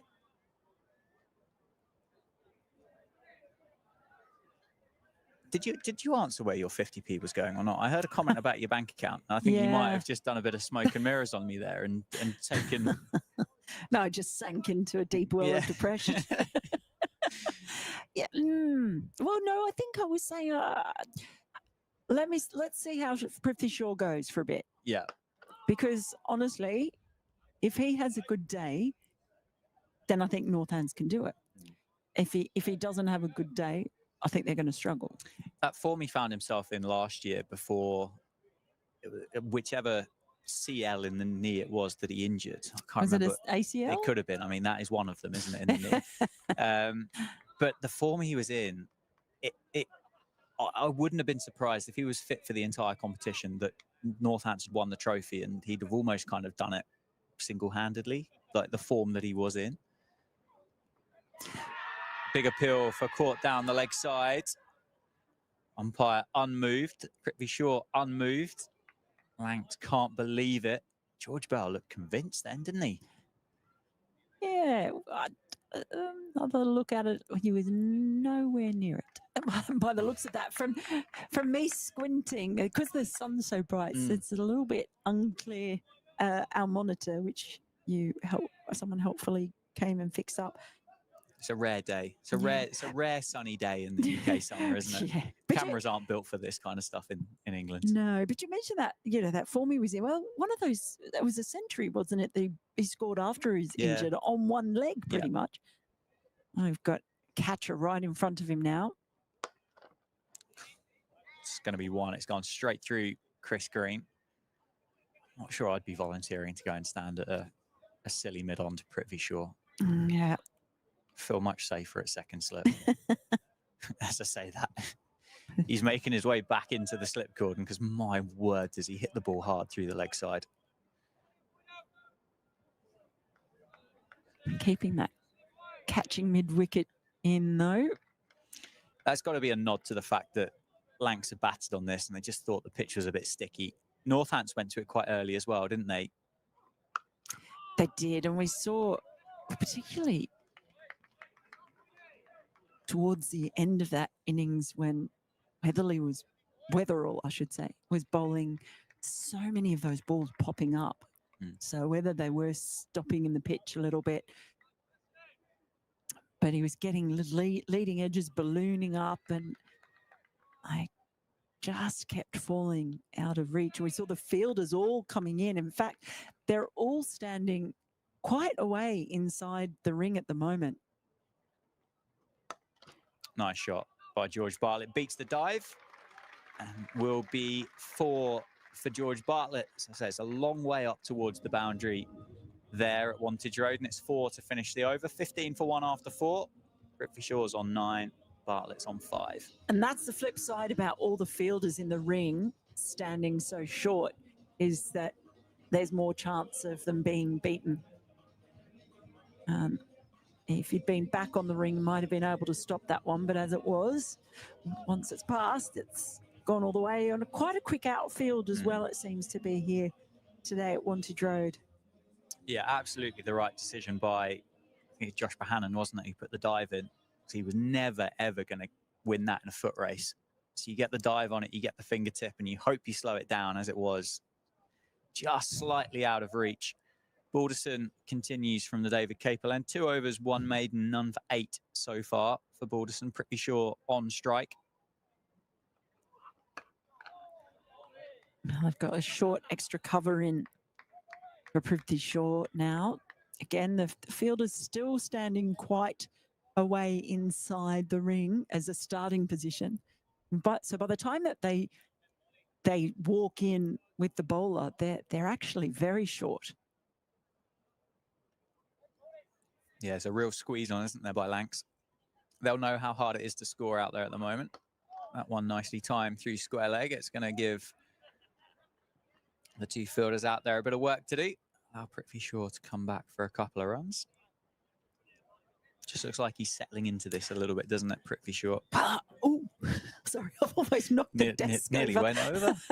I reckon he was probably really annoyed that he got out so early, because it was just such a good ball that we were saying at the time, if he hadn't been as good a batter, he wouldn't have got an edge. It was almost unplayable, but he was good enough to get a nick, if that makes sense. Yes. Yeah, absolutely. And I just reckon he's probably come out here today. He is quite used to dominating when he gets the opportunity in this competition. He doesn't often go for a very low score as he did. What did he make? I don't go back. He made 9. So that wouldn't have sat very well with someone who has a career average of 56.93 in loose day cricket. No, not one to remember for Prithvi Shaw. Hasn't made a century yet. High score of 97, Durham. All right, Chesterler Street, I should say, more precisely. I would imagine he'll feel pretty disappointed by that, I think. Well, might this be the day? Well, he's got 2 more chances in the One Day Cup, isn't he? And then is available and is here at Northamptonshire for the remainder of the championship season as well. So has another 5 first-class matches for Northants this summer as well. He's obviously really enjoying things here, life here. I mean, Phil Rose never left. Ooh, it's well bowled. Just rushed Bartlett, I think, a little bit there as he tries to work it through the leg side. End of the over, just 3 runs from it. 18 for 1 after 5. Yeah, so just a few blows being traded. These 2 slug it out early. Wicket falling of James Sale in the second over, with certainly first points to Lancashire. So defend this total, but there are signs, particularly from Prithvi Shaw. And if he gets his eye in, if he gets settled, then this could be quite an entertaining chase. I'd like to find out if there is a problem, though, with Vasconcelos. Yeah, as I say, he did spend a fair amount of time off the field in that first innings, which would lead you to believe that there is some management going on there, a bit of maybe an injury or something along those kind of lines. Illness, maybe, I don't know, but you don't normally get the opportunity to have 10, 15 overs off, do you, without there being a significant reason. Yeah. There we go. Our camera operator's trying to see if they can spot him in the... Did we decide, is it the heavy pavilion or the heavy pavilion? There was some confusion on Wednesday. I don't think I'm the most qualified person. I've just been told heavy. Just been told heavy. But I don't know. Wasn't that something that our co-commentator was going to do the research for? Okay, let's just think about some of the words that he has made up in the past. No, that's fair comment as well. So what you're saying is he might not be the most trustworthy of sources. Look, I think he's trustworthy on a great many things. Pronunciation, you know, I'm not sure when it comes to it. He's not happy with me.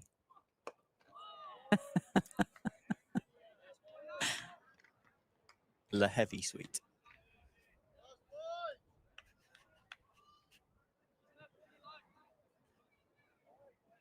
No, we're very, very lucky to have Phil Rowe with us. You always learn something from him, don't you? He knows so many of these players so well who've come through the ranks, come in and out of the county and the other counties around as well. It's a font of knowledge. Trying to get back in his good books.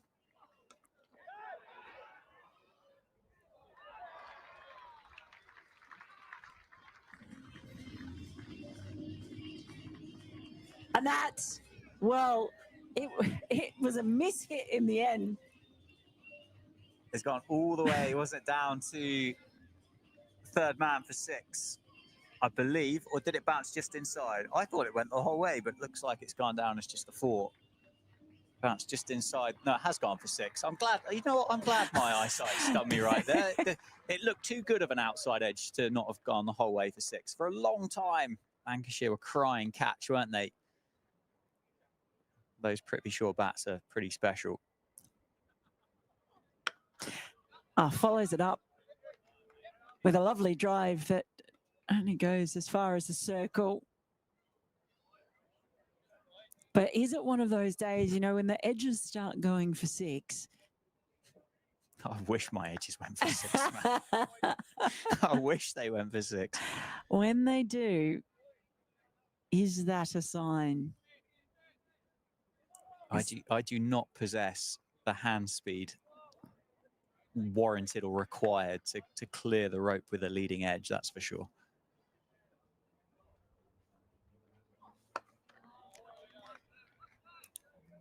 And that is a dot ball to finish up. So 7 off the over from Boyd and 25 for 1 after 6. And just a few little signs there that Prithvi Shaw is warming up. I appreciate if you're watching this from a Lancashire perspective, it's the last thing you're going to want to see, isn't it? But from a neutral and a Northants perspective, there isn't much better when Prithvi Shaw gets on a roll. There is not many better sights in cricket than to watch Prithvi Shaw in full flow. We got the pleasure of that last summer a couple of times, but particularly the 23 against Sussex. I remember one of the that. best 23s I've ever seen in my life. Followed up the week afterwards with 244 against Somerset. Yeah, that was ridiculous that day. That really was something else. It was almost just like the ground was his, the game was his, everything belonged to him that day. There was nothing anyone could do about it. So from Lancashire's perspective, they'd love to see him back in the pavilion.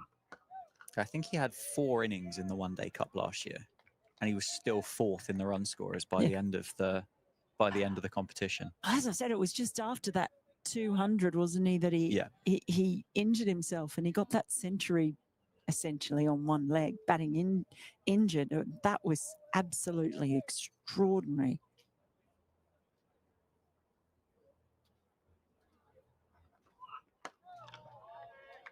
And of course, the foundation of it all is a solid defence. Targeting his pads early on.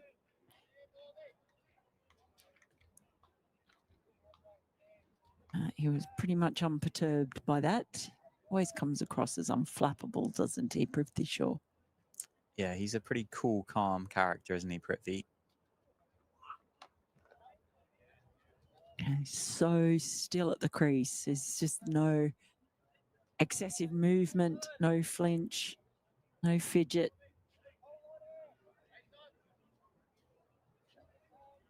He's going to want to win one of these games for the Steelbacks as well, isn't he? There's one win between these two sides. And although Prithvi Shaw has been in good form and he has scored, well, the vast majority of the runs for the Steelbacks, he will feel that he's left the arena with a lot of work left to do. And I think he'll be disappointed with that. Well, especially having come off a match where he did only make 9. Good ball or not, you can just imagine for a player like him that would rankle a little bit. You don't want to blot the copybook. You don't have 2 like that.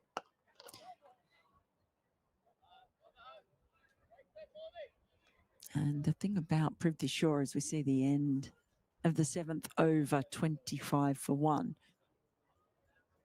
He's got the confidence to defend and block out those balls and take that time to get in, because once he does get in, those runs can come very, very quickly. Yeah, I don't think you're ever going to feel like you're in a hole whilst Prithvi Shaw is in the middle, are you? As you said, he was not off 9, and well, he can catch up.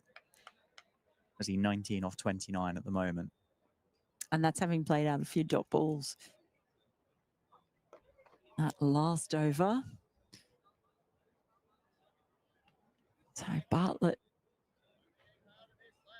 as well, just taking his time to get in as well. It's something that we've spoken about a bit today, and we did on Wednesday too, just the difficulty of getting yourself in on this pitch. So many starts.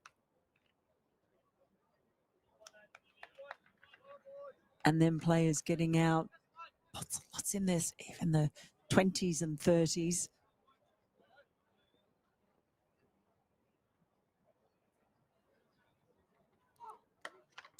Oh, he plays that beautifully. Just drives that one square. Beats the fielders, 4 runs. It's a lovely shot from Bartlett. It's quite exciting, this, Mal. We are in the grips of finding out whether it's heavy or heavy.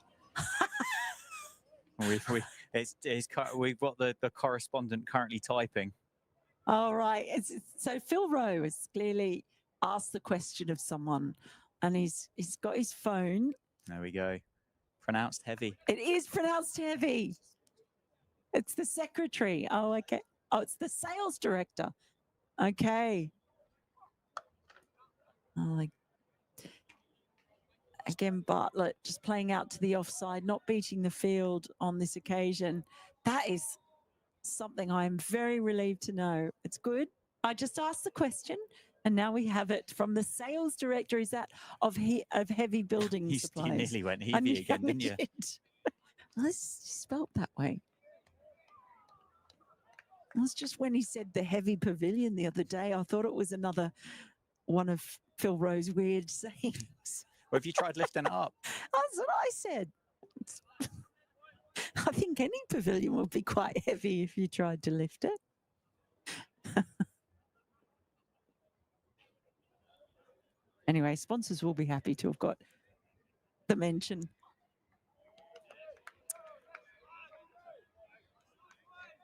Just probing, trying to tempt him outside the off stump. Boydham. Bartlett not having a bar of it at this point.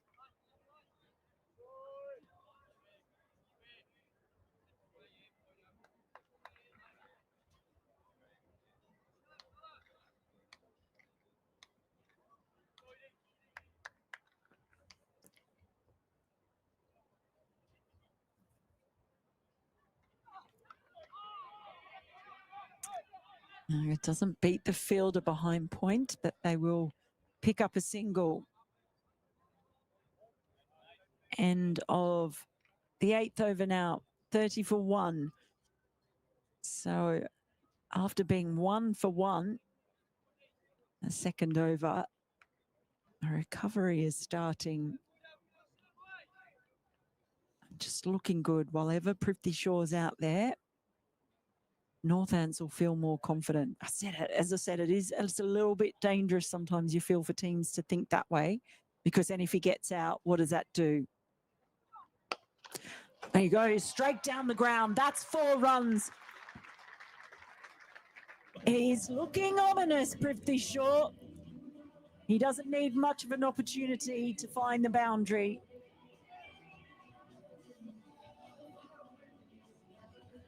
Terrific shot. What a shot that is. Top of the bounce, wasn't it? Just muscled straight down the ground. Full face at the bat. A couple of bounces. 4 runs. The benefit that Northants have got here with this low total of 240, you can just knock it around for 5 and over, can't you? I know you've got to knock it around for 50 overs, but you don't really have to do a great deal to get pretty close to this score. And it was 9 off that last over. So a very productive one. Also, I can afford to be a bit aggressive in the power play, even though they've lost 1 wicket. Be a bit aggressive in the power play where the ball's still coming on nicely, and you can knock off a chunk of that total. And a good chunk of it as well.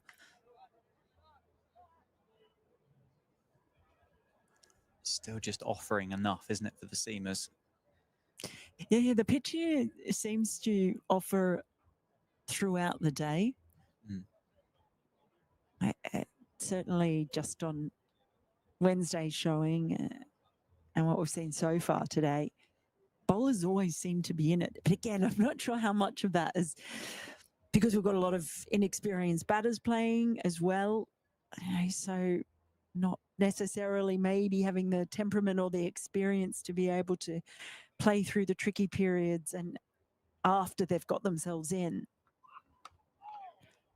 It's really good to see George Bell come up to the stumps as well. Bartlett's been kind of stepping at George Balderson, so trying to negate some of that movement we were just talking about. And George Bell's seen enough of that, so he's come up to the stumps and will essentially just pin George Bartlett into the crease. And hopefully that movement for Lancashire then just becomes a little bit more dangerous whilst that ball's got a little bit further to travel. And that is a lovely shot. Just pierced the tiny gap in between the two fielders around point. 4 runs. He's played some handsome shots so far, Bartlett. That's one of them. Yeah, there wasn't really much of a gap there, was there, between the two fielders on the offside, and somehow George Bartlett squeezed it through them, and it has run all the way for 4 down towards the covers. He's played some really lovely shots on the offside so far, Bartlett. You've got 4 fielders on or in the ring in that area. And again, he somehow gets the ball through.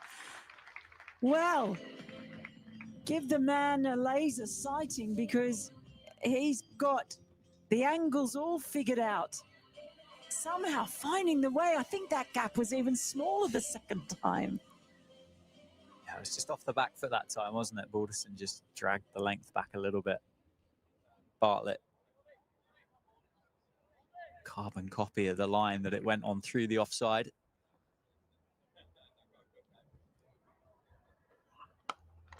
Oh, this time he goes straighter. Same result. He's punching holes through the defence, leaving it looking like Swiss cheese at the moment. Bartlett, how is he finding these gaps? Timing and placement. I said, didn't I? Graham White said that he's hitting the ball well at the moment. Those 3 4s, testament to that. That's a hold the post shot, that, isn't it, from George Bartlett? Just leans on it. Yeah, been playing these really attractive looking shots on the offside. Oh, shimmies down the wicket. Tries to turn that one to the leg side. Stick to the offside, son. That's where the magic is. And all of a sudden, well, they've raced to 46 for 1, Northants. 3 boundaries off that last over. Very productive one. And I think encouragingly, they've come off the bat of Bartlett and not Shaw. And you give a lot of credit to Bartlett for that, because he's not just there thinking, okay, well, I've got Prithvi Shaw out with me. I'll just, I'll get a single, get him down the other end. No, he's prepared to back himself and play his shots. And why not when he's placing them with such precision? Yeah, really interesting that the keeper decided to drop back as well. He immediately shimmied down as well. Yeah, it was strange. But equally, I quite like it as a wicket keeper to kind of go up and back, and you just give the batter something else to think about. Change the lengths a little bit. Maybe we've been talking about the 6-ball bouncer that Northants produced and used to really good effect as well. Well, it is Barnard coming in now, and it's a leg side wide first up. So he's played 5. He's got up and underneath that one. There's a fielder running in, and it's taken. So a wide first ball, wicket second ball for Barnard, and Prithvi Shaw departs. That is a huge blow for Northamptonshire. A talisman tried to whip it over the leg side, got a massive leading edge and a great take in the end. I think that's Will Williams on as a substitute fielder. I think I just saw him swap bibs with Josh Boyden. He's obviously been replaced at this end. For a moment, I thought he'd overrun it. He got to that point of the ball, full sprint, and I thought, oh, I'm not sure he's going to hang on to this. But what a pair of hands. We complimented James Sales for his catch down on the rope in that first innings, but that's as good. He was shifting there. Well, and a huge blow because Prithvi Shaw was looking in very nice touch as well. Now, how do Northants respond to that? Because 2 down, 47 on the board. Bartlett looking really good, but they've lost Prithvi Shaw. So now the onus is on the rest of the batting lineup to stand up. It's Justin Broad coming out to the middle now. This has been promoted up the order, Justin Broad, quite a bit. Yeah, clearly whatever issue it is with Ricardo Vasconcelos is causing a bit of trouble, isn't it, with the Steelbacks batting lineup right now? That's James Sales bumped up to open in replace. Justin Broad then, who was carded below Safe Save, Lewis McManus, Gus Miller, and obviously Ricardo Vasconcelos, has now found himself at number 4. So Justin Broad, did he bat at 8 on Wednesday? He did, batted yeah. at 8. Yeah. He was not out at the end, wasn't he, with about 20 to his name. Yeah, that's quite a bump up the order, isn't it? Certainly is. He hasn't been out much in this competition. Scored 65 runs at an average of exactly 65. He's only been out once this season, in fact. Is he? Yeah. He's played 4 games in this tournament. He was out for 1 against Durham. His other scores are 38, 7 and 19, all not out. Well, you've got to get out to get the average, haven't you? Exactly. Counts for nothing otherwise. Well, they dearly love him to continue the trend and not get out today. Now, focus perhaps switches even more to Bartlett, who has looked so good. Is he able to turn this start, a really flamboyant, entertaining start, to something special? Well, Yeah. Very cautious from Broad. Does bring Bartlett on to strike. I think the big question will be is, in this format, can George Bartlett go on? We've seen him make 2 very, very attractive 50s here in the competition. He's got a first-class 100 to his name this summer. He got that at Leicestershire. But can he go on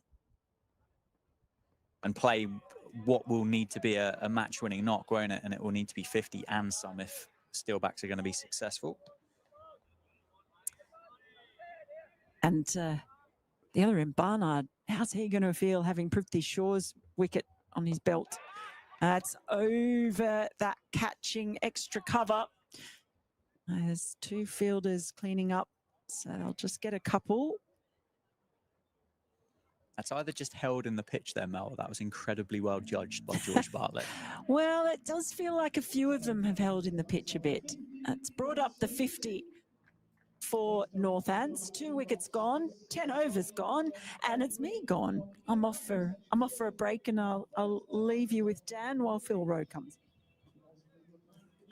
And that shot, that chip over short cover, brings up the 50 as well for the Steelbacks. Bartlett on 24, Justin Broad on 1 will be the man on strike. And it looks like we'll get a change of bowling from both ends. George Balderson going to be replaced by the Indian overseas Venkatesh Iyer.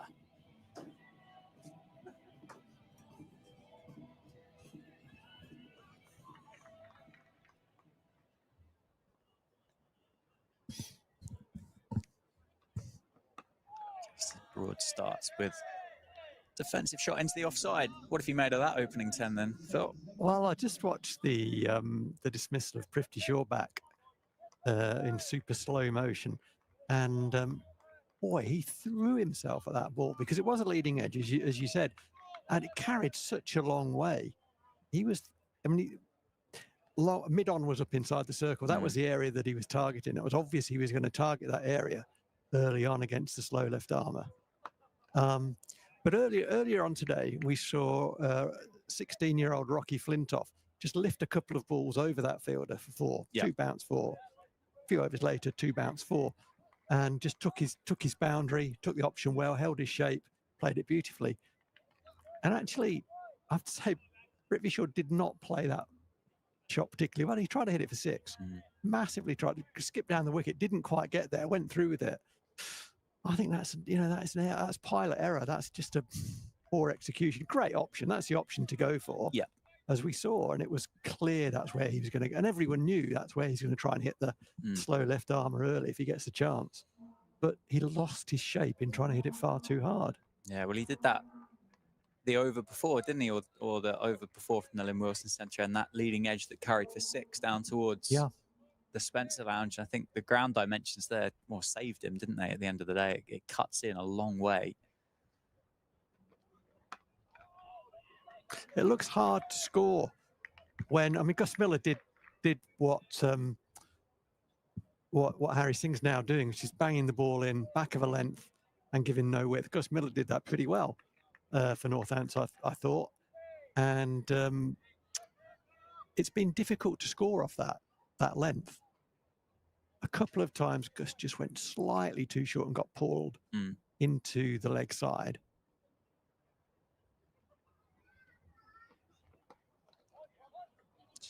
Turned off the hip of Justin Broad. It would just be a single though. 2 Lancashire fielders down there tidying that up.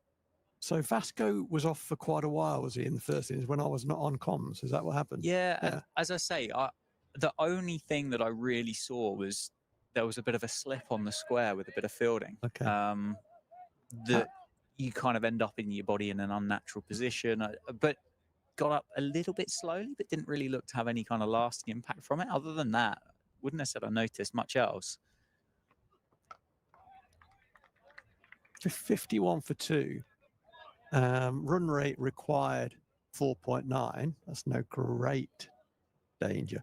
But 190 more runs does seem like quite a few. I'd say the game's even money right now. I would say so.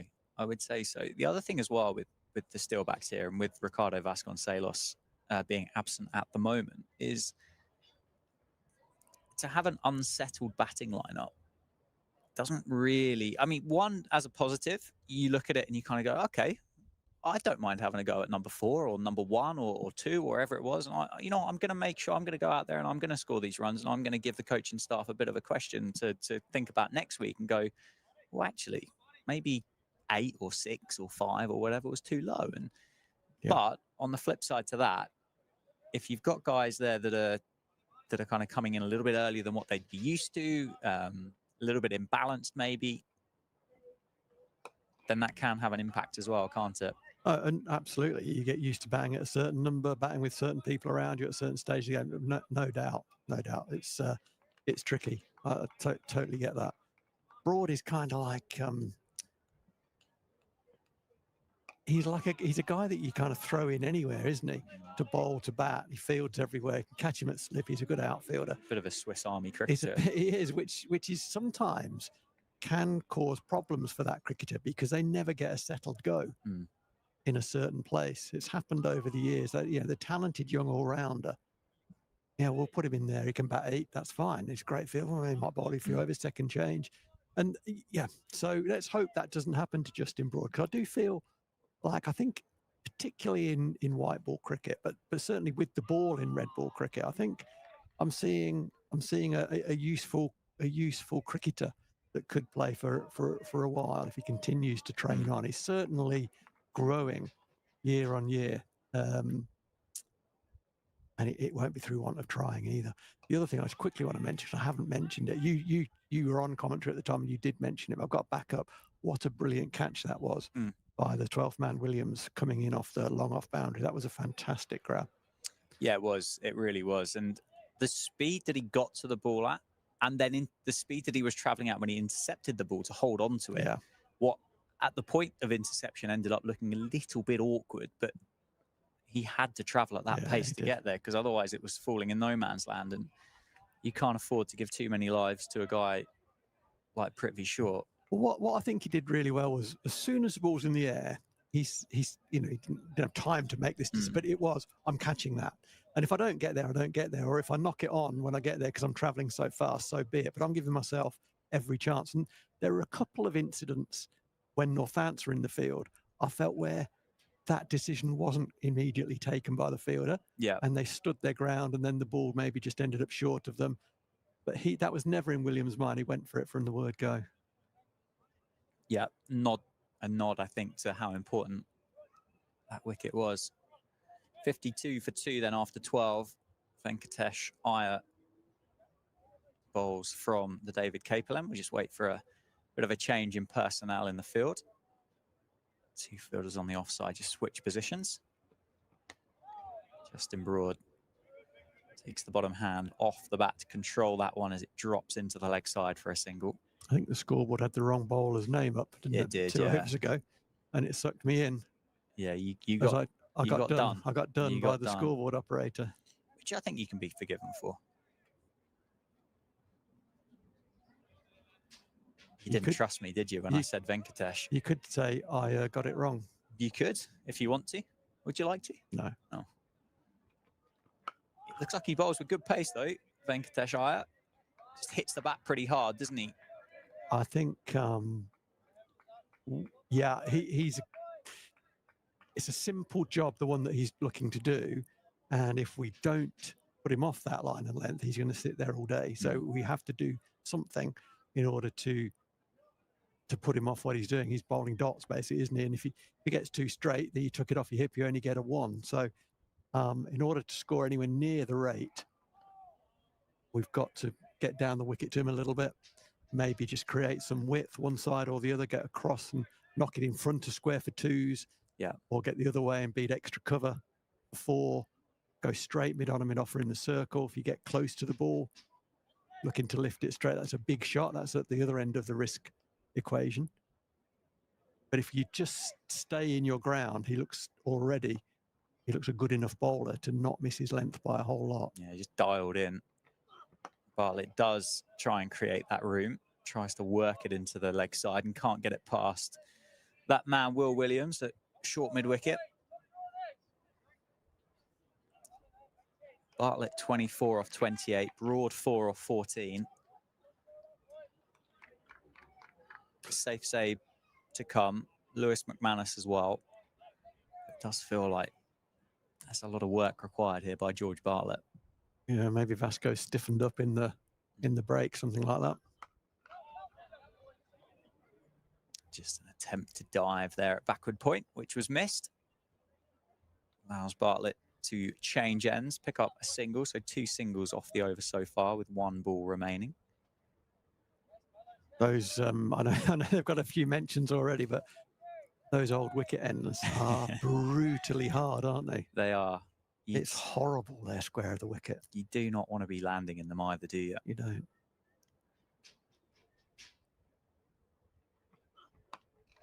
Justin Broad looks for the single, takes it. There's a chance. Would have been close, I think. But the angle there for Williams would have been hard to have got his body around and got that straight with 1 stump to aim at. 55 for 2 after 13. Yeah, there's kind of so much work goes into them, so much rolling as well. Almost kind of reminiscent of falling off your bike as a kid and landing on the tarmac, isn't it? It's that kind of, you look up and all of a sudden you've got a lump of skin missing off your palm or your wrist or forearm, and you think, I wish I'd just let that go for 1 in the end. See a lot of fielders nowadays with tubey grip, don't you, on one or both arms? I think, or a long sleever can do a similar job, but the tubey grip is good. I think the tubey grip gives you that bit of protection that then you don't get friction burns against the material. That's a nice shot by Justin Broad, just works it through. He's going to pick up 4 for that as well. It's a misfield by the Lancashire man at mid-on. That was, that needed to be stopped. That was a bit of a gift, wasn't it? Just dived over it, I think, in the end. What he I mean, we're right above that. So what the fielder did, move to his right and dive, but he tried to actually pick the ball up one-handed, and therefore he's presenting a closing hand to the ball. What you need to do there is just stop it, right? So just get a big palm on it, keep your hand open, and against the floor, and it just falls in front of you, and they never run a second run because you're up and you throw it in. So keep your bobbles in front of you. There's a judgment to be made about when am I going to try and pick it up, and when am I just going to try and stop it? And that was a stop rather than a pickup. Yeah, the point that you're going for a full length dive there, it's hard, isn't it, to control your body? Yeah.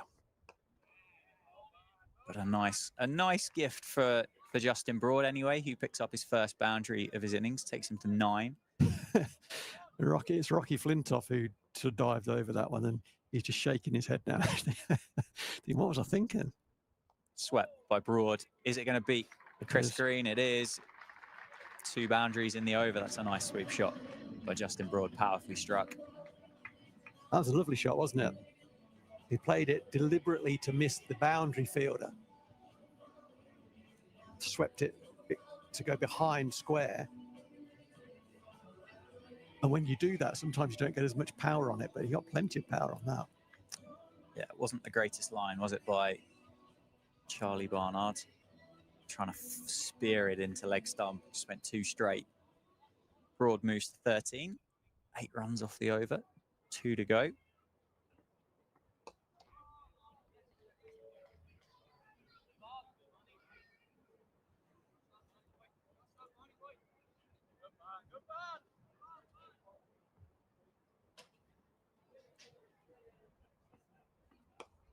Solid defense to finish the over. So 8 runs from it, 63 for 2 after 14. Plenty of spin on offer for Lancashire, Josh Bohannon. With the movement that George Balderson, Josh Boyden, probably less so Venkatesh Iyer with the role that he's trying to do here. Do you think they would be looking at the way that the ball nibbled around all innings for Northants and go, I wish we'd have picked another seamer? Possibly. Yeah, possibly. But, at this stage, so in terms of this individual game, probably. In terms of the competition and where Lancashire find themselves, well, they'll find out some more about one of their younger slow bowlers. So fine. They're a big enough group, aren't they, to not worry too much about this one game. They'll be disappointed to find themselves, of course they will, where they are in the table, as do Northants, but the game's up, right? So let's find out some more about our younger players. So yeah, I get that. Fair comment. And I think, as you said about Ben Sanderson the other week against Somerset, you can actually save a bit of mileage, can't you, on some of the guys that you might need in the not too distant future as the championship is looming on the horizon. Absolutely.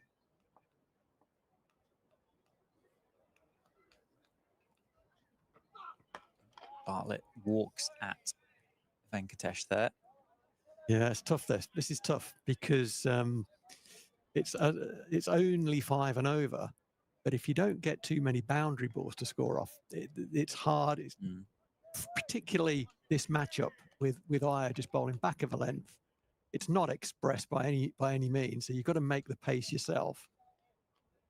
And he's bowling an immaculate line, so it's not easy. Pulled away by Bartlett, but it is just going to be 1. To the man at fine leg. Interesting that wicketkeeper backing away from the stumps there to allow the ball to pitch. It actually didn't, but he was trying to encourage the ball to be pitched at the base of the stumps or thereabouts to scuff it up a little bit. What I think Lancashire are suggesting by that move is that get the ball soft. It's going to be very, very hard to score boundaries off seamers. Good shot, well fielded. It's a good cricket all round, that, wasn't it? Nicely timed by Justin Broad. Diving stop by Josh Boyden. They obviously use different logos on the side of these cricket balls as they do to the 100 competition. Otherwise, the last thing you'd want to do is scuff them up because they swing around corners, don't they? I don't watch a lot of the 100. I'll leave it there. Okay. I'll tell you what I have said. I do look at the scores. I do watch a bit of it, to be honest, but I don't like to tell too many people that I do that. So a lot of low scores in that competition. I've seen a few empty seats around the place as well, from time to time. Quite sparse.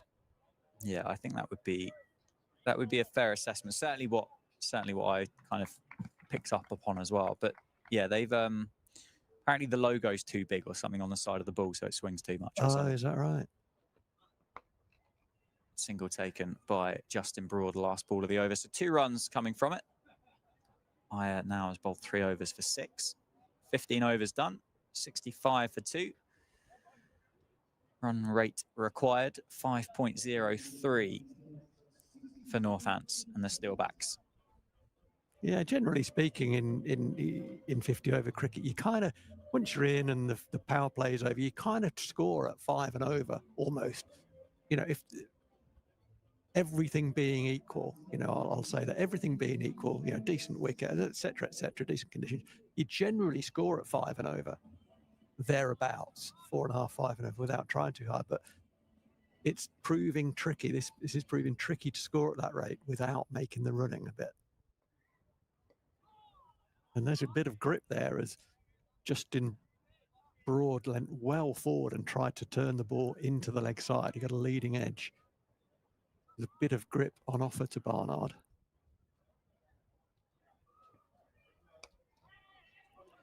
Yeah, that's a good run. Yeah, really quick single taken. I think that was almost Bartlett that called that through, wasn't it? For Broad then to react to. On the nod, I think. Yeah. Call that one on the nod? Does that make sense? Have I made that up? No, I think you've got that. You've got that exactly right. It's hard to hit into the leg side, isn't it? Over the top, because there is a bit of grip for Barnard. He bowls at quite a good pace. It's not classical. It's not up and over the top and Phil Edmonds style dropping and turning. It's a lower release, but he's bowling at a good pace. It's just gripping into the surface a bit. And that's a lovely length as well. You can't get down the wicket to that because it's flat and it's a good length. There'll be an element here, I guess, at period of play for Bartlett and Broad to almost like take a bit of punishment, I suppose. 2 down, they know that the lineup is different today. They might be a batter down, we don't know. Yeah. But actually can just take a bit of pressure here and knock the ball around when you get the opportunity to, and quite agree. Hope then it becomes easier. Totally. And that's what we've seen a few times in this competition for many teams, is that younger players are less happy, I'd say able actually, less happy, less able, less prepared, whatever it might be, to do that when is required. So used to wanting to score and dominate and impose themselves, and I might get 100 gig if I make an impact and so on, that has led to some injudicious dismissals. Having worked hard to get in, they've then blinked early. But got to keep their eye on the required rate, really, because that'll be a guide as to how much risk they need to take. And the answer is not that much right now, as you say. Aya's bowling very well. Yeah. So a little bit of impetus to try and push him off that great line and length, but we don't want to be getting out to him, that's for sure. No, definitely not. And the run rate required just over 5.12. I don't think Northants will want to let it to drift much more than 6.5. No, I'm gonna say under 6. Yeah. Yeah, I'm gonna say under 6, personally, because it's that one's hit the bottom of the bat there. I think it's a used pitch, as we know. It's not going to get any quicker. Let's put it that way. Yeah. No, that's a very, very fair assessment of the situation.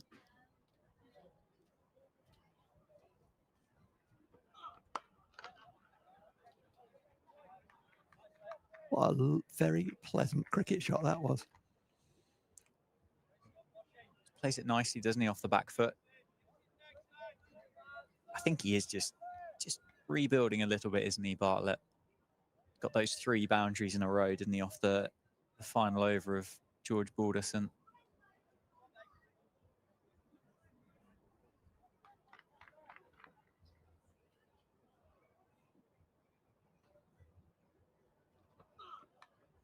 Well, that'll help. That will help. No slip in place for Lancashire. And that's flown past George Bell for 4. I was just going to pose you the question, and you can't. And the answer to that question can't be nick it through, slip for 4. Is Dan? You know, if you're at the other end, if you're George Bartlett here, Yeah. what are you thinking about how you score or put some pressure back on Aya, try and score off Aya at 5 and over?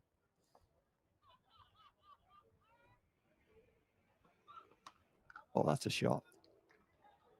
I think you struggle to do it without upping the risk, I think. And I think the way that you do that is you create your own length. And I think you either then look to go deep in your crease, or you look to advance at Venkatesh and try and put him off his length that way. I think at the point that you just stay in your crease, he'll, as you said, he'll sit on that length and just bowl there all day. Yeah. But if you do that, you then have to take that bit of risk to try and...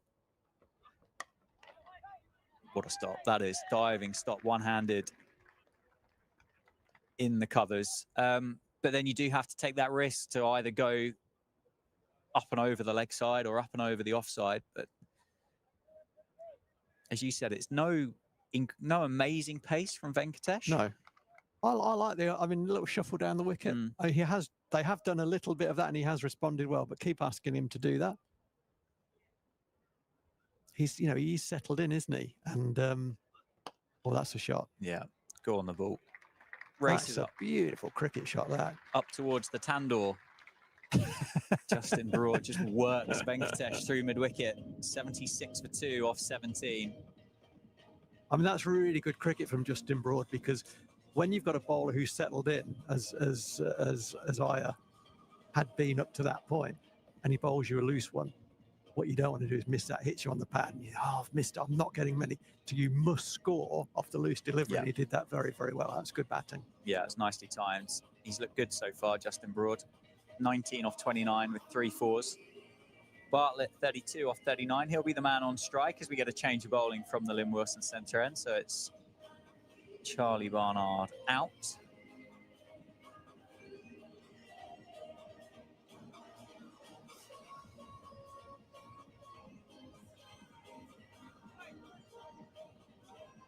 More slow left arm, isn't it? Jack Morley replaces Charlie Barnard.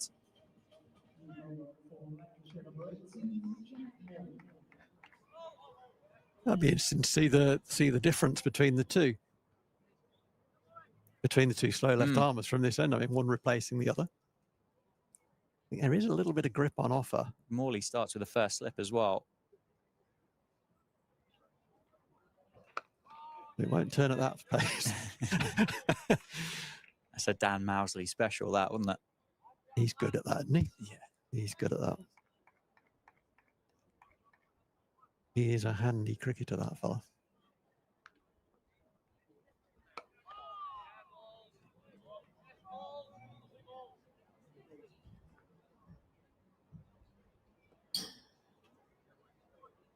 Having a look leg side between deliveries, George Bartlett. Oh, that's bounced. Well played. You said it's always going to be risky, isn't it, to go against the spin there? But there is, if you can get it over those two fielders inside that 30-yard circle on the leg side, one of which is well inside, isn't he? The man at mid-wicket is, well, halfway, isn't he? 15 yards off. You've got a lot of area to drop that into if you can pick it up. It's got Will Williams down at deep backward square, and I think that's it on the leg side. I thought I'd lost a fielder then, but he's standing at first slip. So I was looking for the extra boundary fielder, but actually they've got another man in the ring.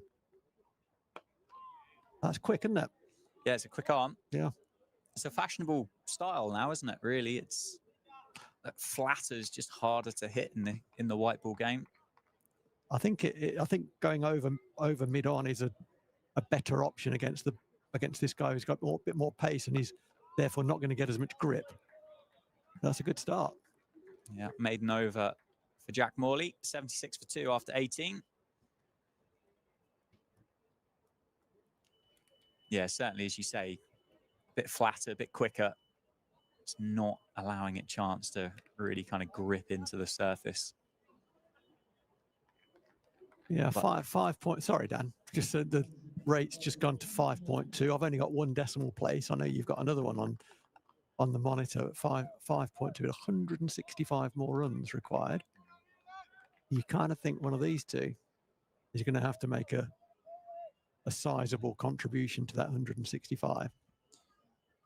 Yeah, Certainly both in now.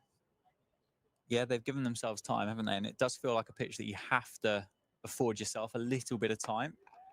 It never looked up until the end there, and a little bit of extra context to it. When you get to those kind of final few overs, you almost get to play with a bit of a free hand, but it never really looked like the easiest pitch to go up through the gears, did it? No.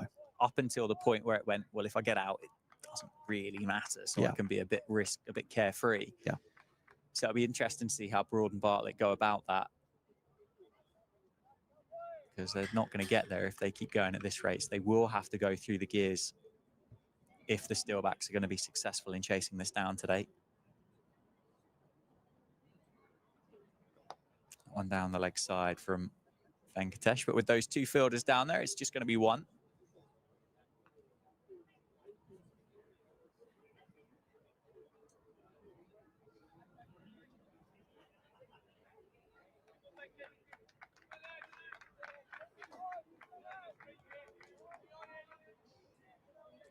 .77 for 2.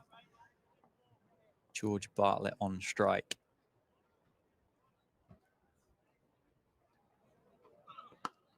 It's bounced a bit, isn't it? It has. He did well to just about decelerate. Took the bottom hand off, didn't he? We saw in the Lancashire innings, one nearly popped up to short mid wicket, and that had a very similar look about it. It's just bounced a wee bit.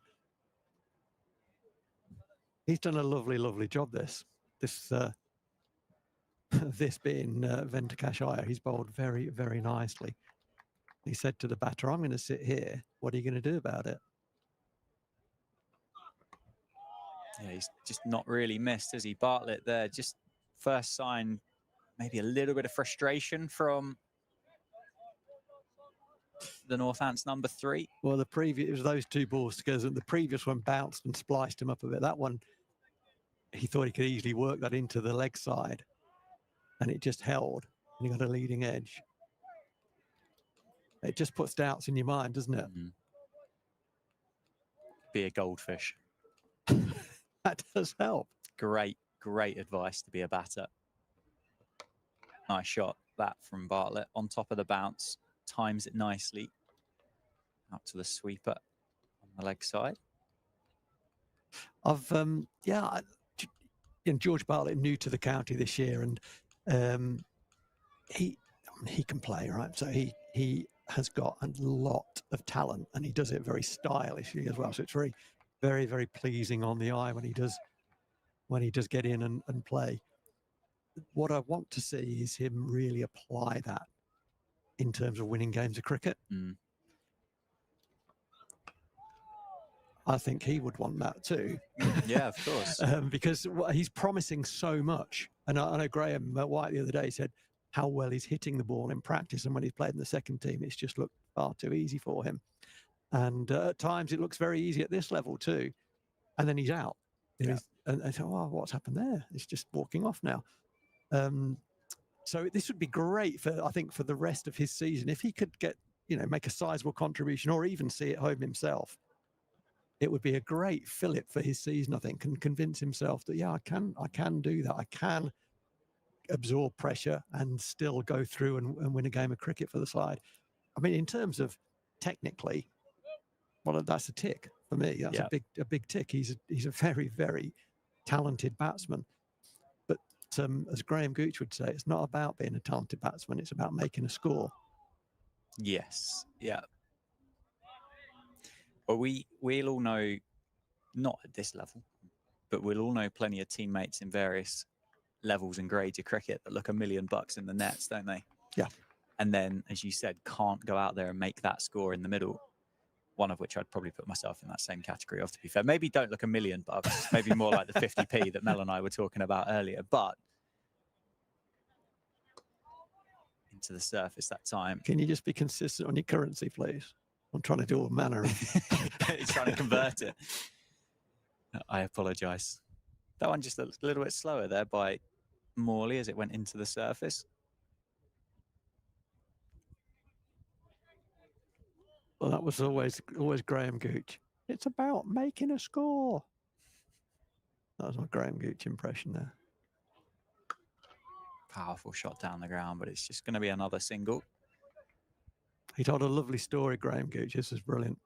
He's quite a serious man, Graham Gooch, and very serious when he talks about batting. It's like it still means so much to him.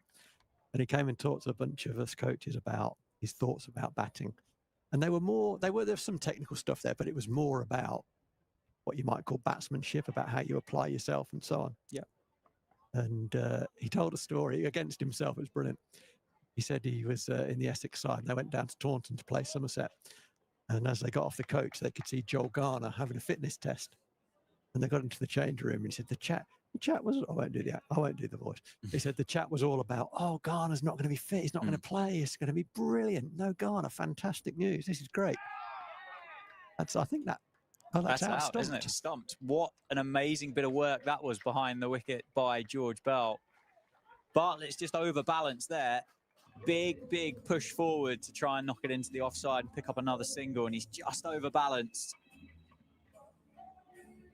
And so sharp by George Bell. I don't think that back foot's moved much by George Bartlett, but he's gone. It turned for the first thing. It did turn. And he's been stumped off the bowling of Jack Morley. Well, I was only saying very recently that Bartlett is a man who looks in and playing very comfortably, and then he's out. And so it proved it was a nice bit of wicket keeping.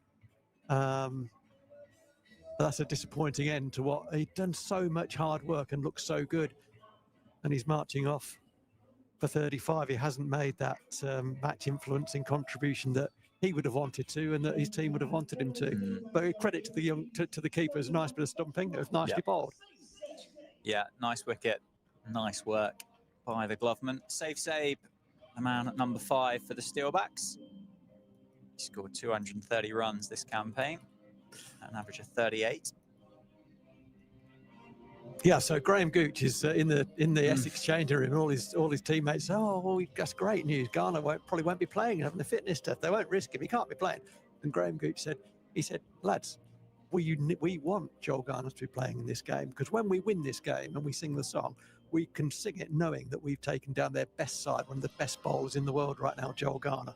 So stick your chest out. I hope he is playing, and I want to face him, and I'm going to. He got him out twice for under 10 in the game. But it was a lovely story. But I've no doubt that Graham Gooch would have wanted to face Joel Garner and take him on, because that's what he was made of. Get yourself in the contest.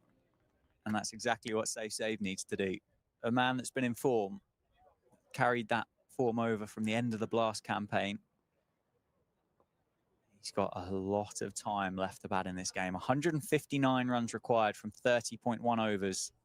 It starts with a solid defence into the leg side. So 20 overs done, 82 for 3 the score. Broad on 22. Safe Save yet to get off the mark, having just faced 1 delivery.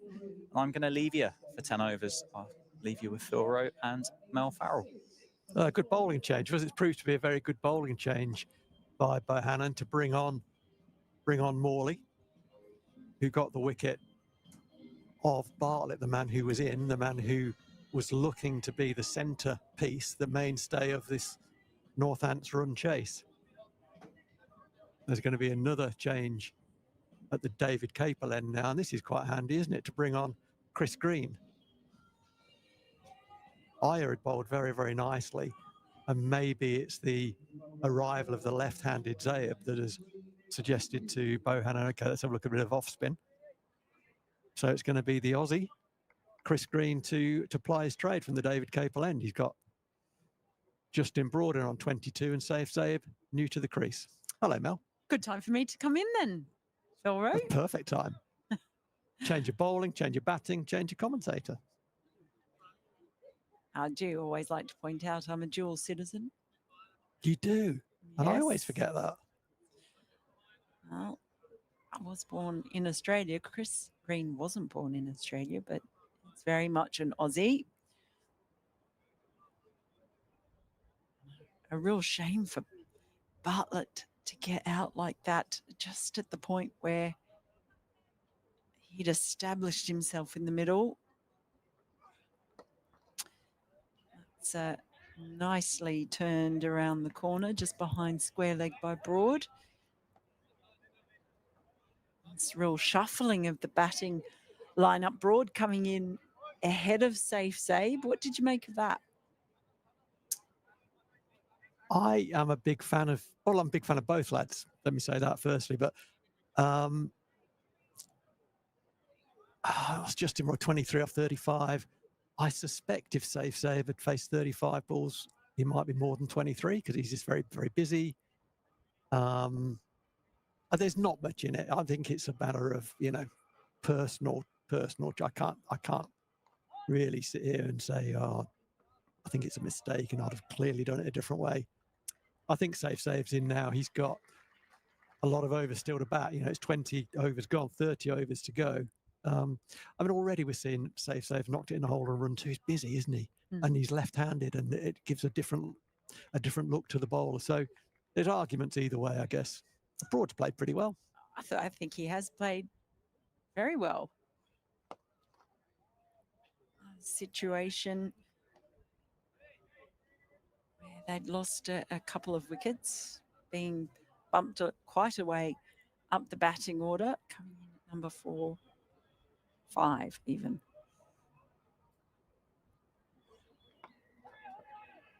Nicely played. Yeah, again, just he just finds pockets. He does. He's a pocket finder. His all-round game is growing all the time. Can score 360. His hitting into the leg side has improved so much since my time. That was an area where he needed to improve that, and he has done. He hits bombs through the leg side now. He used to just want to get away from the ball and hit it over the offside, Safe Save, but he can now go both sides equally well. The leg side at the moment is where there are a lot of gaps, but it's the longer boundary. Oh, that's turned. That has bounced and turned. Nicely bowled. He bowls with a very high release point, doesn't he, Chris Green? I think you were talking to Dan about his arm path. He's had some issues earlier in his career. Still quite high, but not too high.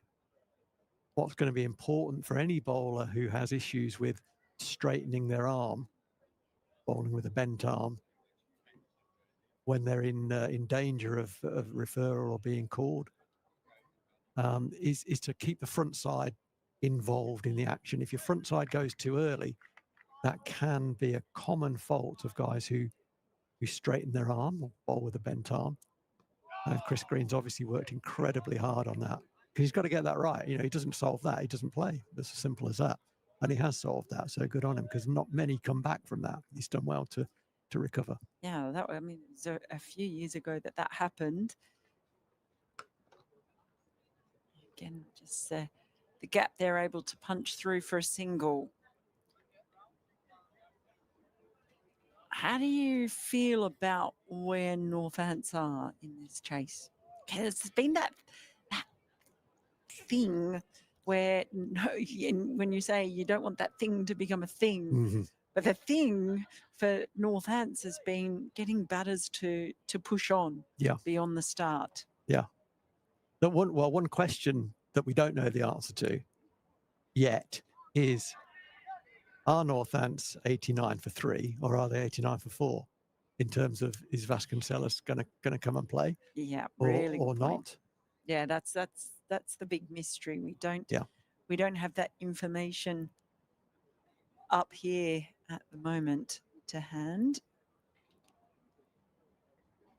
I mean, you wouldn't have to say. I would say, let me get off the fence. I would say, if he's got an injury and there's any risk of him making that worse, then he doesn't come out, because this is a dead game, and there's a lot of the rest of the season to go. There's Northampton not very well placed in the championship, but one win in that, and they can close that gap very, very quickly. So you need Vasconcelos available for that cricket. So what would be the point of him coming out here, even if Northants win this game? And it'd be great for Northants to win this game from a Northants perspective, obviously. But if that leads to Vasconcelos missing some red ball cricket down the line, that would not be a good trade-off, in my opinion.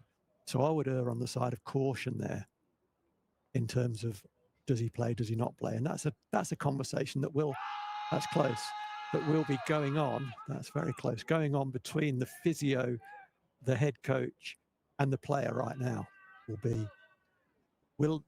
Ultimately, will this, let's have a look at that replay.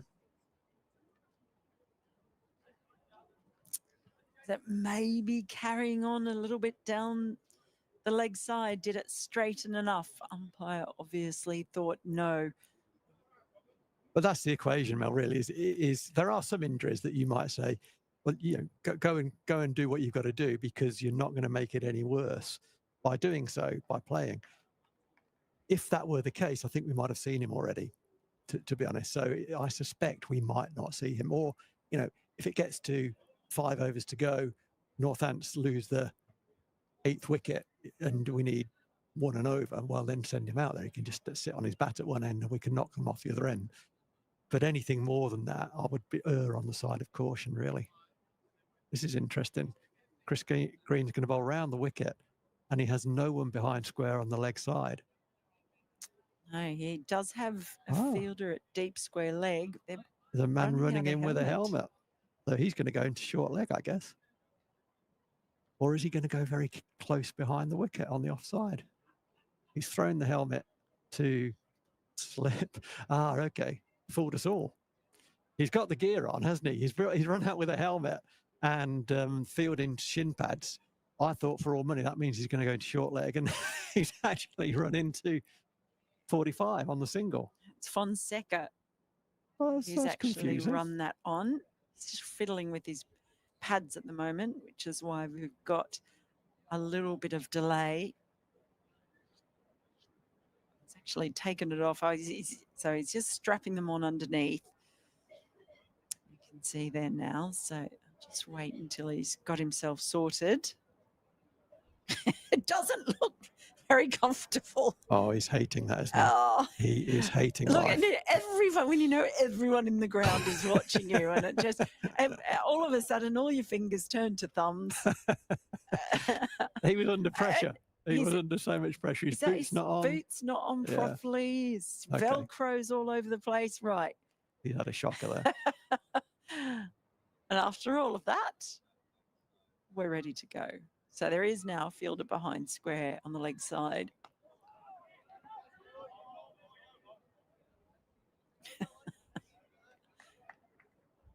But he has brought in the helmet. So he has. This is a clever field, this. Because there's a man on the boundary for the reverse sweep. The pace Chris Green bowls at, the drive ball goes there as well, just behind on the offside. It's a clever field. I really like this. And he's got another stumping. Well, that is sharp work by Bell again behind the stumps. And it's all going wrong for Northants now. The 5th wicket to fall. And it's Safe Save as well, who's been in such good form for the home side throughout this season. Throws his head back in disbelief, but he left himself wide open to that one. Yeah, he did. He bowls quick, doesn't he? I mean, everyone in world cricket knows Chris Green bowls quickly. That ball turned. Sharp turn. That did turn. But coming down the wicket to a guy who bowls that quick is hard to do. And that one did turn as well. He's not known for spin, Chris Green. He's known for great control. But it was good enough, wasn't it? Good, it turned past Safe Save's outside edge and was a comfortable stumping. And that was Northants. The run rate's got to 5.5, so it's not easy to score. We've seen that in both innings, and Safe Save decided that his best option was to get down the wicket. And yeah, I mean, he may think differently. It was such a good such a good sweeper, reverse sweeper. He can get away from the ball and cut it inside the man on the 45. He didn't try any of those options. He went for the big risk option early. I like to see players go through gears so you can almost see, okay, he's tried that. Okay, now he's run at him. But that was, I'm just going to run. And Green's played a few games of cricket at this level. He's been around the world. He plays in all the franchises, and it was just too good, really, for Saib on that occasion. Now, I wonder too if he saw him shake to come down the wicket, because that ball pitched quite wide of off stump to start with, and then by the time you got the extra turn as well, I mean, you missed it by a mile. He did. Missed it by a long way, Saib. It was much easier stumping for Bell on that occasion. As long as he catches it, he's going to stump him there. It's for me, it was just, you've gone to risk to risk factor 5 rather than going through 1, 2, 3, and 4 on the way to get there. That's my observation of that, because he's got options. Saib. That's one of the great things about the way he scores. He has options. Well, the skipper, Lewis McManus, comes to the crease then with a rescue job to do for his team. Nifty little sweep. First up is going to be rewarded with 4 runs. Played that nice and fine. Just really helped the ball on its way. Seeing that pace of Green. It was a lovely shot, wasn't it? It was premeditated. You could see where his backlift went to. He was already thinking of playing that shot. With the pace of Chris Green, scoring behind the wicket is a great option. Well, they've brought in a short leg. They've got a short, fine leg as well as a slip. So the helmet's being put to good use now. I'm glad. After because Fonseca went through the mill getting his kit on.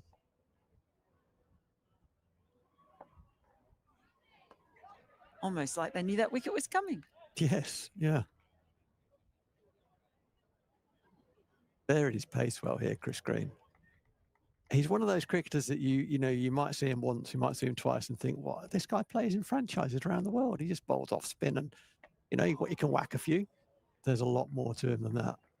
He's got this one really fine though, and it's slowing up, but it has just enough on it to roll over the rope. And that is another boundary. 2 so far for McManus, both very fine, both behind the wicket, just on either side. So a little bit of relief along with a little bit of aggression, but a long way to go. At the end of the 23rd over, it's 97 for 4. But the big question is, are they short one batter with Ricardo Vasconcelos not coming out in his customary opening position? Not seen any sign of him at this point. Yeah, so if that were to be the case, that Vasconcelos is not going to bat, that's effectively 97 for 5. And yeah, that would put a lot of pressure on the rest of the batting lineup.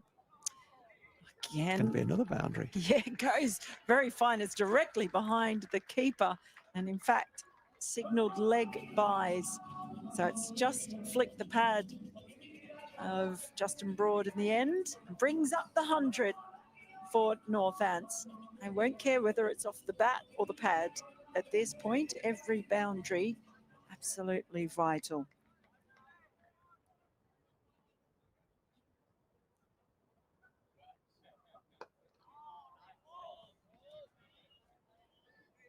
So turning out to be the sort of pitch here based on these last couple of games that spinners might really enjoy a trip to Northants.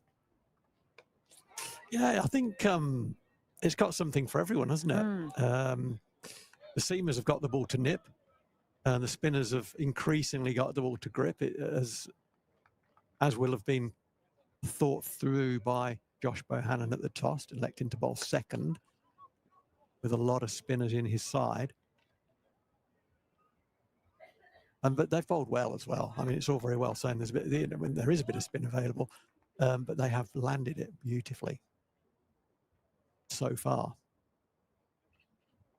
Oh, that's bounced. Wow. Yeah, you can see the reaction of Broad. He was not expecting that. In the end, did well just to get on top of it. He did.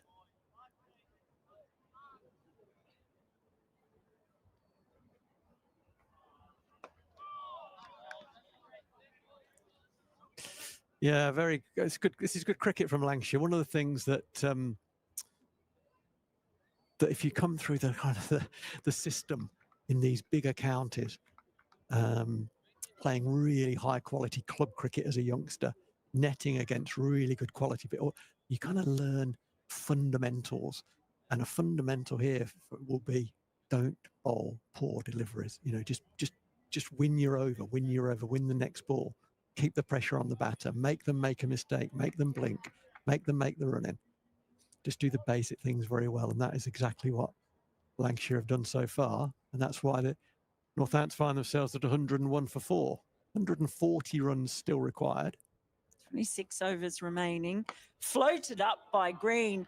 And that is just lofted up, easy as you like. What a shot. 6 runs. Well, Lewis McManus and captain has decided he's going to take charge here now. Wow. He plays that shot so well. As the bat is coming to the ball, you kind of think he's going to knock it through the gap at mid-wicket, but he just launches it over long and went well into the crowd. That has forced a change in the field too, with Long on back now. Finds a gap just behind square leg. Well, the captain has come in. He's only faced 6 balls. He's on 15 already. 2 4s and a 6. So he's playing on a different surface. He's playing a different game. He's got to play positively. Put some risk back into the bowler.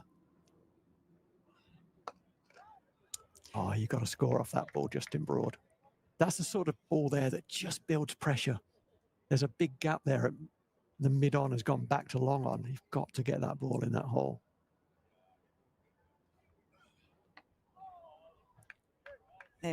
He's played quite a few of the deliveries in the last couple of overs very, very cautiously. Justin Broad, he's just got himself into he's got himself a bit bogged down. He has.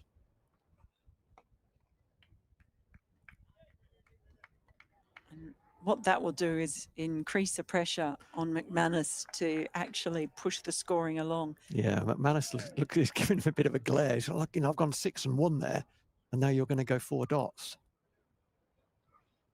He hasn't gone 4 dots. He's swept the next one for 4. I heard you. Yeah, good lad. Did Justin Broad. It needed doing, and he did it. So good on him. It did. Just breaks the shackles a little bit. It was well swept as well. And 25 overs have gone. 112 for 4 now. 129 runs to win. So runs-wise, they're right in the mix. Yeah, absolutely. Right there and thereabouts. Almost halfway to the total. We don't know if they've effectively lost half their wickets, though. And if that is the case, then the only recognised batsman to come, if Vasconcelos is not going to take the field, is Gus Miller.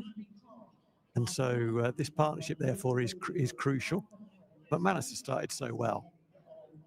I'm just going to look at the scorecard because how many overs has Iyer got left? Venkatesh Iyer, who bowled very, very well from the David Capel end.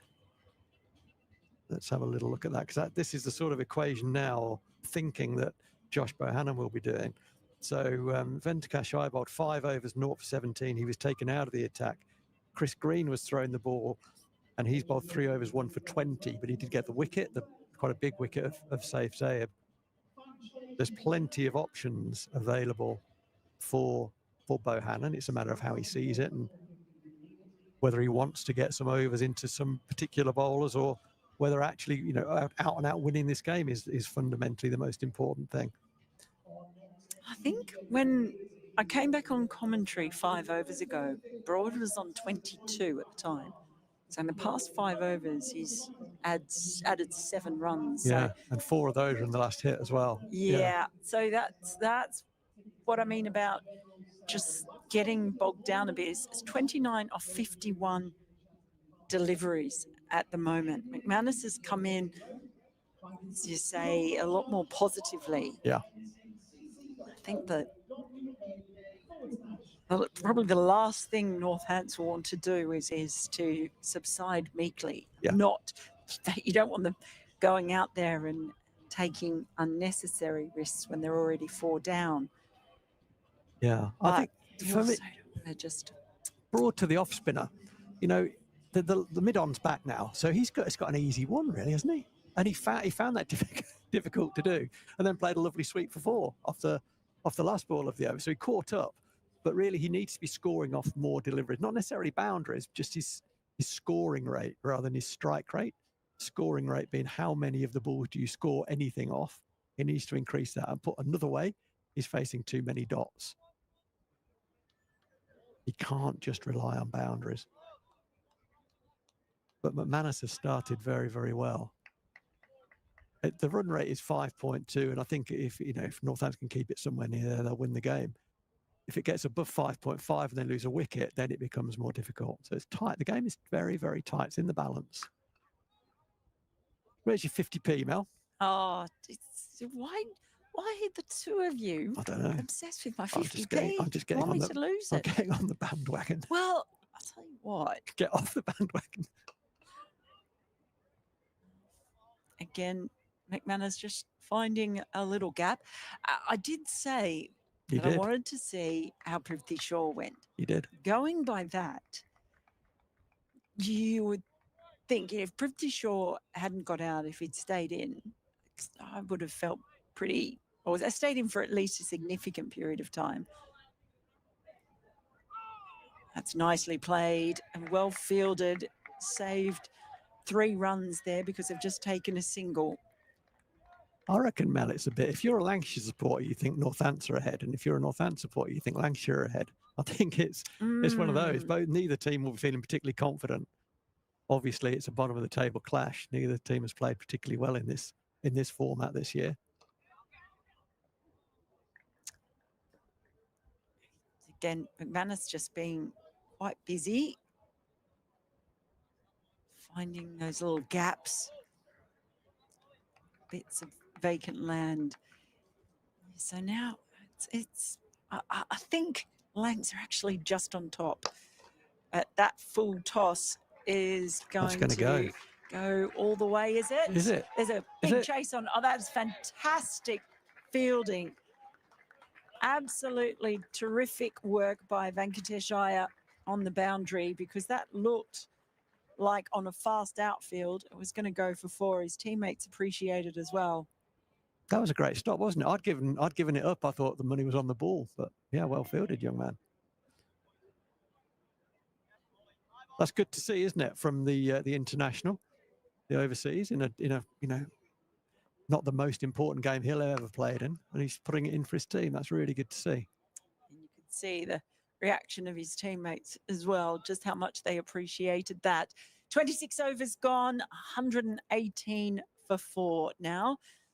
McManus is definitely the most proactive. I think the shots that he's played is maybe just pushed Broad on a little bit.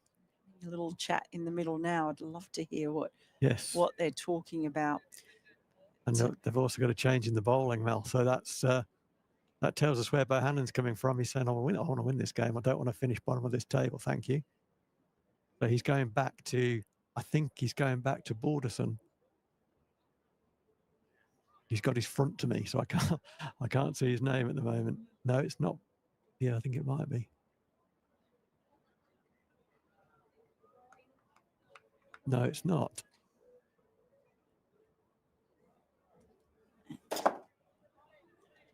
We'll come back to you. I can't quite see who that is at the moment. Barnard. It is Barnard. Well spotted. Yeah, it is. Yeah. The left arm spinner replaces off spinner. They found the off spin to 2 right-handers was not posing enough of a challenge, but the ball now turning away from the right-hander. So just mixing it up. He's got lots of spin options. Got loads. Bohannon, hasn't he? Yeah, he does. Yeah. So, spoilt for choice, really. That's turned as well. As we have seen some turn quite prodigiously. Just beating the outside edge of the bat, Barnard. Yeah, 6 men in the ring as well. One of those going to a catching position. I like this. I do. Yeah, You love an aggressive field. I do. Put a bit of pressure on. Yeah. You know, he's been in 55 balls, but slip's just gone in. That's good cricket. Goes for the reverse sweep. Fielder there. Just misses with the dive. There wasn't much in it. Iyer is going to run around and cut off the boundary. Come back for a third, but that was not far away. In the end, the reverse sweep today has brought around quite a bit of excitement. It was Josh Boyden who dived just that one ball out of reach.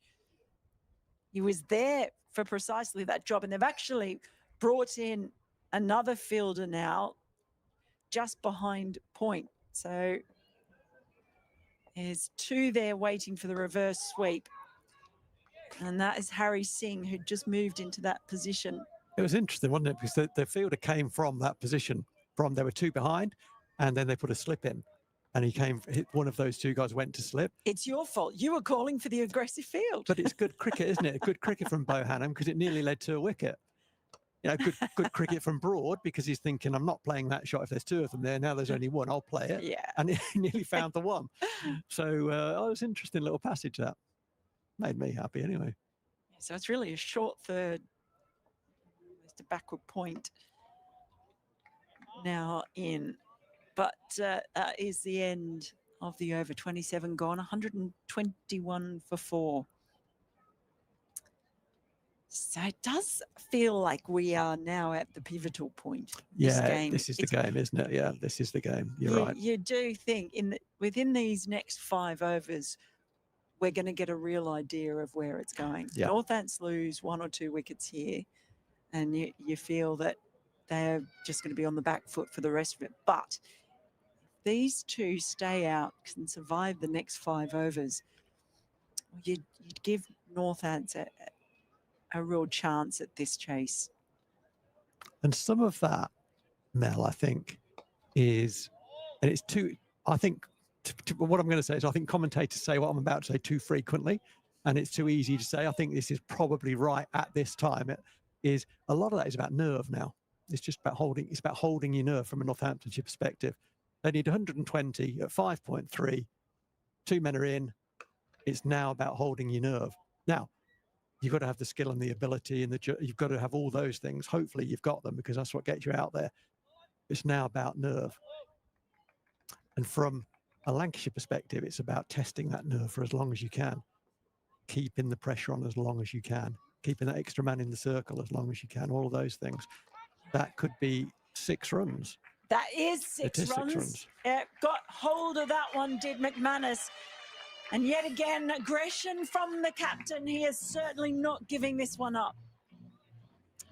Yeah. And he's got to lead in that respect. And he is leading in that respect. He's 23 off 14. He's already got 4 boundaries, 2 6s, 2 4s. And each one of those has been a completely different area of the ground as well. Going for the slog sweep on that occasion. He scored boundaries fine either side of the wicket. Played a glorious shot over long on for 6 as well. That was a beautiful shot, wasn't it, off green? That was such a lovely strike of the cricket ball. That was probably the pick.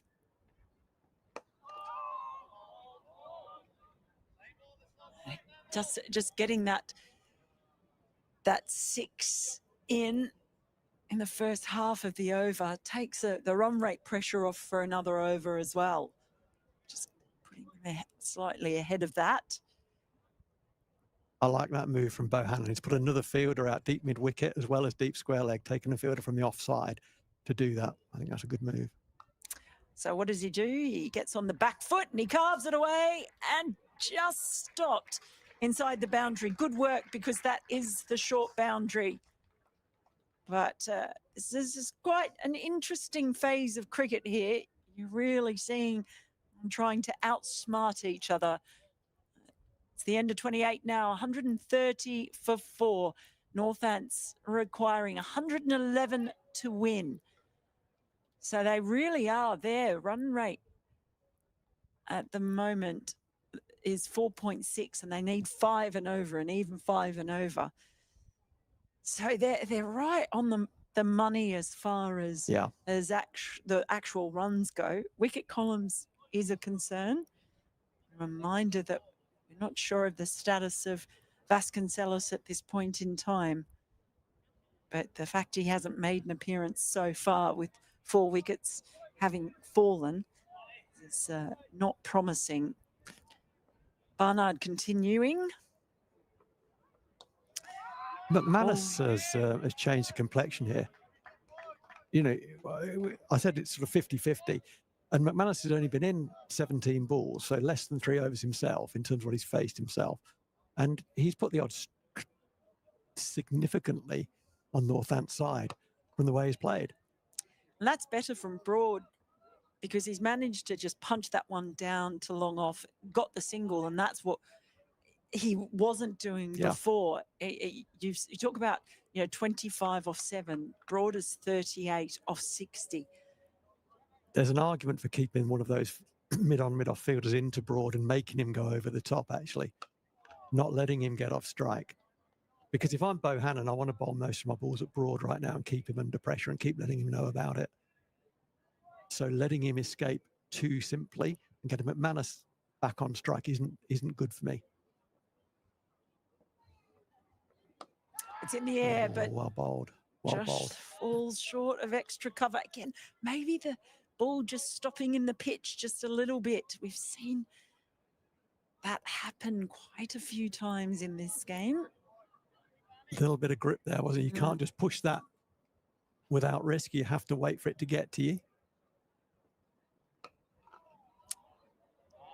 Goes back to the cautious defence. Oh, this is interesting. This is great. I love this.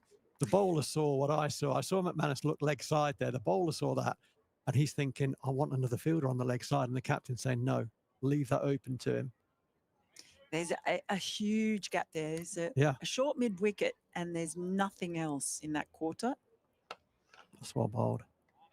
Good captaincy, that. Good cricket. I really enjoyed that. You said just a few minutes ago, it's a bit cat and mouse. So I think it really is. It's out thinking, not getting too far ahead of yourself, but leaving gaps, trying to create some doubt in the batsman's mind. And the bowlers are bowling well to good plans that Bohannon is orchestrating there. It's nice. It might not be, kind of top draw first 11 cricket, but it's very, very interesting cricket.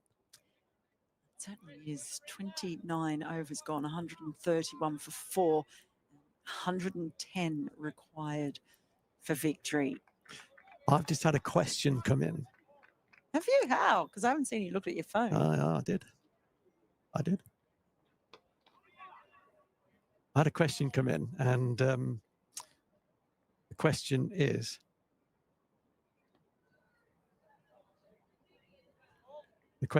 from an unknown source, is where has Northant's 50-over campaign fallen short, and how do they look to improve that moving into next season? And I'm just about to go off and have a break. Oh. And that's going to give me time to think about it. That's a drag down and smash for 4. Yeah, that was too tempting. Just pulled his length back. It was enough with McManus. Wasn't going to let that one go by. He races to 29 off 22. And Northant's now 136 for 4. These two have put on 47 already. You've got a few balls. Oh, it's an edge, but it's going to go for 4 as well. So McManus, even the ones he's not cleanly hitting are going. Okay, wow. The 4's being hit. What's your answer to the anonymous question? Where's it gone wrong? How do they fix it? Yeah, I'm going to answer it in a second, but I will come back with a more considered answer. Okay. I need time to think about it. But then my short answer is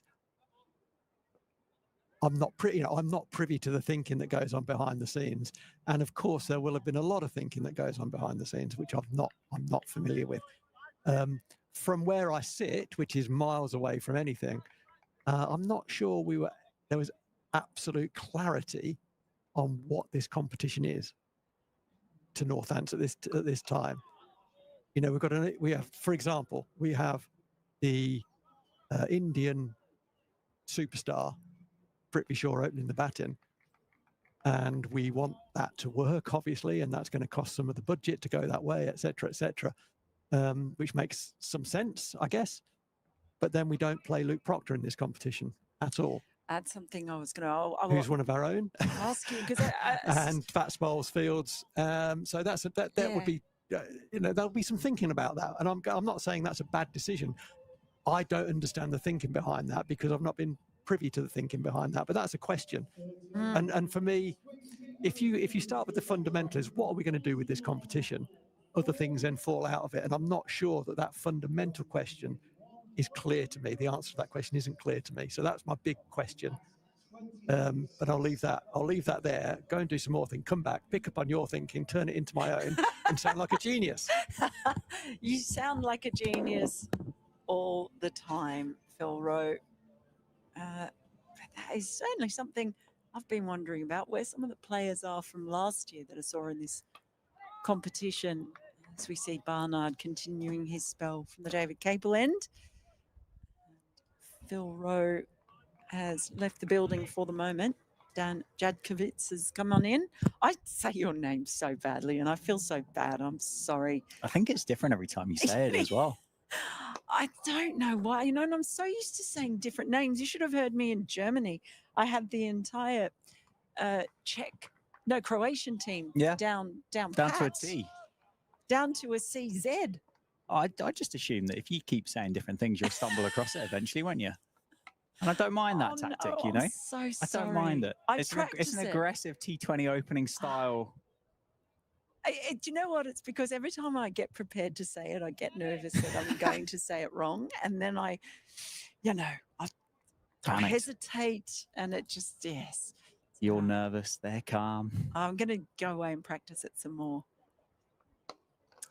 We got a game of cricket. This is good. It's really. This is good. This is tense. That's what I said probably about 3 or 4 overs ago that the next 5 overs we were going to have a real idea about where this was heading. At the moment, I think it's heading to be a bit of a nail biter. I mean, Northants are, if you looked at it pound for pound, Northants are in front.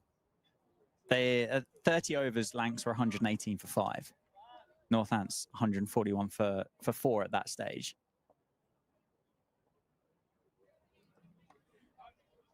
Have Northants then got that kind of acceleration at the end, or can they go quick enough to keep up with that acceleration that is going to come later on that kind of like for like, pound for pound comparison? I don't know. Obviously listening, you two spoke a lot about whether Vasco was going to be available to bat or not. And if he isn't, then essentially we can add another 1 to that, and that's 143 for 5. With Gus Miller next, who's been in good form. And then you get into a tale of Rafi Weatherall, Ben Sanderson, Freddie Heldrick. It's finally balanced. I like it. Where would you rather be on a Sunday?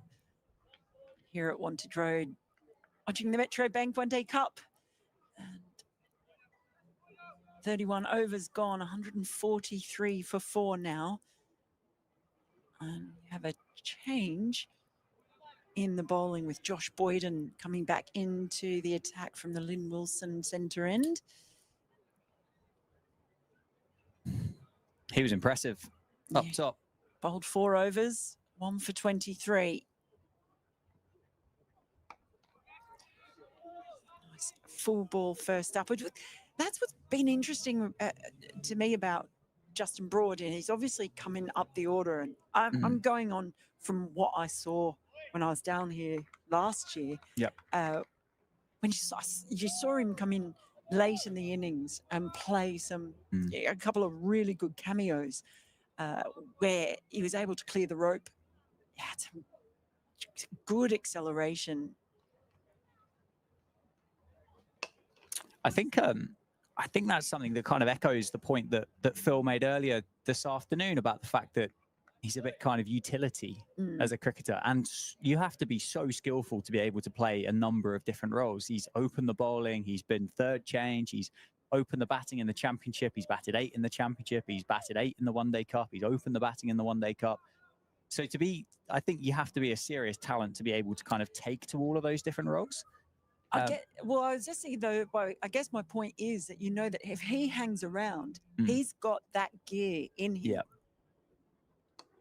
And just tucks that one away. McManus will be brought back onto strike. So even though he has looked bogged down at times, particularly early on in this, I think McManus has kind of given a bit more oomph to his own innings. But you know that if he hangs around there and he's there in the last sort of 7 or 8 overs, he's got that extra gear. Yeah, and McManus has taken plenty of pressure off him here as well, isn't he? He's actually now a bogged down Justin Broad doesn't look that bad on the scorecard now that the captain's gone out there and is 32 off 36 with the boundaries that he's hit in the innings so far.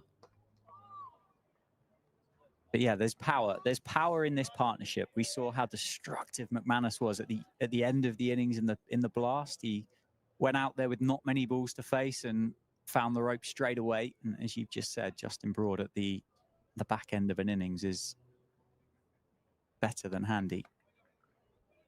That's BTH as opposed to MTH. Yeah, just add another letter in there, yeah. I don't know what the difference is, mind you. I think better than handy is better than more than handy. If that makes sense. More than handy is like, but better than handy is. Yeah. So I think that's another notch up there. So they do have a partnership here that can go on and win this. It's been crucial for them, 95 to win now. But having said that, Lancashire know that another wicket, all of a sudden it opens everything up for them. And it's gone very fine. It's going to be another boundary for McManus. It's the second one he's scored in that area. He's finding them all around this ground, just straying onto the leg side, and McManus helping it on its way. Brings up the 150 for Northants, and McManus has almost caught up to Broad, and he's faced around half the balls. Broad 42 off 65, McManus 40 off 34. But as long as they both stay out there, I don't think he'll mind that Broad has gone slower if he can stay out there. Yeah, it's the skipper's come out and played kind of an innings out of character, not out of character for him, but out of character for the day so far. Nobody really has been able to go out there and strike at above runnable from the start, and Lewis has done exactly that so far. He's only scored, before today, he'd scored 95 runs in the 6 innings in the build up to this game. The way he batted right from the very start, Barnard continues. The way he walked out, it's been very much a skipper's innings, a captain's innings, where he's batted as if to say, look, we're not going to go down without a fight here. It's been tricky, but you know what? We're playing a team that's below us on the ladder. There's only one team below us on the ladder. They're here now. So let's not just be meek about this. Yeah, 100%. And I don't necessarily know whether it was a stage of the innings where it needed a batter to go out there and kind of puff the chest out and go, you know what, I am going to take this game to you. It probably didn't need it, but actually it's made a huge difference to the context of the game. Like Lewis McManus could have gone out there and he could have dug in. He could have given himself half a dozen overs to have seen it, to got going, and maybe said to Justin Broad, look, you've been in now, come on, you need to. But he's, as you said, it's the skipper's innings. He's walked out there and he's taken responsibility for it.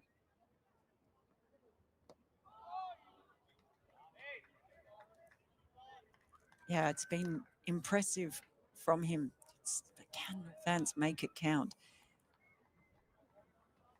There's some interesting stuff that Phil Rowe was talking about too before you came on, Dan. Just that caution.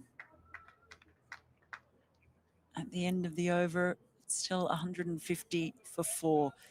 91 needed for victory. Yeah, I have to say I was surprised because I had my notes from last year that I brought down, and I suddenly realized I was jettisoning so many of the players and moving them down the list. And I was wondering what had happened with people like Rob Keogh and Luke Proctor that I was so used to seeing last year when I came down. Obviously, Emilio Gay has decided to move on as well. And they were 3 names that you thought were quite key to Northants not that long ago. So not sure what's been happening, but there are obviously things going on behind the scenes. Not sure whether people are out of form or out of favour or what's quite going on, but it's a very different lineup to last year. It's noticeable when you come on and then you go away for a while and then you come back. Yeah, of course. And I think I'd echo the point and almost kind of say that it's noticeable when you haven't kind of been away and come back. To be frank, it's a young team, this Steelback side. Shot that absolutely flew off Broad's bat. And he may have been bogged down at certain times in his innings, but you know he's got that kind of shot in him. He's timed that really well, hasn't he? He's almost gone through backward point for 4, raced away down towards the coffee van. Short boundary that side, but it flew across the outfield. But I think like with that kind of youth and the inexperiences, I suppose that to play devil's advocate to it, you've got a known quantity from some players, whereas actually a few of the younger ones, you're never really going to know unless you stick them out there and give them a good go and see what they're about.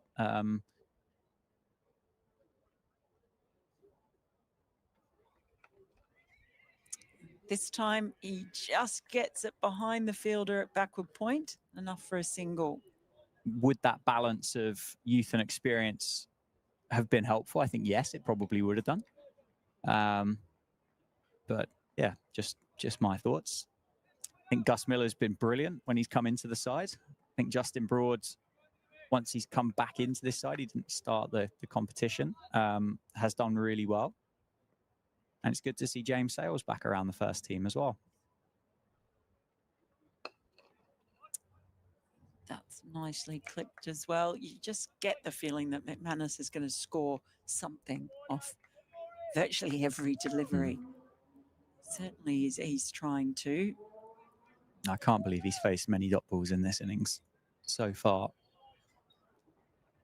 It's certainly been entertaining to watch.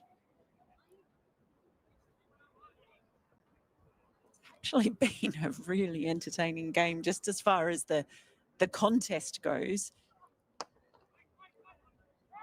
Intriguing. I still don't know how it's going to finish either. But I do suspect it could go down to the wire. Like 84 to win. 16 overs. You would put Northants ahead now, I think. I think but not so. by much. Yeah. And it changes with a wicket. Yeah, or a quiet over or a quiet 10 balls. Yeah, only just ahead.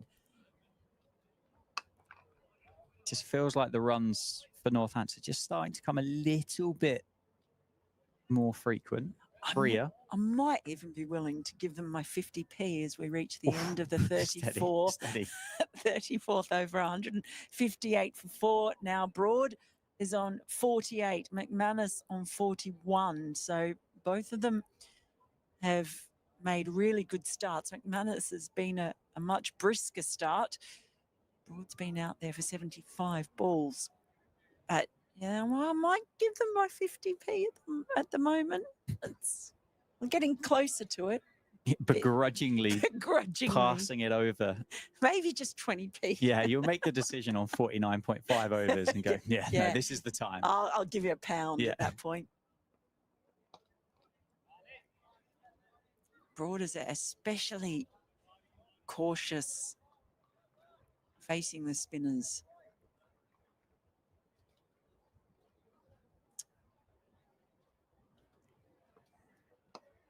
Yeah, I guess there'll be a little bit of extra weight maybe on the shoulders of Justin Broad. There's an opportunity here to go and win a game of cricket for the Steelbacks with the bat. Is he prepared to take that risk on the chance that it doesn't go quite right, particularly when there is the time left in the game? Certainly very watchful, isn't he, against... Do you know what was, though I hadn't realised as well, this is actually his highest ever list day score. His highest before this was 38 not out, which is, I think, the game I was down here for last year when he batted with Tom Taylor. And that's where I watched him go. I think I watched that 38. It's like, you know, he really biffed it about a bit in that 38. So he's already got his highest list day score. Probably important to recognise that as well. He's in unfamiliar territory.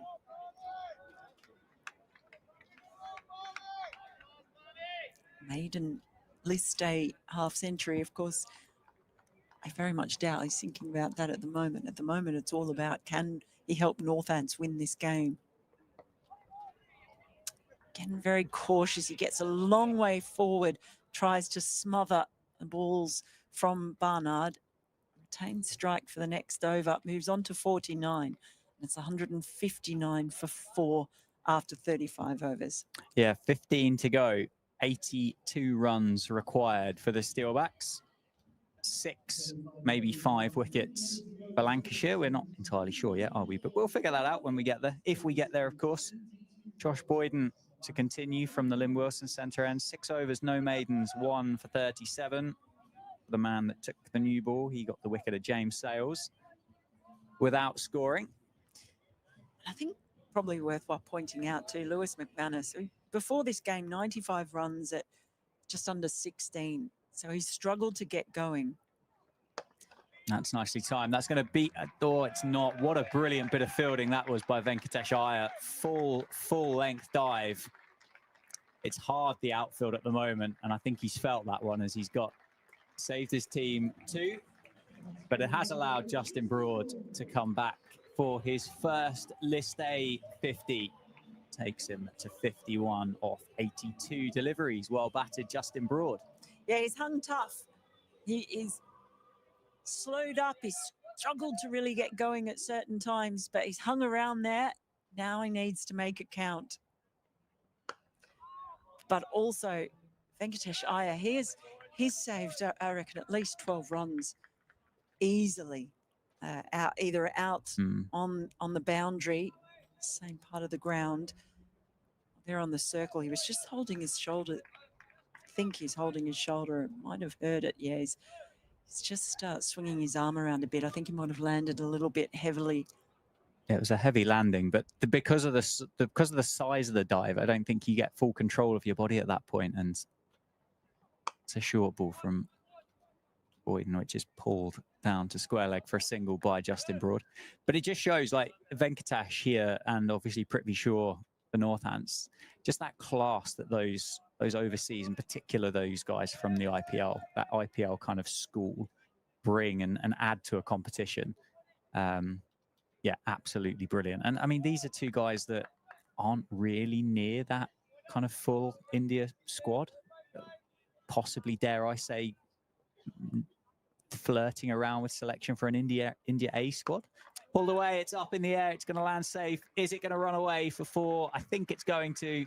Skips away down towards the covers. McManus continues as he started. 45 off 37 for the skipper. 166 for 4. 75 required. This has been a terrific innings by the captain. Exactly what his side needed. They just look to be all in the doldrums. No one quite going on with it. Now, Broad has got his 50. McManus is closing in on it. Just the range of strokes. It's hardly been a part of the ground where he hasn't exposed some kind of weakness, giving Josh Bohannon, I think, probably a real headache in working out where to set a field for him or how to set a field for him.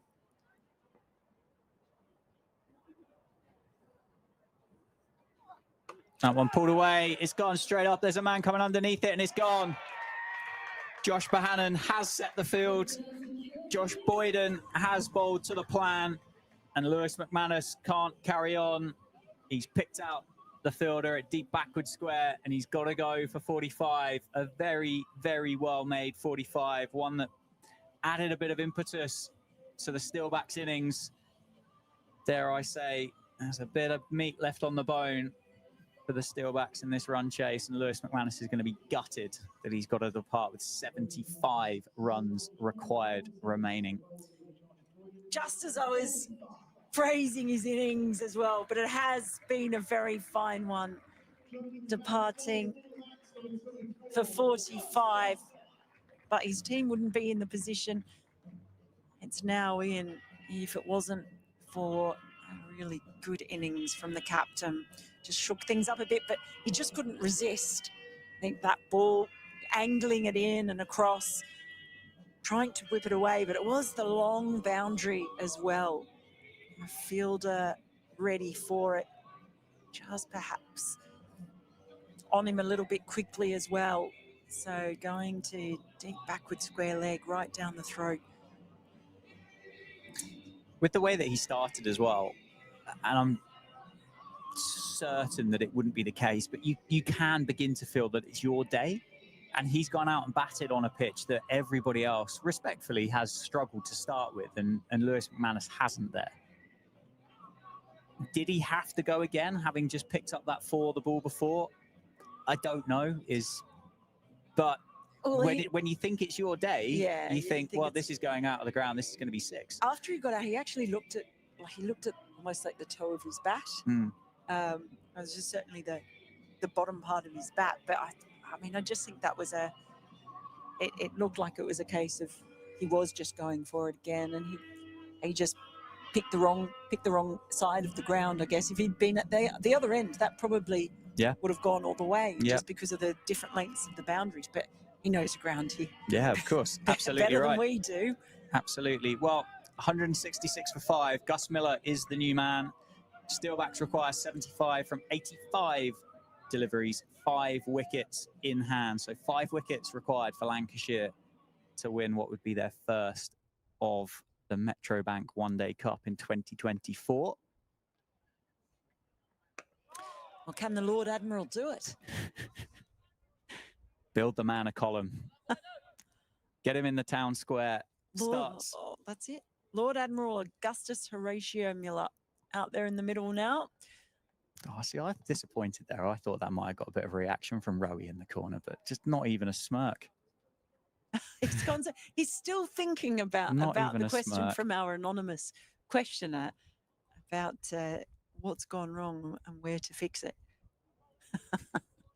I do think it must be very tricky for a lot of counties at the moment, because with the different formats and the way the season's structured, and the fact that this, let's face it, this competition has effectively been downgraded. Yep. Nice shot. It's going to take on Venkatesh. He's quick across the ground. It's going to be a single.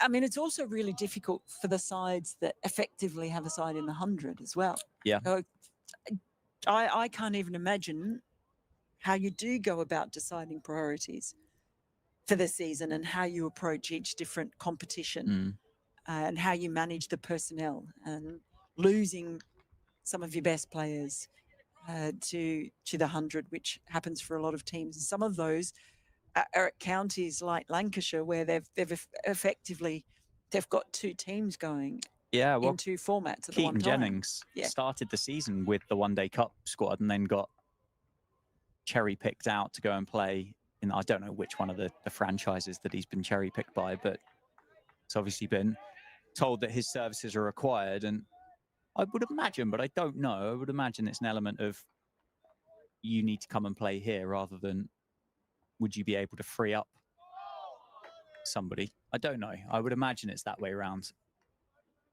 Yeah, just having the 4th competition, I just imagine must make it really quite difficult when you're building a squad, but also you're working out how you approach each particular format and comp. Not easy. Not at all. Charlie Barnard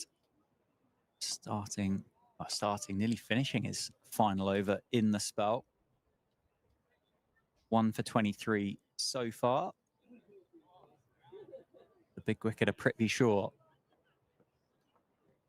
Oh, and there's an appeal, but I think that's drifting, sliding down the leg side. No, it's tough. It is tough.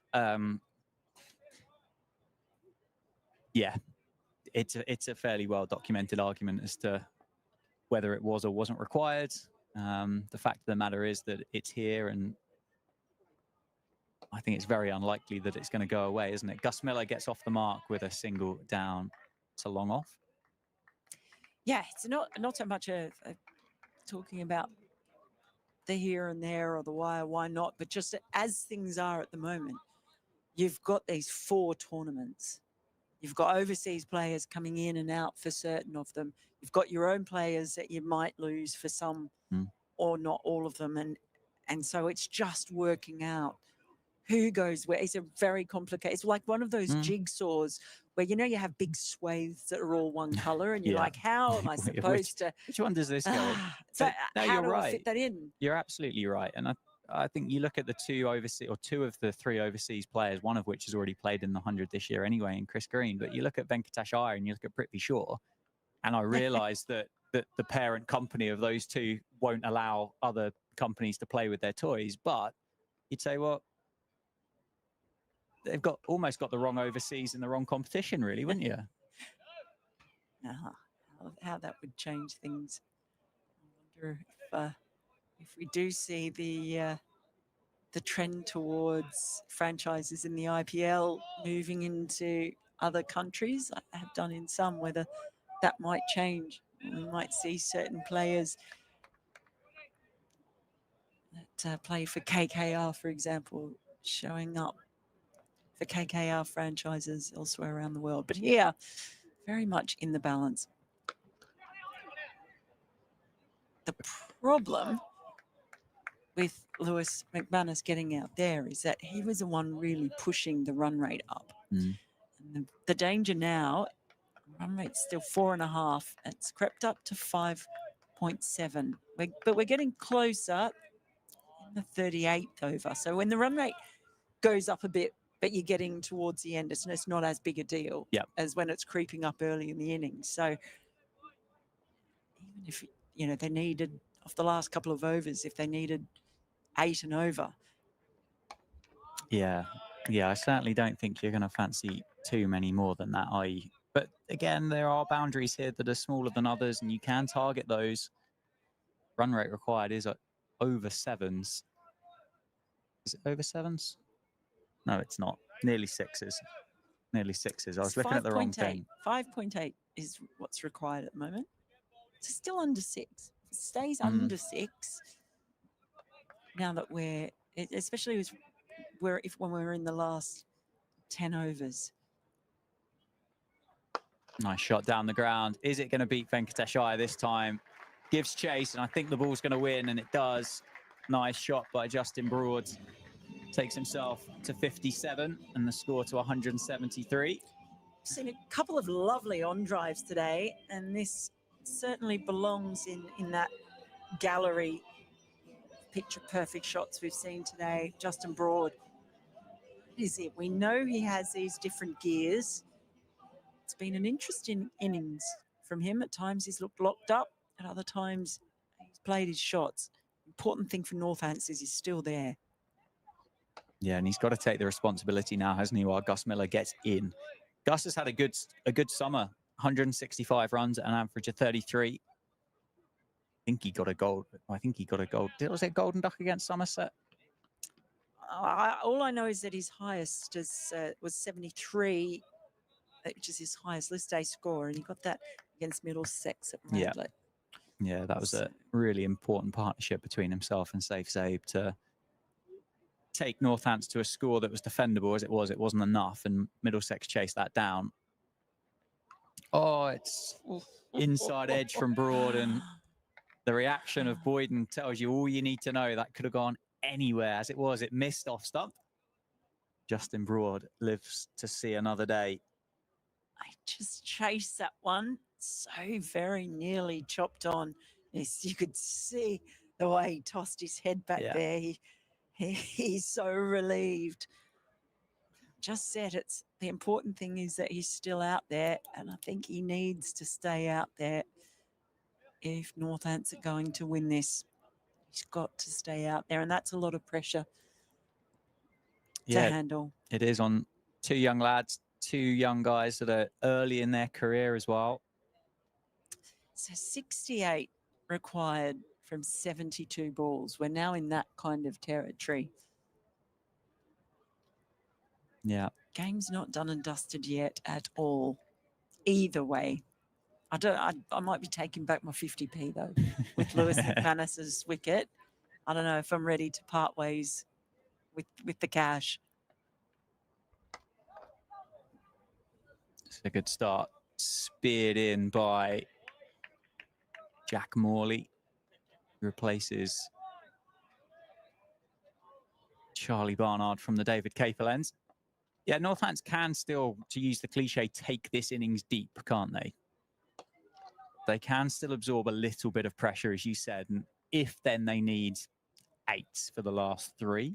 If Justin it's Broad's still there. Yeah, and if he's still there, and I mean, I haven't seen Gus Miller before now, so I know that Justin Broad is capable of doing that, though. Yeah.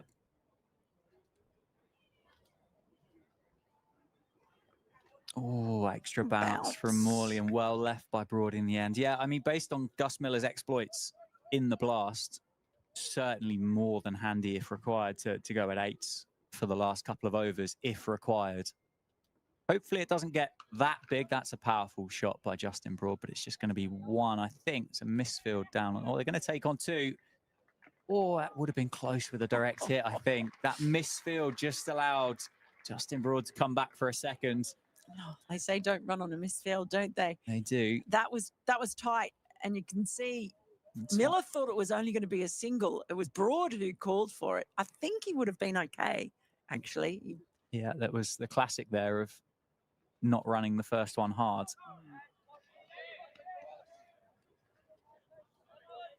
So when you looked at it on face value, you thought, well, he's just going to pick it up, underarm it back, and it's just going to be a single. But the misfield, you run that first one hard, that second one becomes a little bit more comfortable. As it is, they got back through anyway. Nice punch down the ground by Broad, takes him to 60. End of the over. He'll keep the strike as well. 177 for 5 off 39. 64 needed from 66. Yeah, they need to keep it under a run of ball. Nearly level par, isn't it? As long as possible. Try and keep it under a run of ball, especially if they can do that when they've got a new batter in, having lost their quickest scorer easily for the whole innings. And then they're giving themselves a shot, and it looks like Chris Green is coming back into the bowling attack. He's changed ends. He's bowling from the David Capel end earlier. He's switched to the Lynn Wilson centre end. He got the wicket a safe save, didn't he? Stumped by George Bell, and then got Lewis McManus. And then he's ended up going 8 for the 3 overs, including the wicket a safe save. Yeah, no, it's one of those things where so often if you just looked at a scorecard, you really don't get a sense of it at all, because I actually think he's bowled really well. And it was just that Lewis McManus took him on really well. He did find some turn. That ball that he got safe save out with, pitched outside the off stump and turned away. Safe saved it, missed it by quite some margin as he charged down the pitch. Starts with a bit of a drag down into the surface. Broad takes the single, gets the new man on strike in Gus Miller. Yeah, and I think Chris Green will be quite happy with that, because I think Miller is who he really wanted to bowl to. Broad was very cautious when he was facing Green earlier, though. Played very defensively, got a long way forward, tried to smother him. So I'm interested to see how Miller there's plays. A slow response. That's going to be close. Justin Broad makes it in. The two of them, Broad and Miller, looking at each other for a while, and eventually went. That's a great bit of fielding, wasn't it? Well, In on the square. they both took a step forward. I think he was I think okay. he was in. They both took a step forward and then both stopped at the same time and then started herring off again. There was one of the T20s, one of the blast matches that Gus Miller's running was exuberant, I think would be best way to describe it. Caused a bit of a stir. I don't think actually ended up causing a run out, but there were moments that certainly made sure the fielders were on their toes, that's for sure. Exuberant running makes him sound like a Labrador. Little puppy. Bounding. Yeah.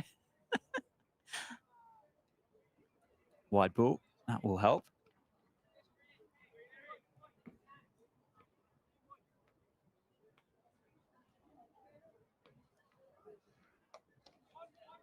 Really interesting here, Chris Green. The first one looked like a drag down. Everything after that has been the exact same ball. It's been deliberate by Chris Green. If you look out the window, we've got two catches down there, one just behind square, one at deep mid wicket, probably 10, 15 yards off the boundary. They're both there for that catch. Just for the Steelbacks batters, maybe just to go, oh, it's a long hop. I can pick it up. Oh, no, I haven't got enough of it. Instead, they've actually just been dropping the ball quite softly, taking the singles, which isn't the worst option. No. They're limiting the dot balls. It's certainly one of those deliveries as to how long you can keep the voices quiet inside your head as to not try and pick up the, in inverted commas, drag down and hit it out of the ground. Anyway, 40 overs have been bowled. 58 are required off the final 10. Justin Broad is on 63. Gus Miller is on 5. I'm going to leave you at You this can point. stay if you want. We can have a third microphone. It's completely. Oh. Did you want to stay involved with the final 10? Or I'll tell you what, I'll come back for the last 5. go for it. Because I'm going to go see a man about a dog.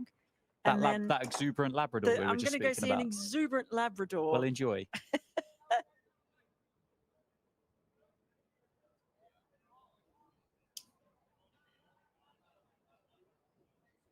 $58 required off 60 balls for the Steelbacks.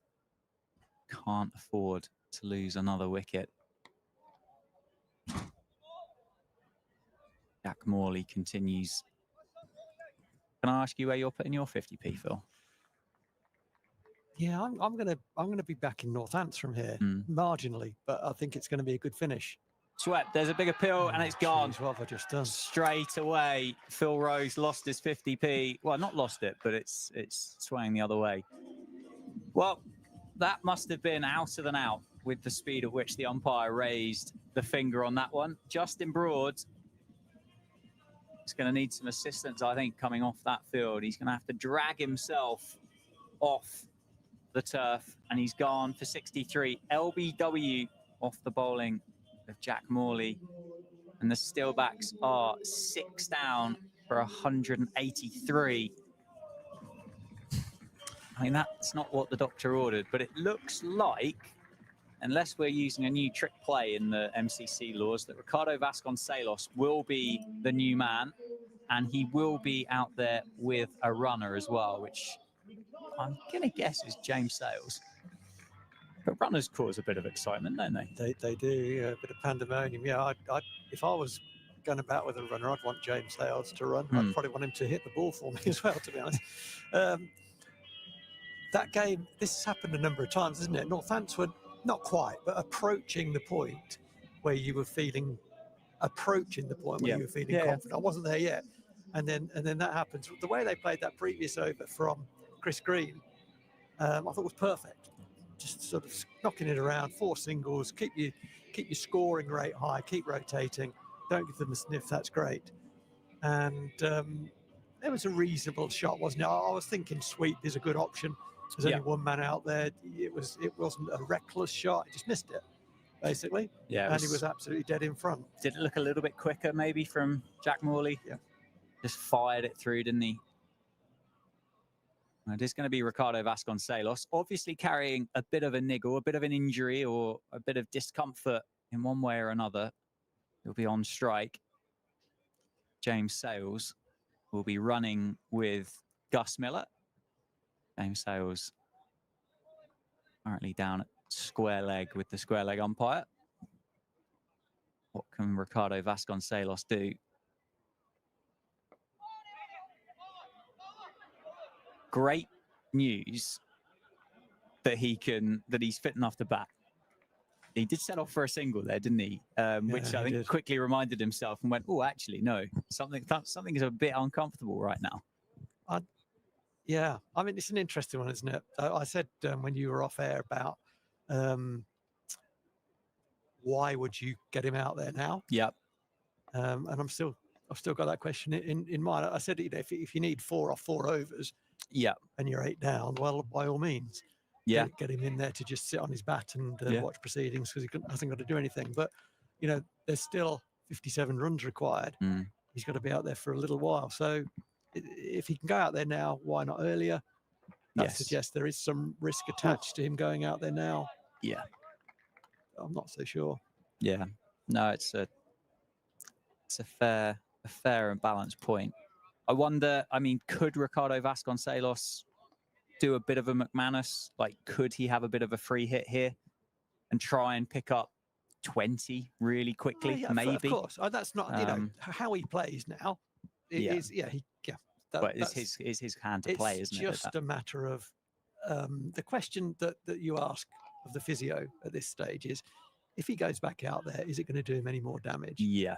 And I assume that the answer to that question is probably no. It's not going to do him any more damage. In which case, why doesn't he go in earlier?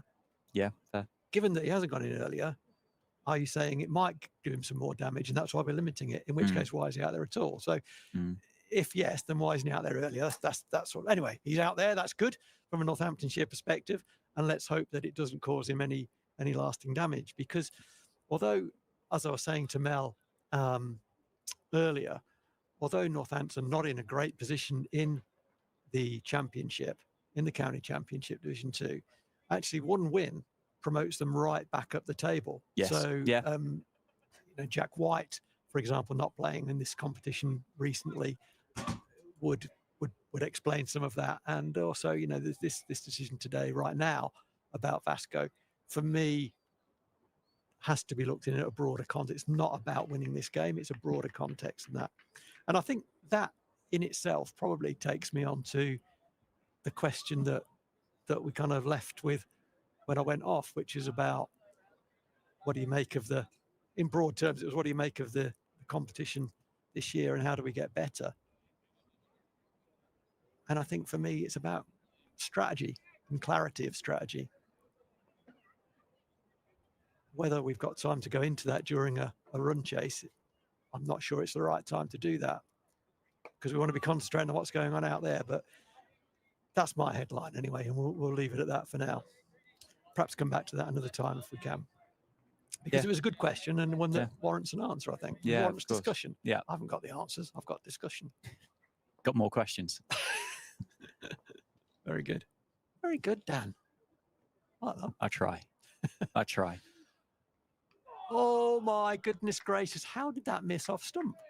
It's not bounced, is it, from Chris Green? It's kept very low, but I think that might be an indication as to the hand that Ricardo Vasconcelos is looking to play, and I think it's probably the right hand as well. Yeah. If he's not going to be, you're saying it's the right hand for the left-hander? Yes, I am correct. Yeah. If he's not going to be dashing between the wickets, try and pick up 20 as quick as you possibly can. And it's led to a field change, hasn't it? I think Chris Green has seen the play and put another man out on the leg side boundary. It's well fielded. Cover. He's not. This is, I'm sorry, I've got to say what I see, haven't I? Vasconcelos is wincing after that shot. Yeah. What are we doing? Why is he out there? Yeah, I mean, 4 or 6 points in the One Day Cup, if Steelbacks are successful today and then against Kent for that final game, isn't going to make qualification, is it? So yeah, if he can't play the rest of the season, this looks absolutely ridiculous. That's a big shout. I mean, it's a big question. It was a question, if. But we'll see. We'll see what transpires. Yeah, absolutely. At the moment, he's 1 off 5 or 1 of 6 even, is Ricardo Vasconcelos.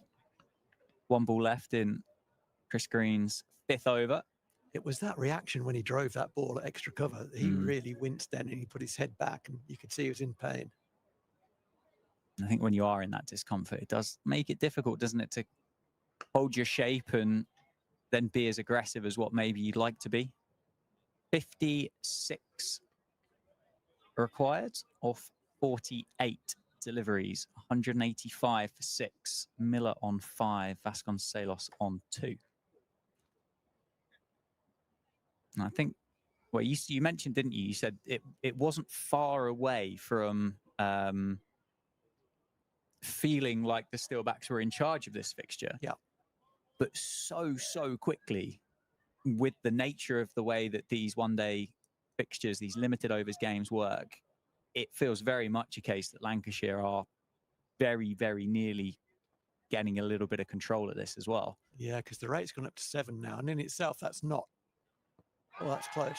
It's not the end of the world, but you got 8 overs to do that over rather than 3 overs. Yeah. I think you said earlier with Mel. Yeah. 8s, even 10s over 3 overs with some wickets in hand. Yes. Well, it's probably not a great problem, but when you've got to do it from a little way out. Oh, that's nicely fielded. Yeah, it just keeps the pressure on, doesn't it? Big sweep by Vasconcelos, the first ball of Jack Morley's 10th over. Vasco's 2 from 9 at the minute. Oh, bless him.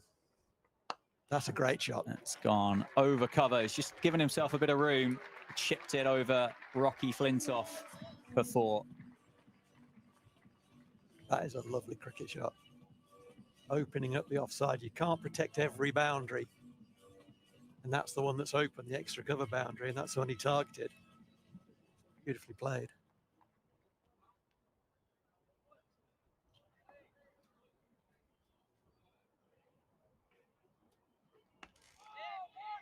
Extra pace on that by Morley in response, which is cut away by Vasconcelos for a single to backward point. 190, 91. No, it is 190 for 6. I apologise. Miller on 5, Vasconcelos on 7.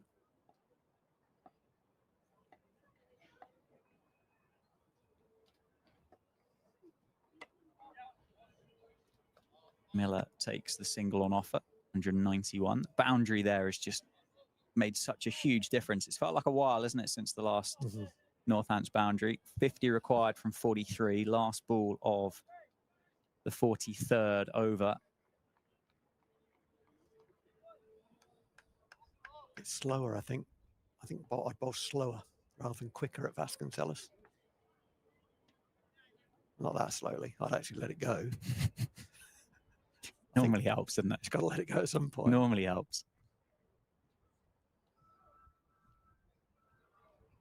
Into the surface down the leg side, and it's going to be a wide. That's a pretty poor delivery at this So stage. there's the 7 from the over that's required. You know he's not going to run at you, don't you? So you've got a bit of margin. It's easy from up here, isn't it? It's much easier when you don't have a cricket ball in your hands. It is. It's very true. That one played through square leg for a single. So 8 runs from the over, 193 for 6, 49, 48. Required from 42. Miller on 6, Vasconcelos on 8. How's the Labrador? Well, I actually I had to go outside for a bit because it's quite chilly, It is chilly. in here, and stepped outside and it's about 10 degrees warmer. Yeah, Dan's got the aircon up again. You can press the button if you want. No, it's fine. It's heating up out there in the middle as well. So I thought I'd come back on and join you for these last 7 overs. Yeah. Really has been such a tight tussle too. And, there's a couple of quiet overs with the wicket falling and then just 1 run coming off that first over. Vasconcelos is thinking too, it's such a different proposition coming in at this point of a match instead of opening the batting when you've got time to get yourself in. He doesn't have that luxury here. Absolutely, and spin both ends as well. That's not what he's used to, is it? There's that pace off delivery that you mentioned. the end of the last over. Chris Green, vastly more experienced, has read the script, and Vasconcelos sweeps it down to square leg for a single. Yeah, I think Mel, you said earlier, they want to bowl a lot of balls at Miller because although Vasco is injured, he is clearly vastly more experienced and a better player than Gus right now. There's no question about that. But Gus has got some, he's got some ticker, this kid. And it would be lovely for him to see the team home from here.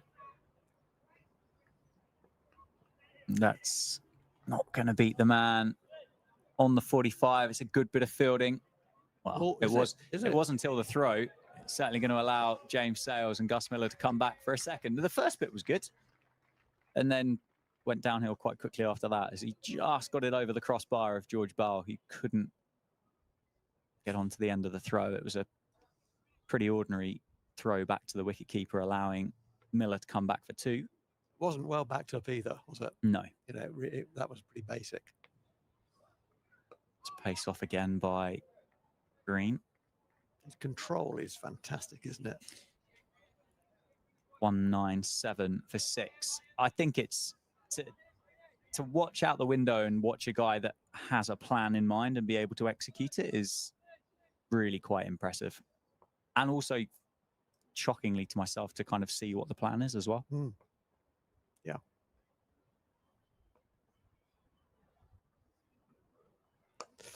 Yeah, I think they want to plug that gap. I was just looking at the field there for Vasconcelos. Green bowled around the wicket. He's got two men behind square on the offside, the kind of anti-reverse sweep field. And I don't think Vasconcelos is going to reverse sweep. So I would take one of those fielders, plonk him into mid-wicket to cut out that easy single. Mm. Yeah, or you'd at least allow Vasconcelos to have a look at a reverse sweep, if whatever injury he's got that he might be suffering from. And that's the other thing as well. Whatever injury it is, how much does it hamper his natural batting? Obviously, he can't run, but what difference does it potentially make to where he decides to score his runs and how?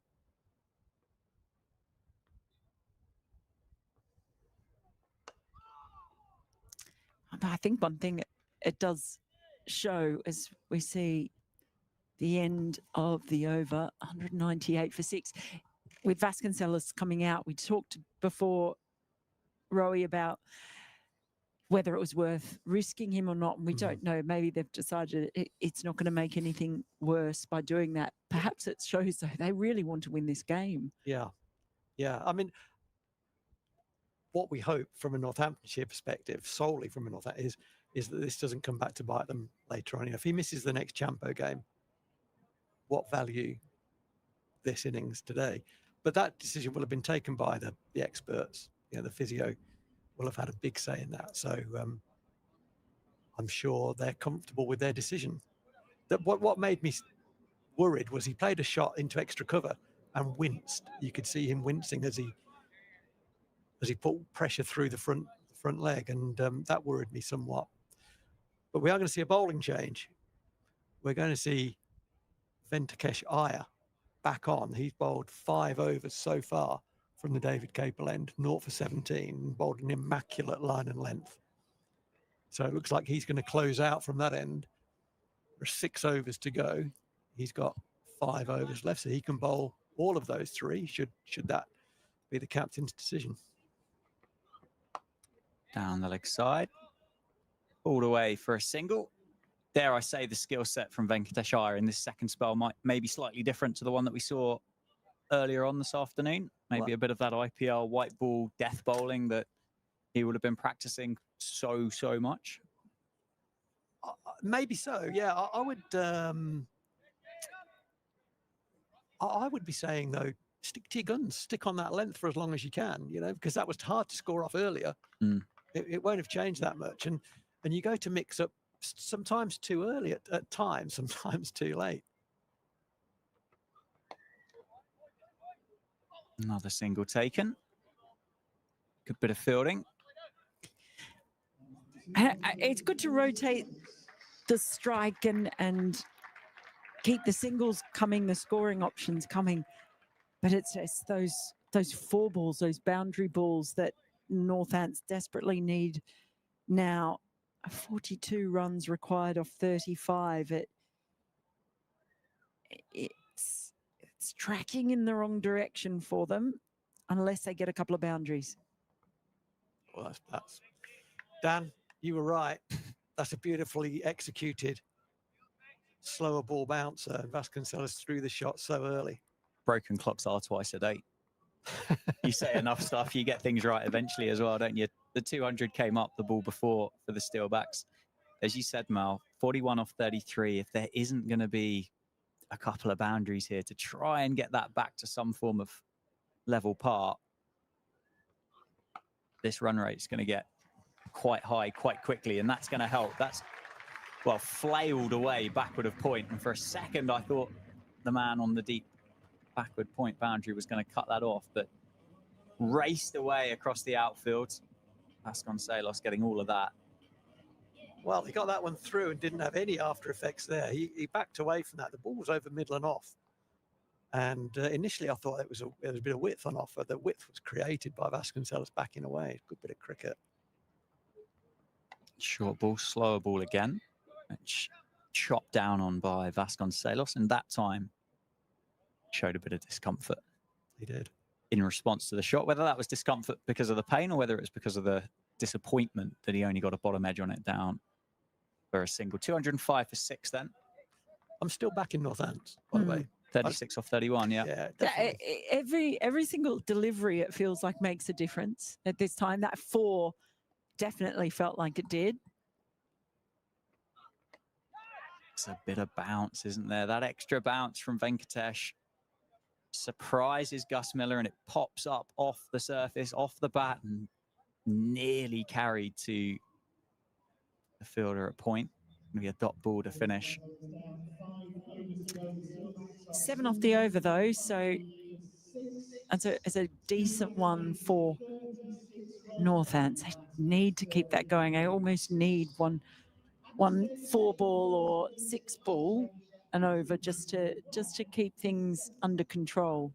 Yeah, that's one way to do it, and it looks like the favoured way right now is one boundary in the over, and they should pick up the 3 or 4 other runs that they require to keep up with the rate.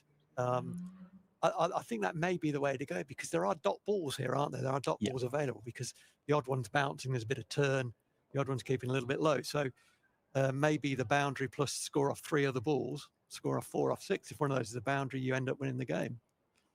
I think Chris Green's going to bowl right the way through here as well. He's got 4 left if they require it, if they want it that way round. That, or Balderson has 5 left. Boyden has 2. As you said, Venkatesh has 4 left himself. I suppose Balderson would be the one to go back to if it didn't work for Chris Green, but so much experience. Surely you'd be backing your 2 overseas here to get the job done for Lancashire. I would think that would be plan A. Yeah, I would think that'd be plan A. For people, particularly the Lancs people, who haven't seen a lot of Gus Miller, he's a young all-rounder. It's yet to be proven which is his stronger suit, the bat or the ball. And into the thigh pad of Gus Miller. Oh, he's got a golden opportunity to stake a claim for his batting today. It would be enormous if he was able to get Northants across the line. That almost looked like it swung. I'd love to see a replay of that. It's going to be quick to get one in between deliveries, because he doesn't hang around, Chris Green, but he bowls a thing that looks like it comes almost like a knuckleball type thing. Anyway, whatever it was a good one, and it was a dot one. It's a quick single taken by Gus Miller, which Lancashire are quite happy to allow for. Absorbed 2 dot balls. Very much Lancashire's over so far. Just 2 runs coming off the first 4 deliveries. And pressure now on Vasconcelos, because he's got just 2. You know that I desperately want one to be a boundary ball. There is that reverse sweep that we spoke about, and that's why they've got the two fielders there. Vasconcelos can't get it past them.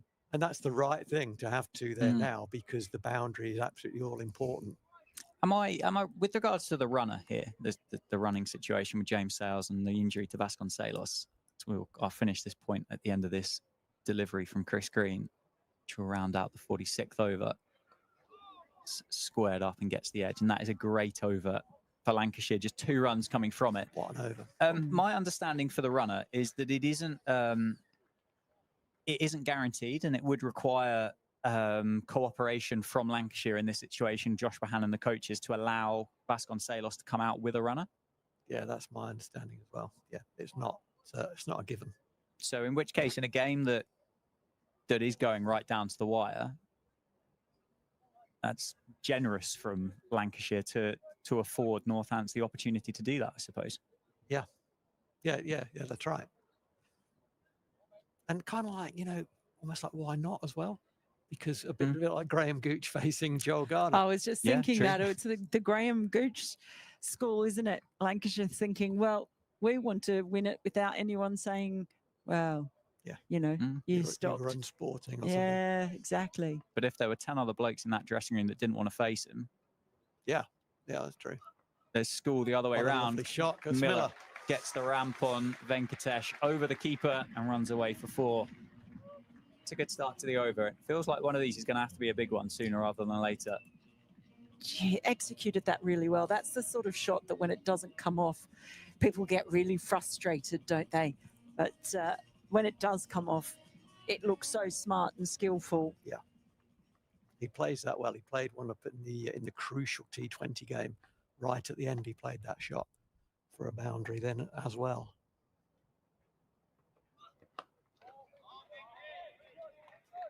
Be a bit of extra pace on that one. Shorter length from Venkatesh. Is there a message coming out from the Lancashire changer? And that looks like a message to me. The man in the high vis who's just running across the sight screen from right to left. We've changed our mind on the runner. I like that. I like that.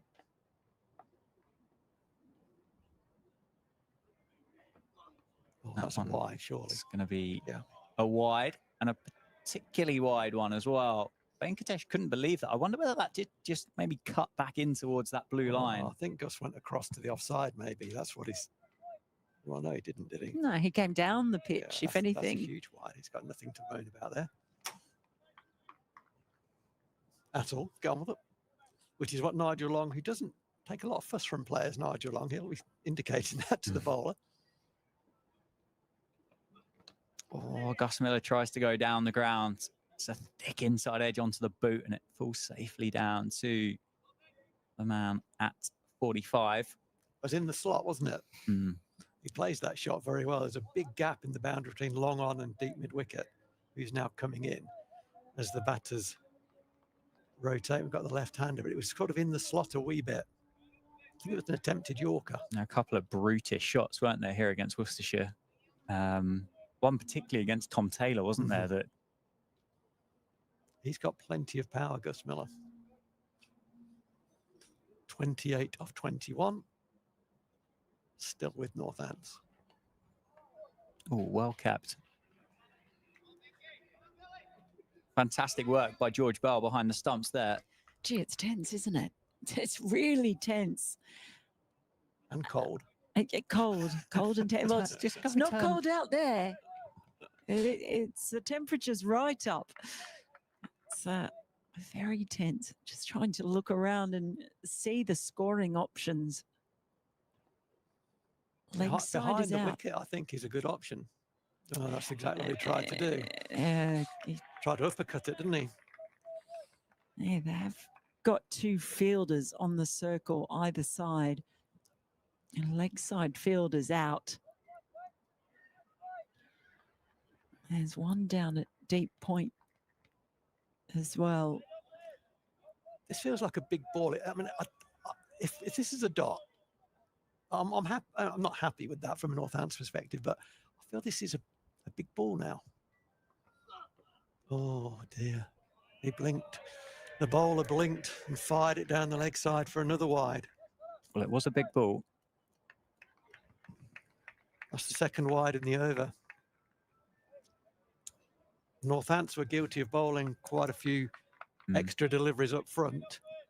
And is that same affliction going to swing the balance to Northants? 27 off 19. This is still a big ball. Into the pads of Vasconcelos, and it is going to be a dot ball to finish. He threw his head back there too. He knew it. Vasconcelos. He knew it was a big ball. He could hear Phil Rowe from out in the middle and thought, I haven't got the big ball away. Nines. That's tough, isn't it? I was saying eights. Yeah. If Justin Broad was there, I sort of felt good. I don't know what to feel at the moment, but it's tight. It is tight. Too many dots. It was an 8-ball over, and too many of those for Northants' own good were dots. Yes, 7 runs came from it, but 2 of those came from the wides. Vasco's wondering where he needs to stand. Big conversation here as well between Chris Green and Josh Bohannon. 27 required from 18 deliveries for the Steelbacks. Is this the over? Do you try and go big this over? I don't know. You don't want to leave it to the last over, do you? Do you want to leave it to the last 2 overs? Is this it? And it's Chris Green bowling it. All his experience. Got long, just dropped Singh back to long on right in front of us. I'd like to see Gus Miller backing away and targeting extra cover. And if he goes too straight, then he can, oh, that's great bowling. This bloke's a good bowler. I'd like to see Miller backing away and opening up the offside. And then if he's followed and Green misses his length, he can drag it to this pocket, the wide mid-on pocket. That's my favourite option. But Green just bowled a beautiful Yorker, really. It turned it into a Yorker. It's a good bit of bowling.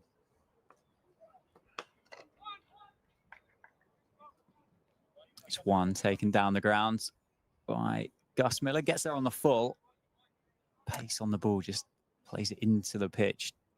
Bounces down for a pretty easy single. 17 runs apiece for Vasconcelos and Miller. 26 required from 16. We keep saying big ball, big over, everything else, but it just feels now in this third, if they leave it all to the last 2 overs to go big, is that going to be too much? If they can get some now. Oh, there's 4 of them. That'll help. That's not where it meant to go, but is that going to be wides, or did he get something on it? It's buys. Buys straight through the keeper.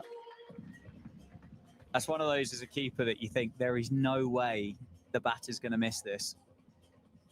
And it has. It's gone over the shoulder of Vasconcelos, over leg stump and past the keeper. That's going to help. That's going to be handy. 22 off 15. Yeah, that's a bit of a soft one from the Lancs perspective. It's never easy when someone's going across, but it did bounce so that he had plenty of time to see it, actually. Retains the strike too. That was a lower arm release ball there. I've not seen him bowl that one before. That's an innovation at this time of day. Wow. Another dot ball, though, for Lancashire. Gold dust at the moment. 9.5 runs and over required. 22 off 14.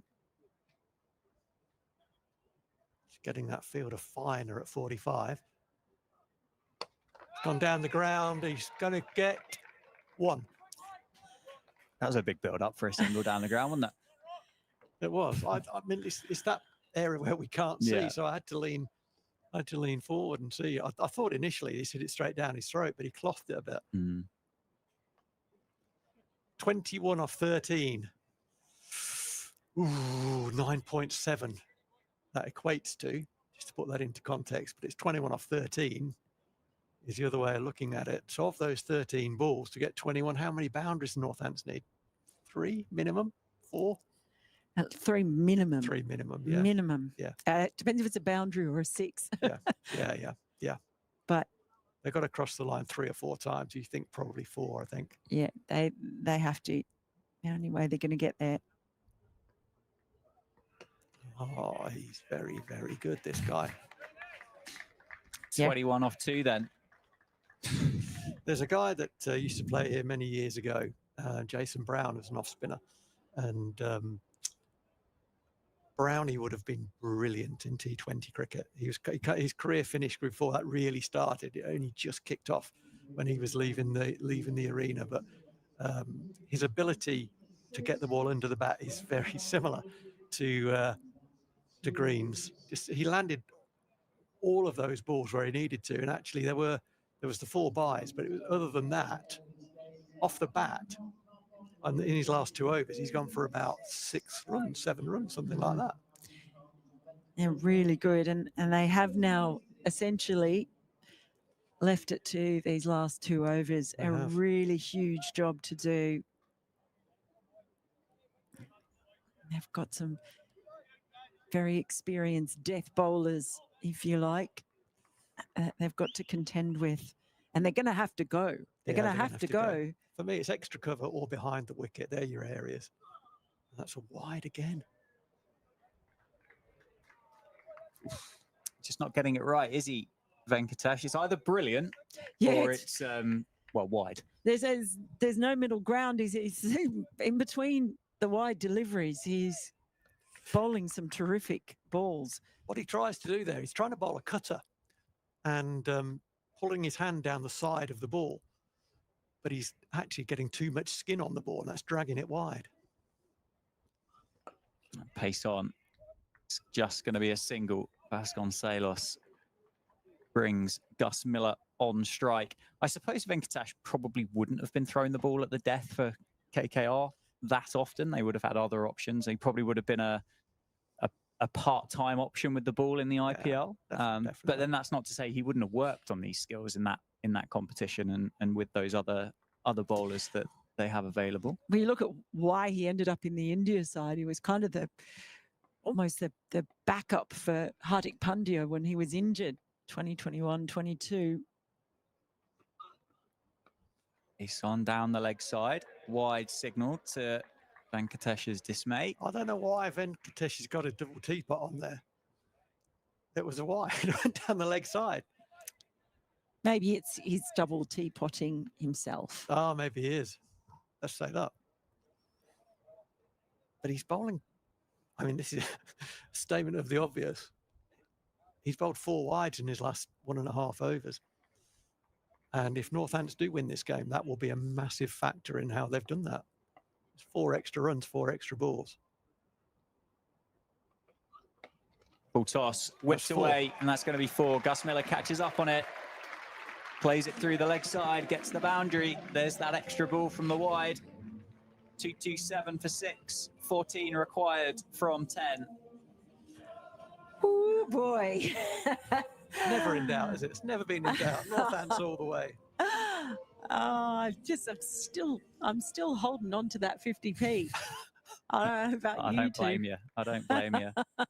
But yeah, the extras just proving to be costly. There's a little conference going on out there now, and it's really has changed things when you look at where they were at the start of this over, and those 2 wides and then the resulting boundary have just changed things. So almost by default, this is the over where the Northants are going, but they've been helped along. How many runs is Chris Green going to want for his final 6? Just a field change there. The cover boundary man is in. Final leg is out. Gus Miller tries to hit the wide bit on pocket. He drags it a bit. They're only going to get a single. I mean, yeah. So so it's 14 off 10. It's 13 off 9. 3 balls to go. He's going to get single figures, isn't he? I would have thought. You know, if Northants score 3 singles here, it's going to be 10. So you would imagine that Green is going to be dealing with single figures, and possibly 7, 8, maybe. Yeah. In other words, don't go anywhere if you're watching at home, because this is going right down to the wire. Chris Green, 8 overs, no maidens, 1 for 40. They're scurrying around the fielders in and out of positions. That's gone to the long off boundary where he's caught. Oh, wow. Thought he had enough on it. You did think they were going to have to go, and that's the risk factor, isn't it? Once you force in the position, where do you have to go? Or could he have kept knocking it around for singles, get it down close? Either way. Well, because of feels those like extra them- balls and a couple of boundaries, it got to the point there, I think, Mel, where Northampton did 13 off 9. One boundary might have been enough. Vasconcelos obviously thought that ball was in his area, trying to hit it over long off, and he didn't get anywhere near any of the middle of the bat on the ball, and he perishes. Freddie Heldrick can do what's required here, though, because it's now 13 off 8. So it does, in that respect, it doesn't change things massively in terms of the equation. And Freddie Heldrick can get, oh no, it's going to be Ben Sanderson coming in. Okay. Well, I think what is it now? 13 off 8.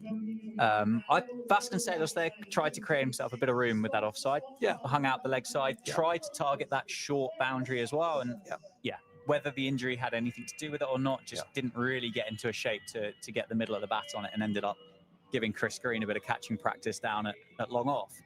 Ben Sanderson now,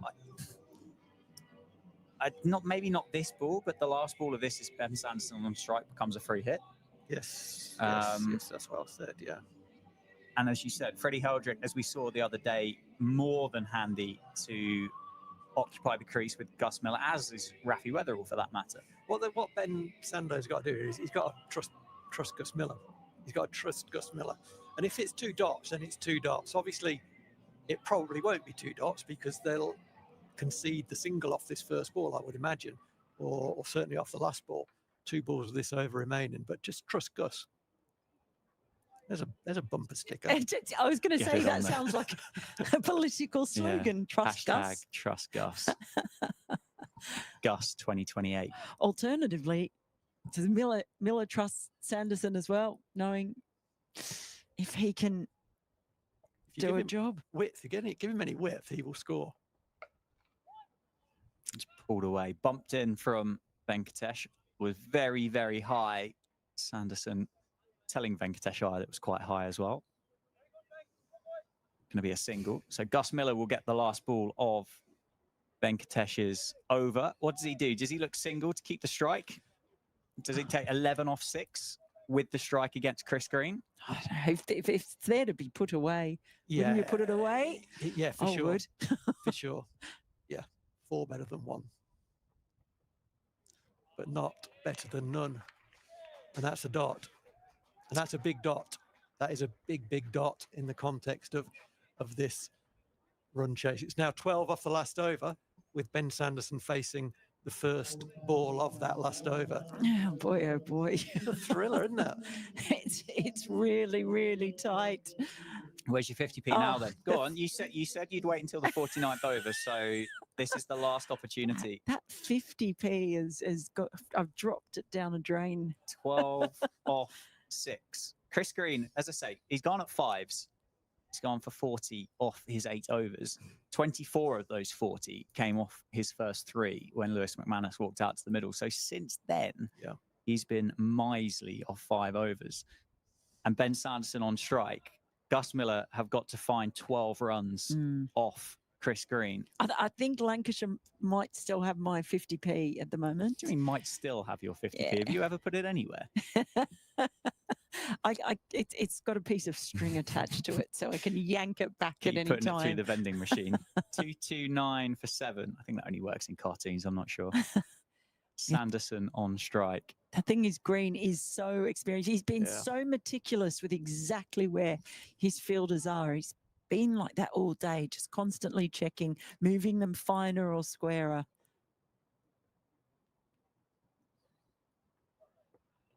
Straight through Sanderson, and he's gone, I think. Did that bowl him? Or was that come off the keeper's pads? I think it's come off the keeper's pads, but I wasn't sure either. What it is, it's a dot ball. Either way, it's a non-scoring delivery. Now my 50p is with Lancashire. But Surely, Ben, you just get bat on ball, don't you, and run up the other end. All the fielders in the ring are defending the boundary. He's gone for a big swing there. That's going to be one out to the point man. So there's 4 balls left. Northampton need 11. What about a tie? oh boy, 2 bottom teams tying. where does Gus Miller go here now? He's got the leg side boundary is the long boundary, and there are 2 fielders out there poised. I think back away, try and get it past the man at point, and if he follows you, drag it into the leg side. Get under it if you go in leg side and try and get over the rope. Well, that's 4 shortly down the ground. It is. What a strike. Wow. Power from Gus Miller.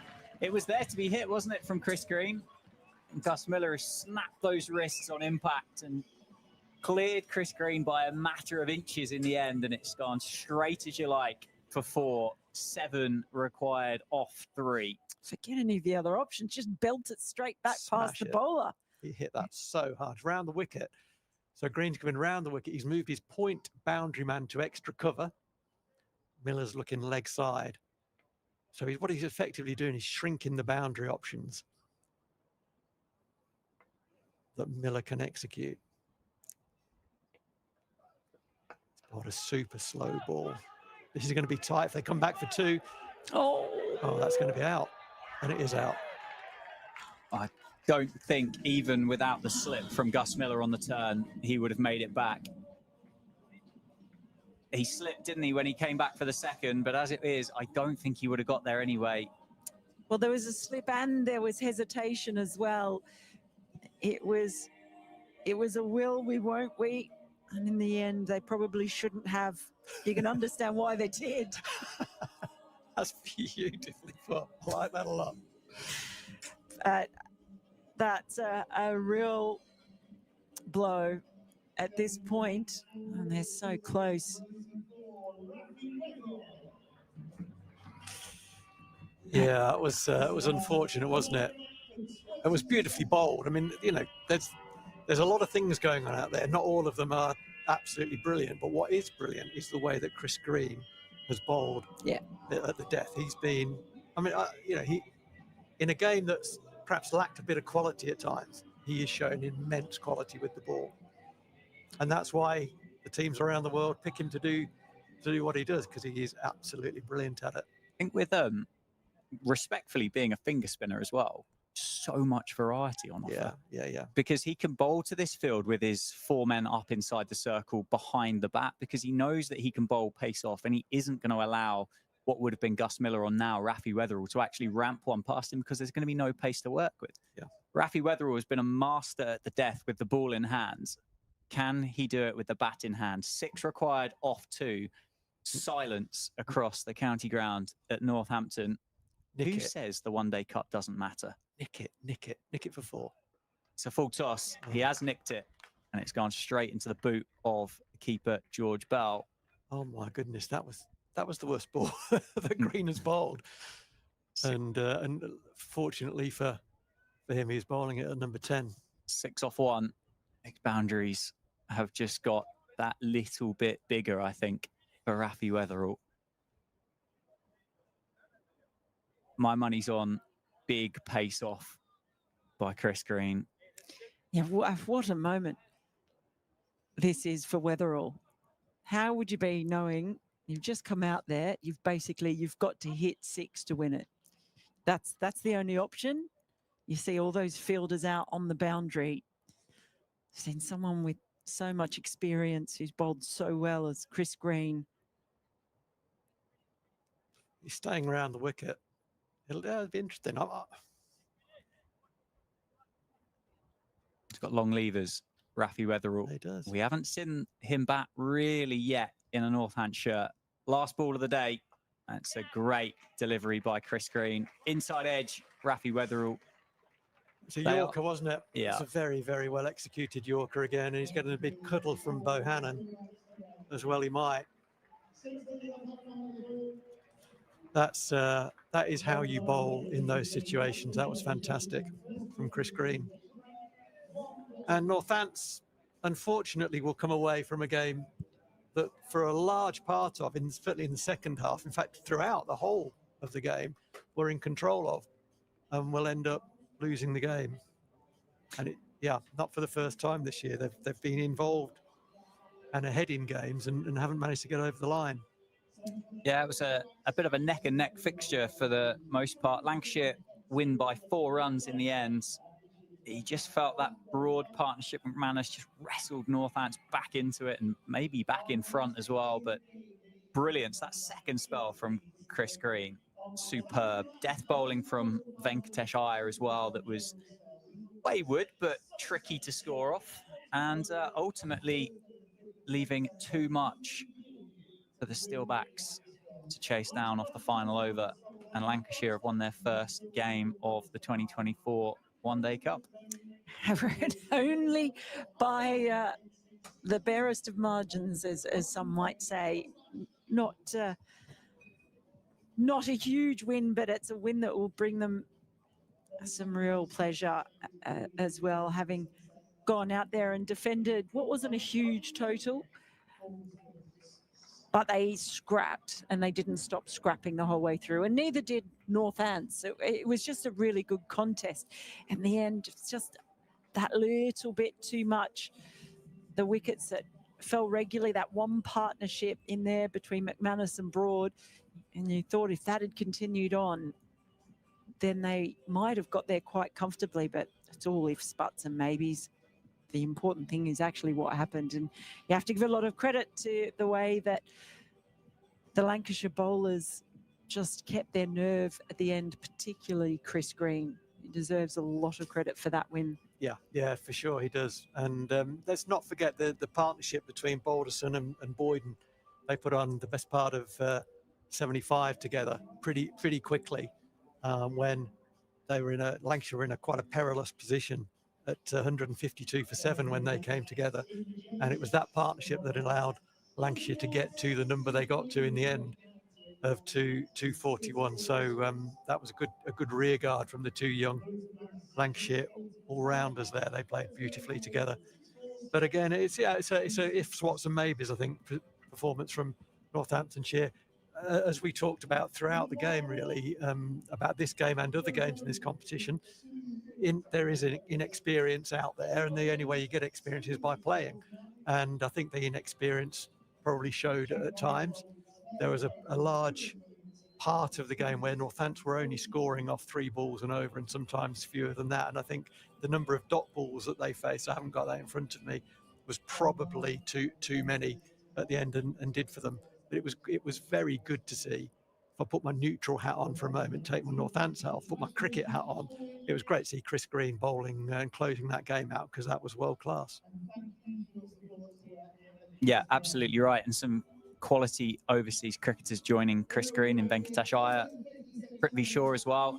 Fantastic to see the younger players on show as well. Rocky Flintoff looked very good for 23, didn't he? The left arm spinners for Lancashire worked very well together. The opening bowler, Joshua Boyden, you mentioned the partnership that he had with George Balderson, but then 2 for 49 off 8 overs as well. Yeah, well bowled, yeah, they've got one there, I think, for the future, particularly in this kind of format. Another one off the Lancashire production line. They do churn out some cricketers up there. A number of the younger ones on display. It's good to see them. All right, Lancashire victorious in Northampton on a Sunday afternoon. They win by 4 runs against the Steelbacks. Next up here for Northants Steelbacks is that home quarter-final against Somerset in the T20 Blast. That'll be on Sky. We won't be on stream for that, so we'll have to wait for the championship to return before we come back to the live stream. Thank you very much, folks, for your company. Mel, Phil, thank you, and we'll see you soon.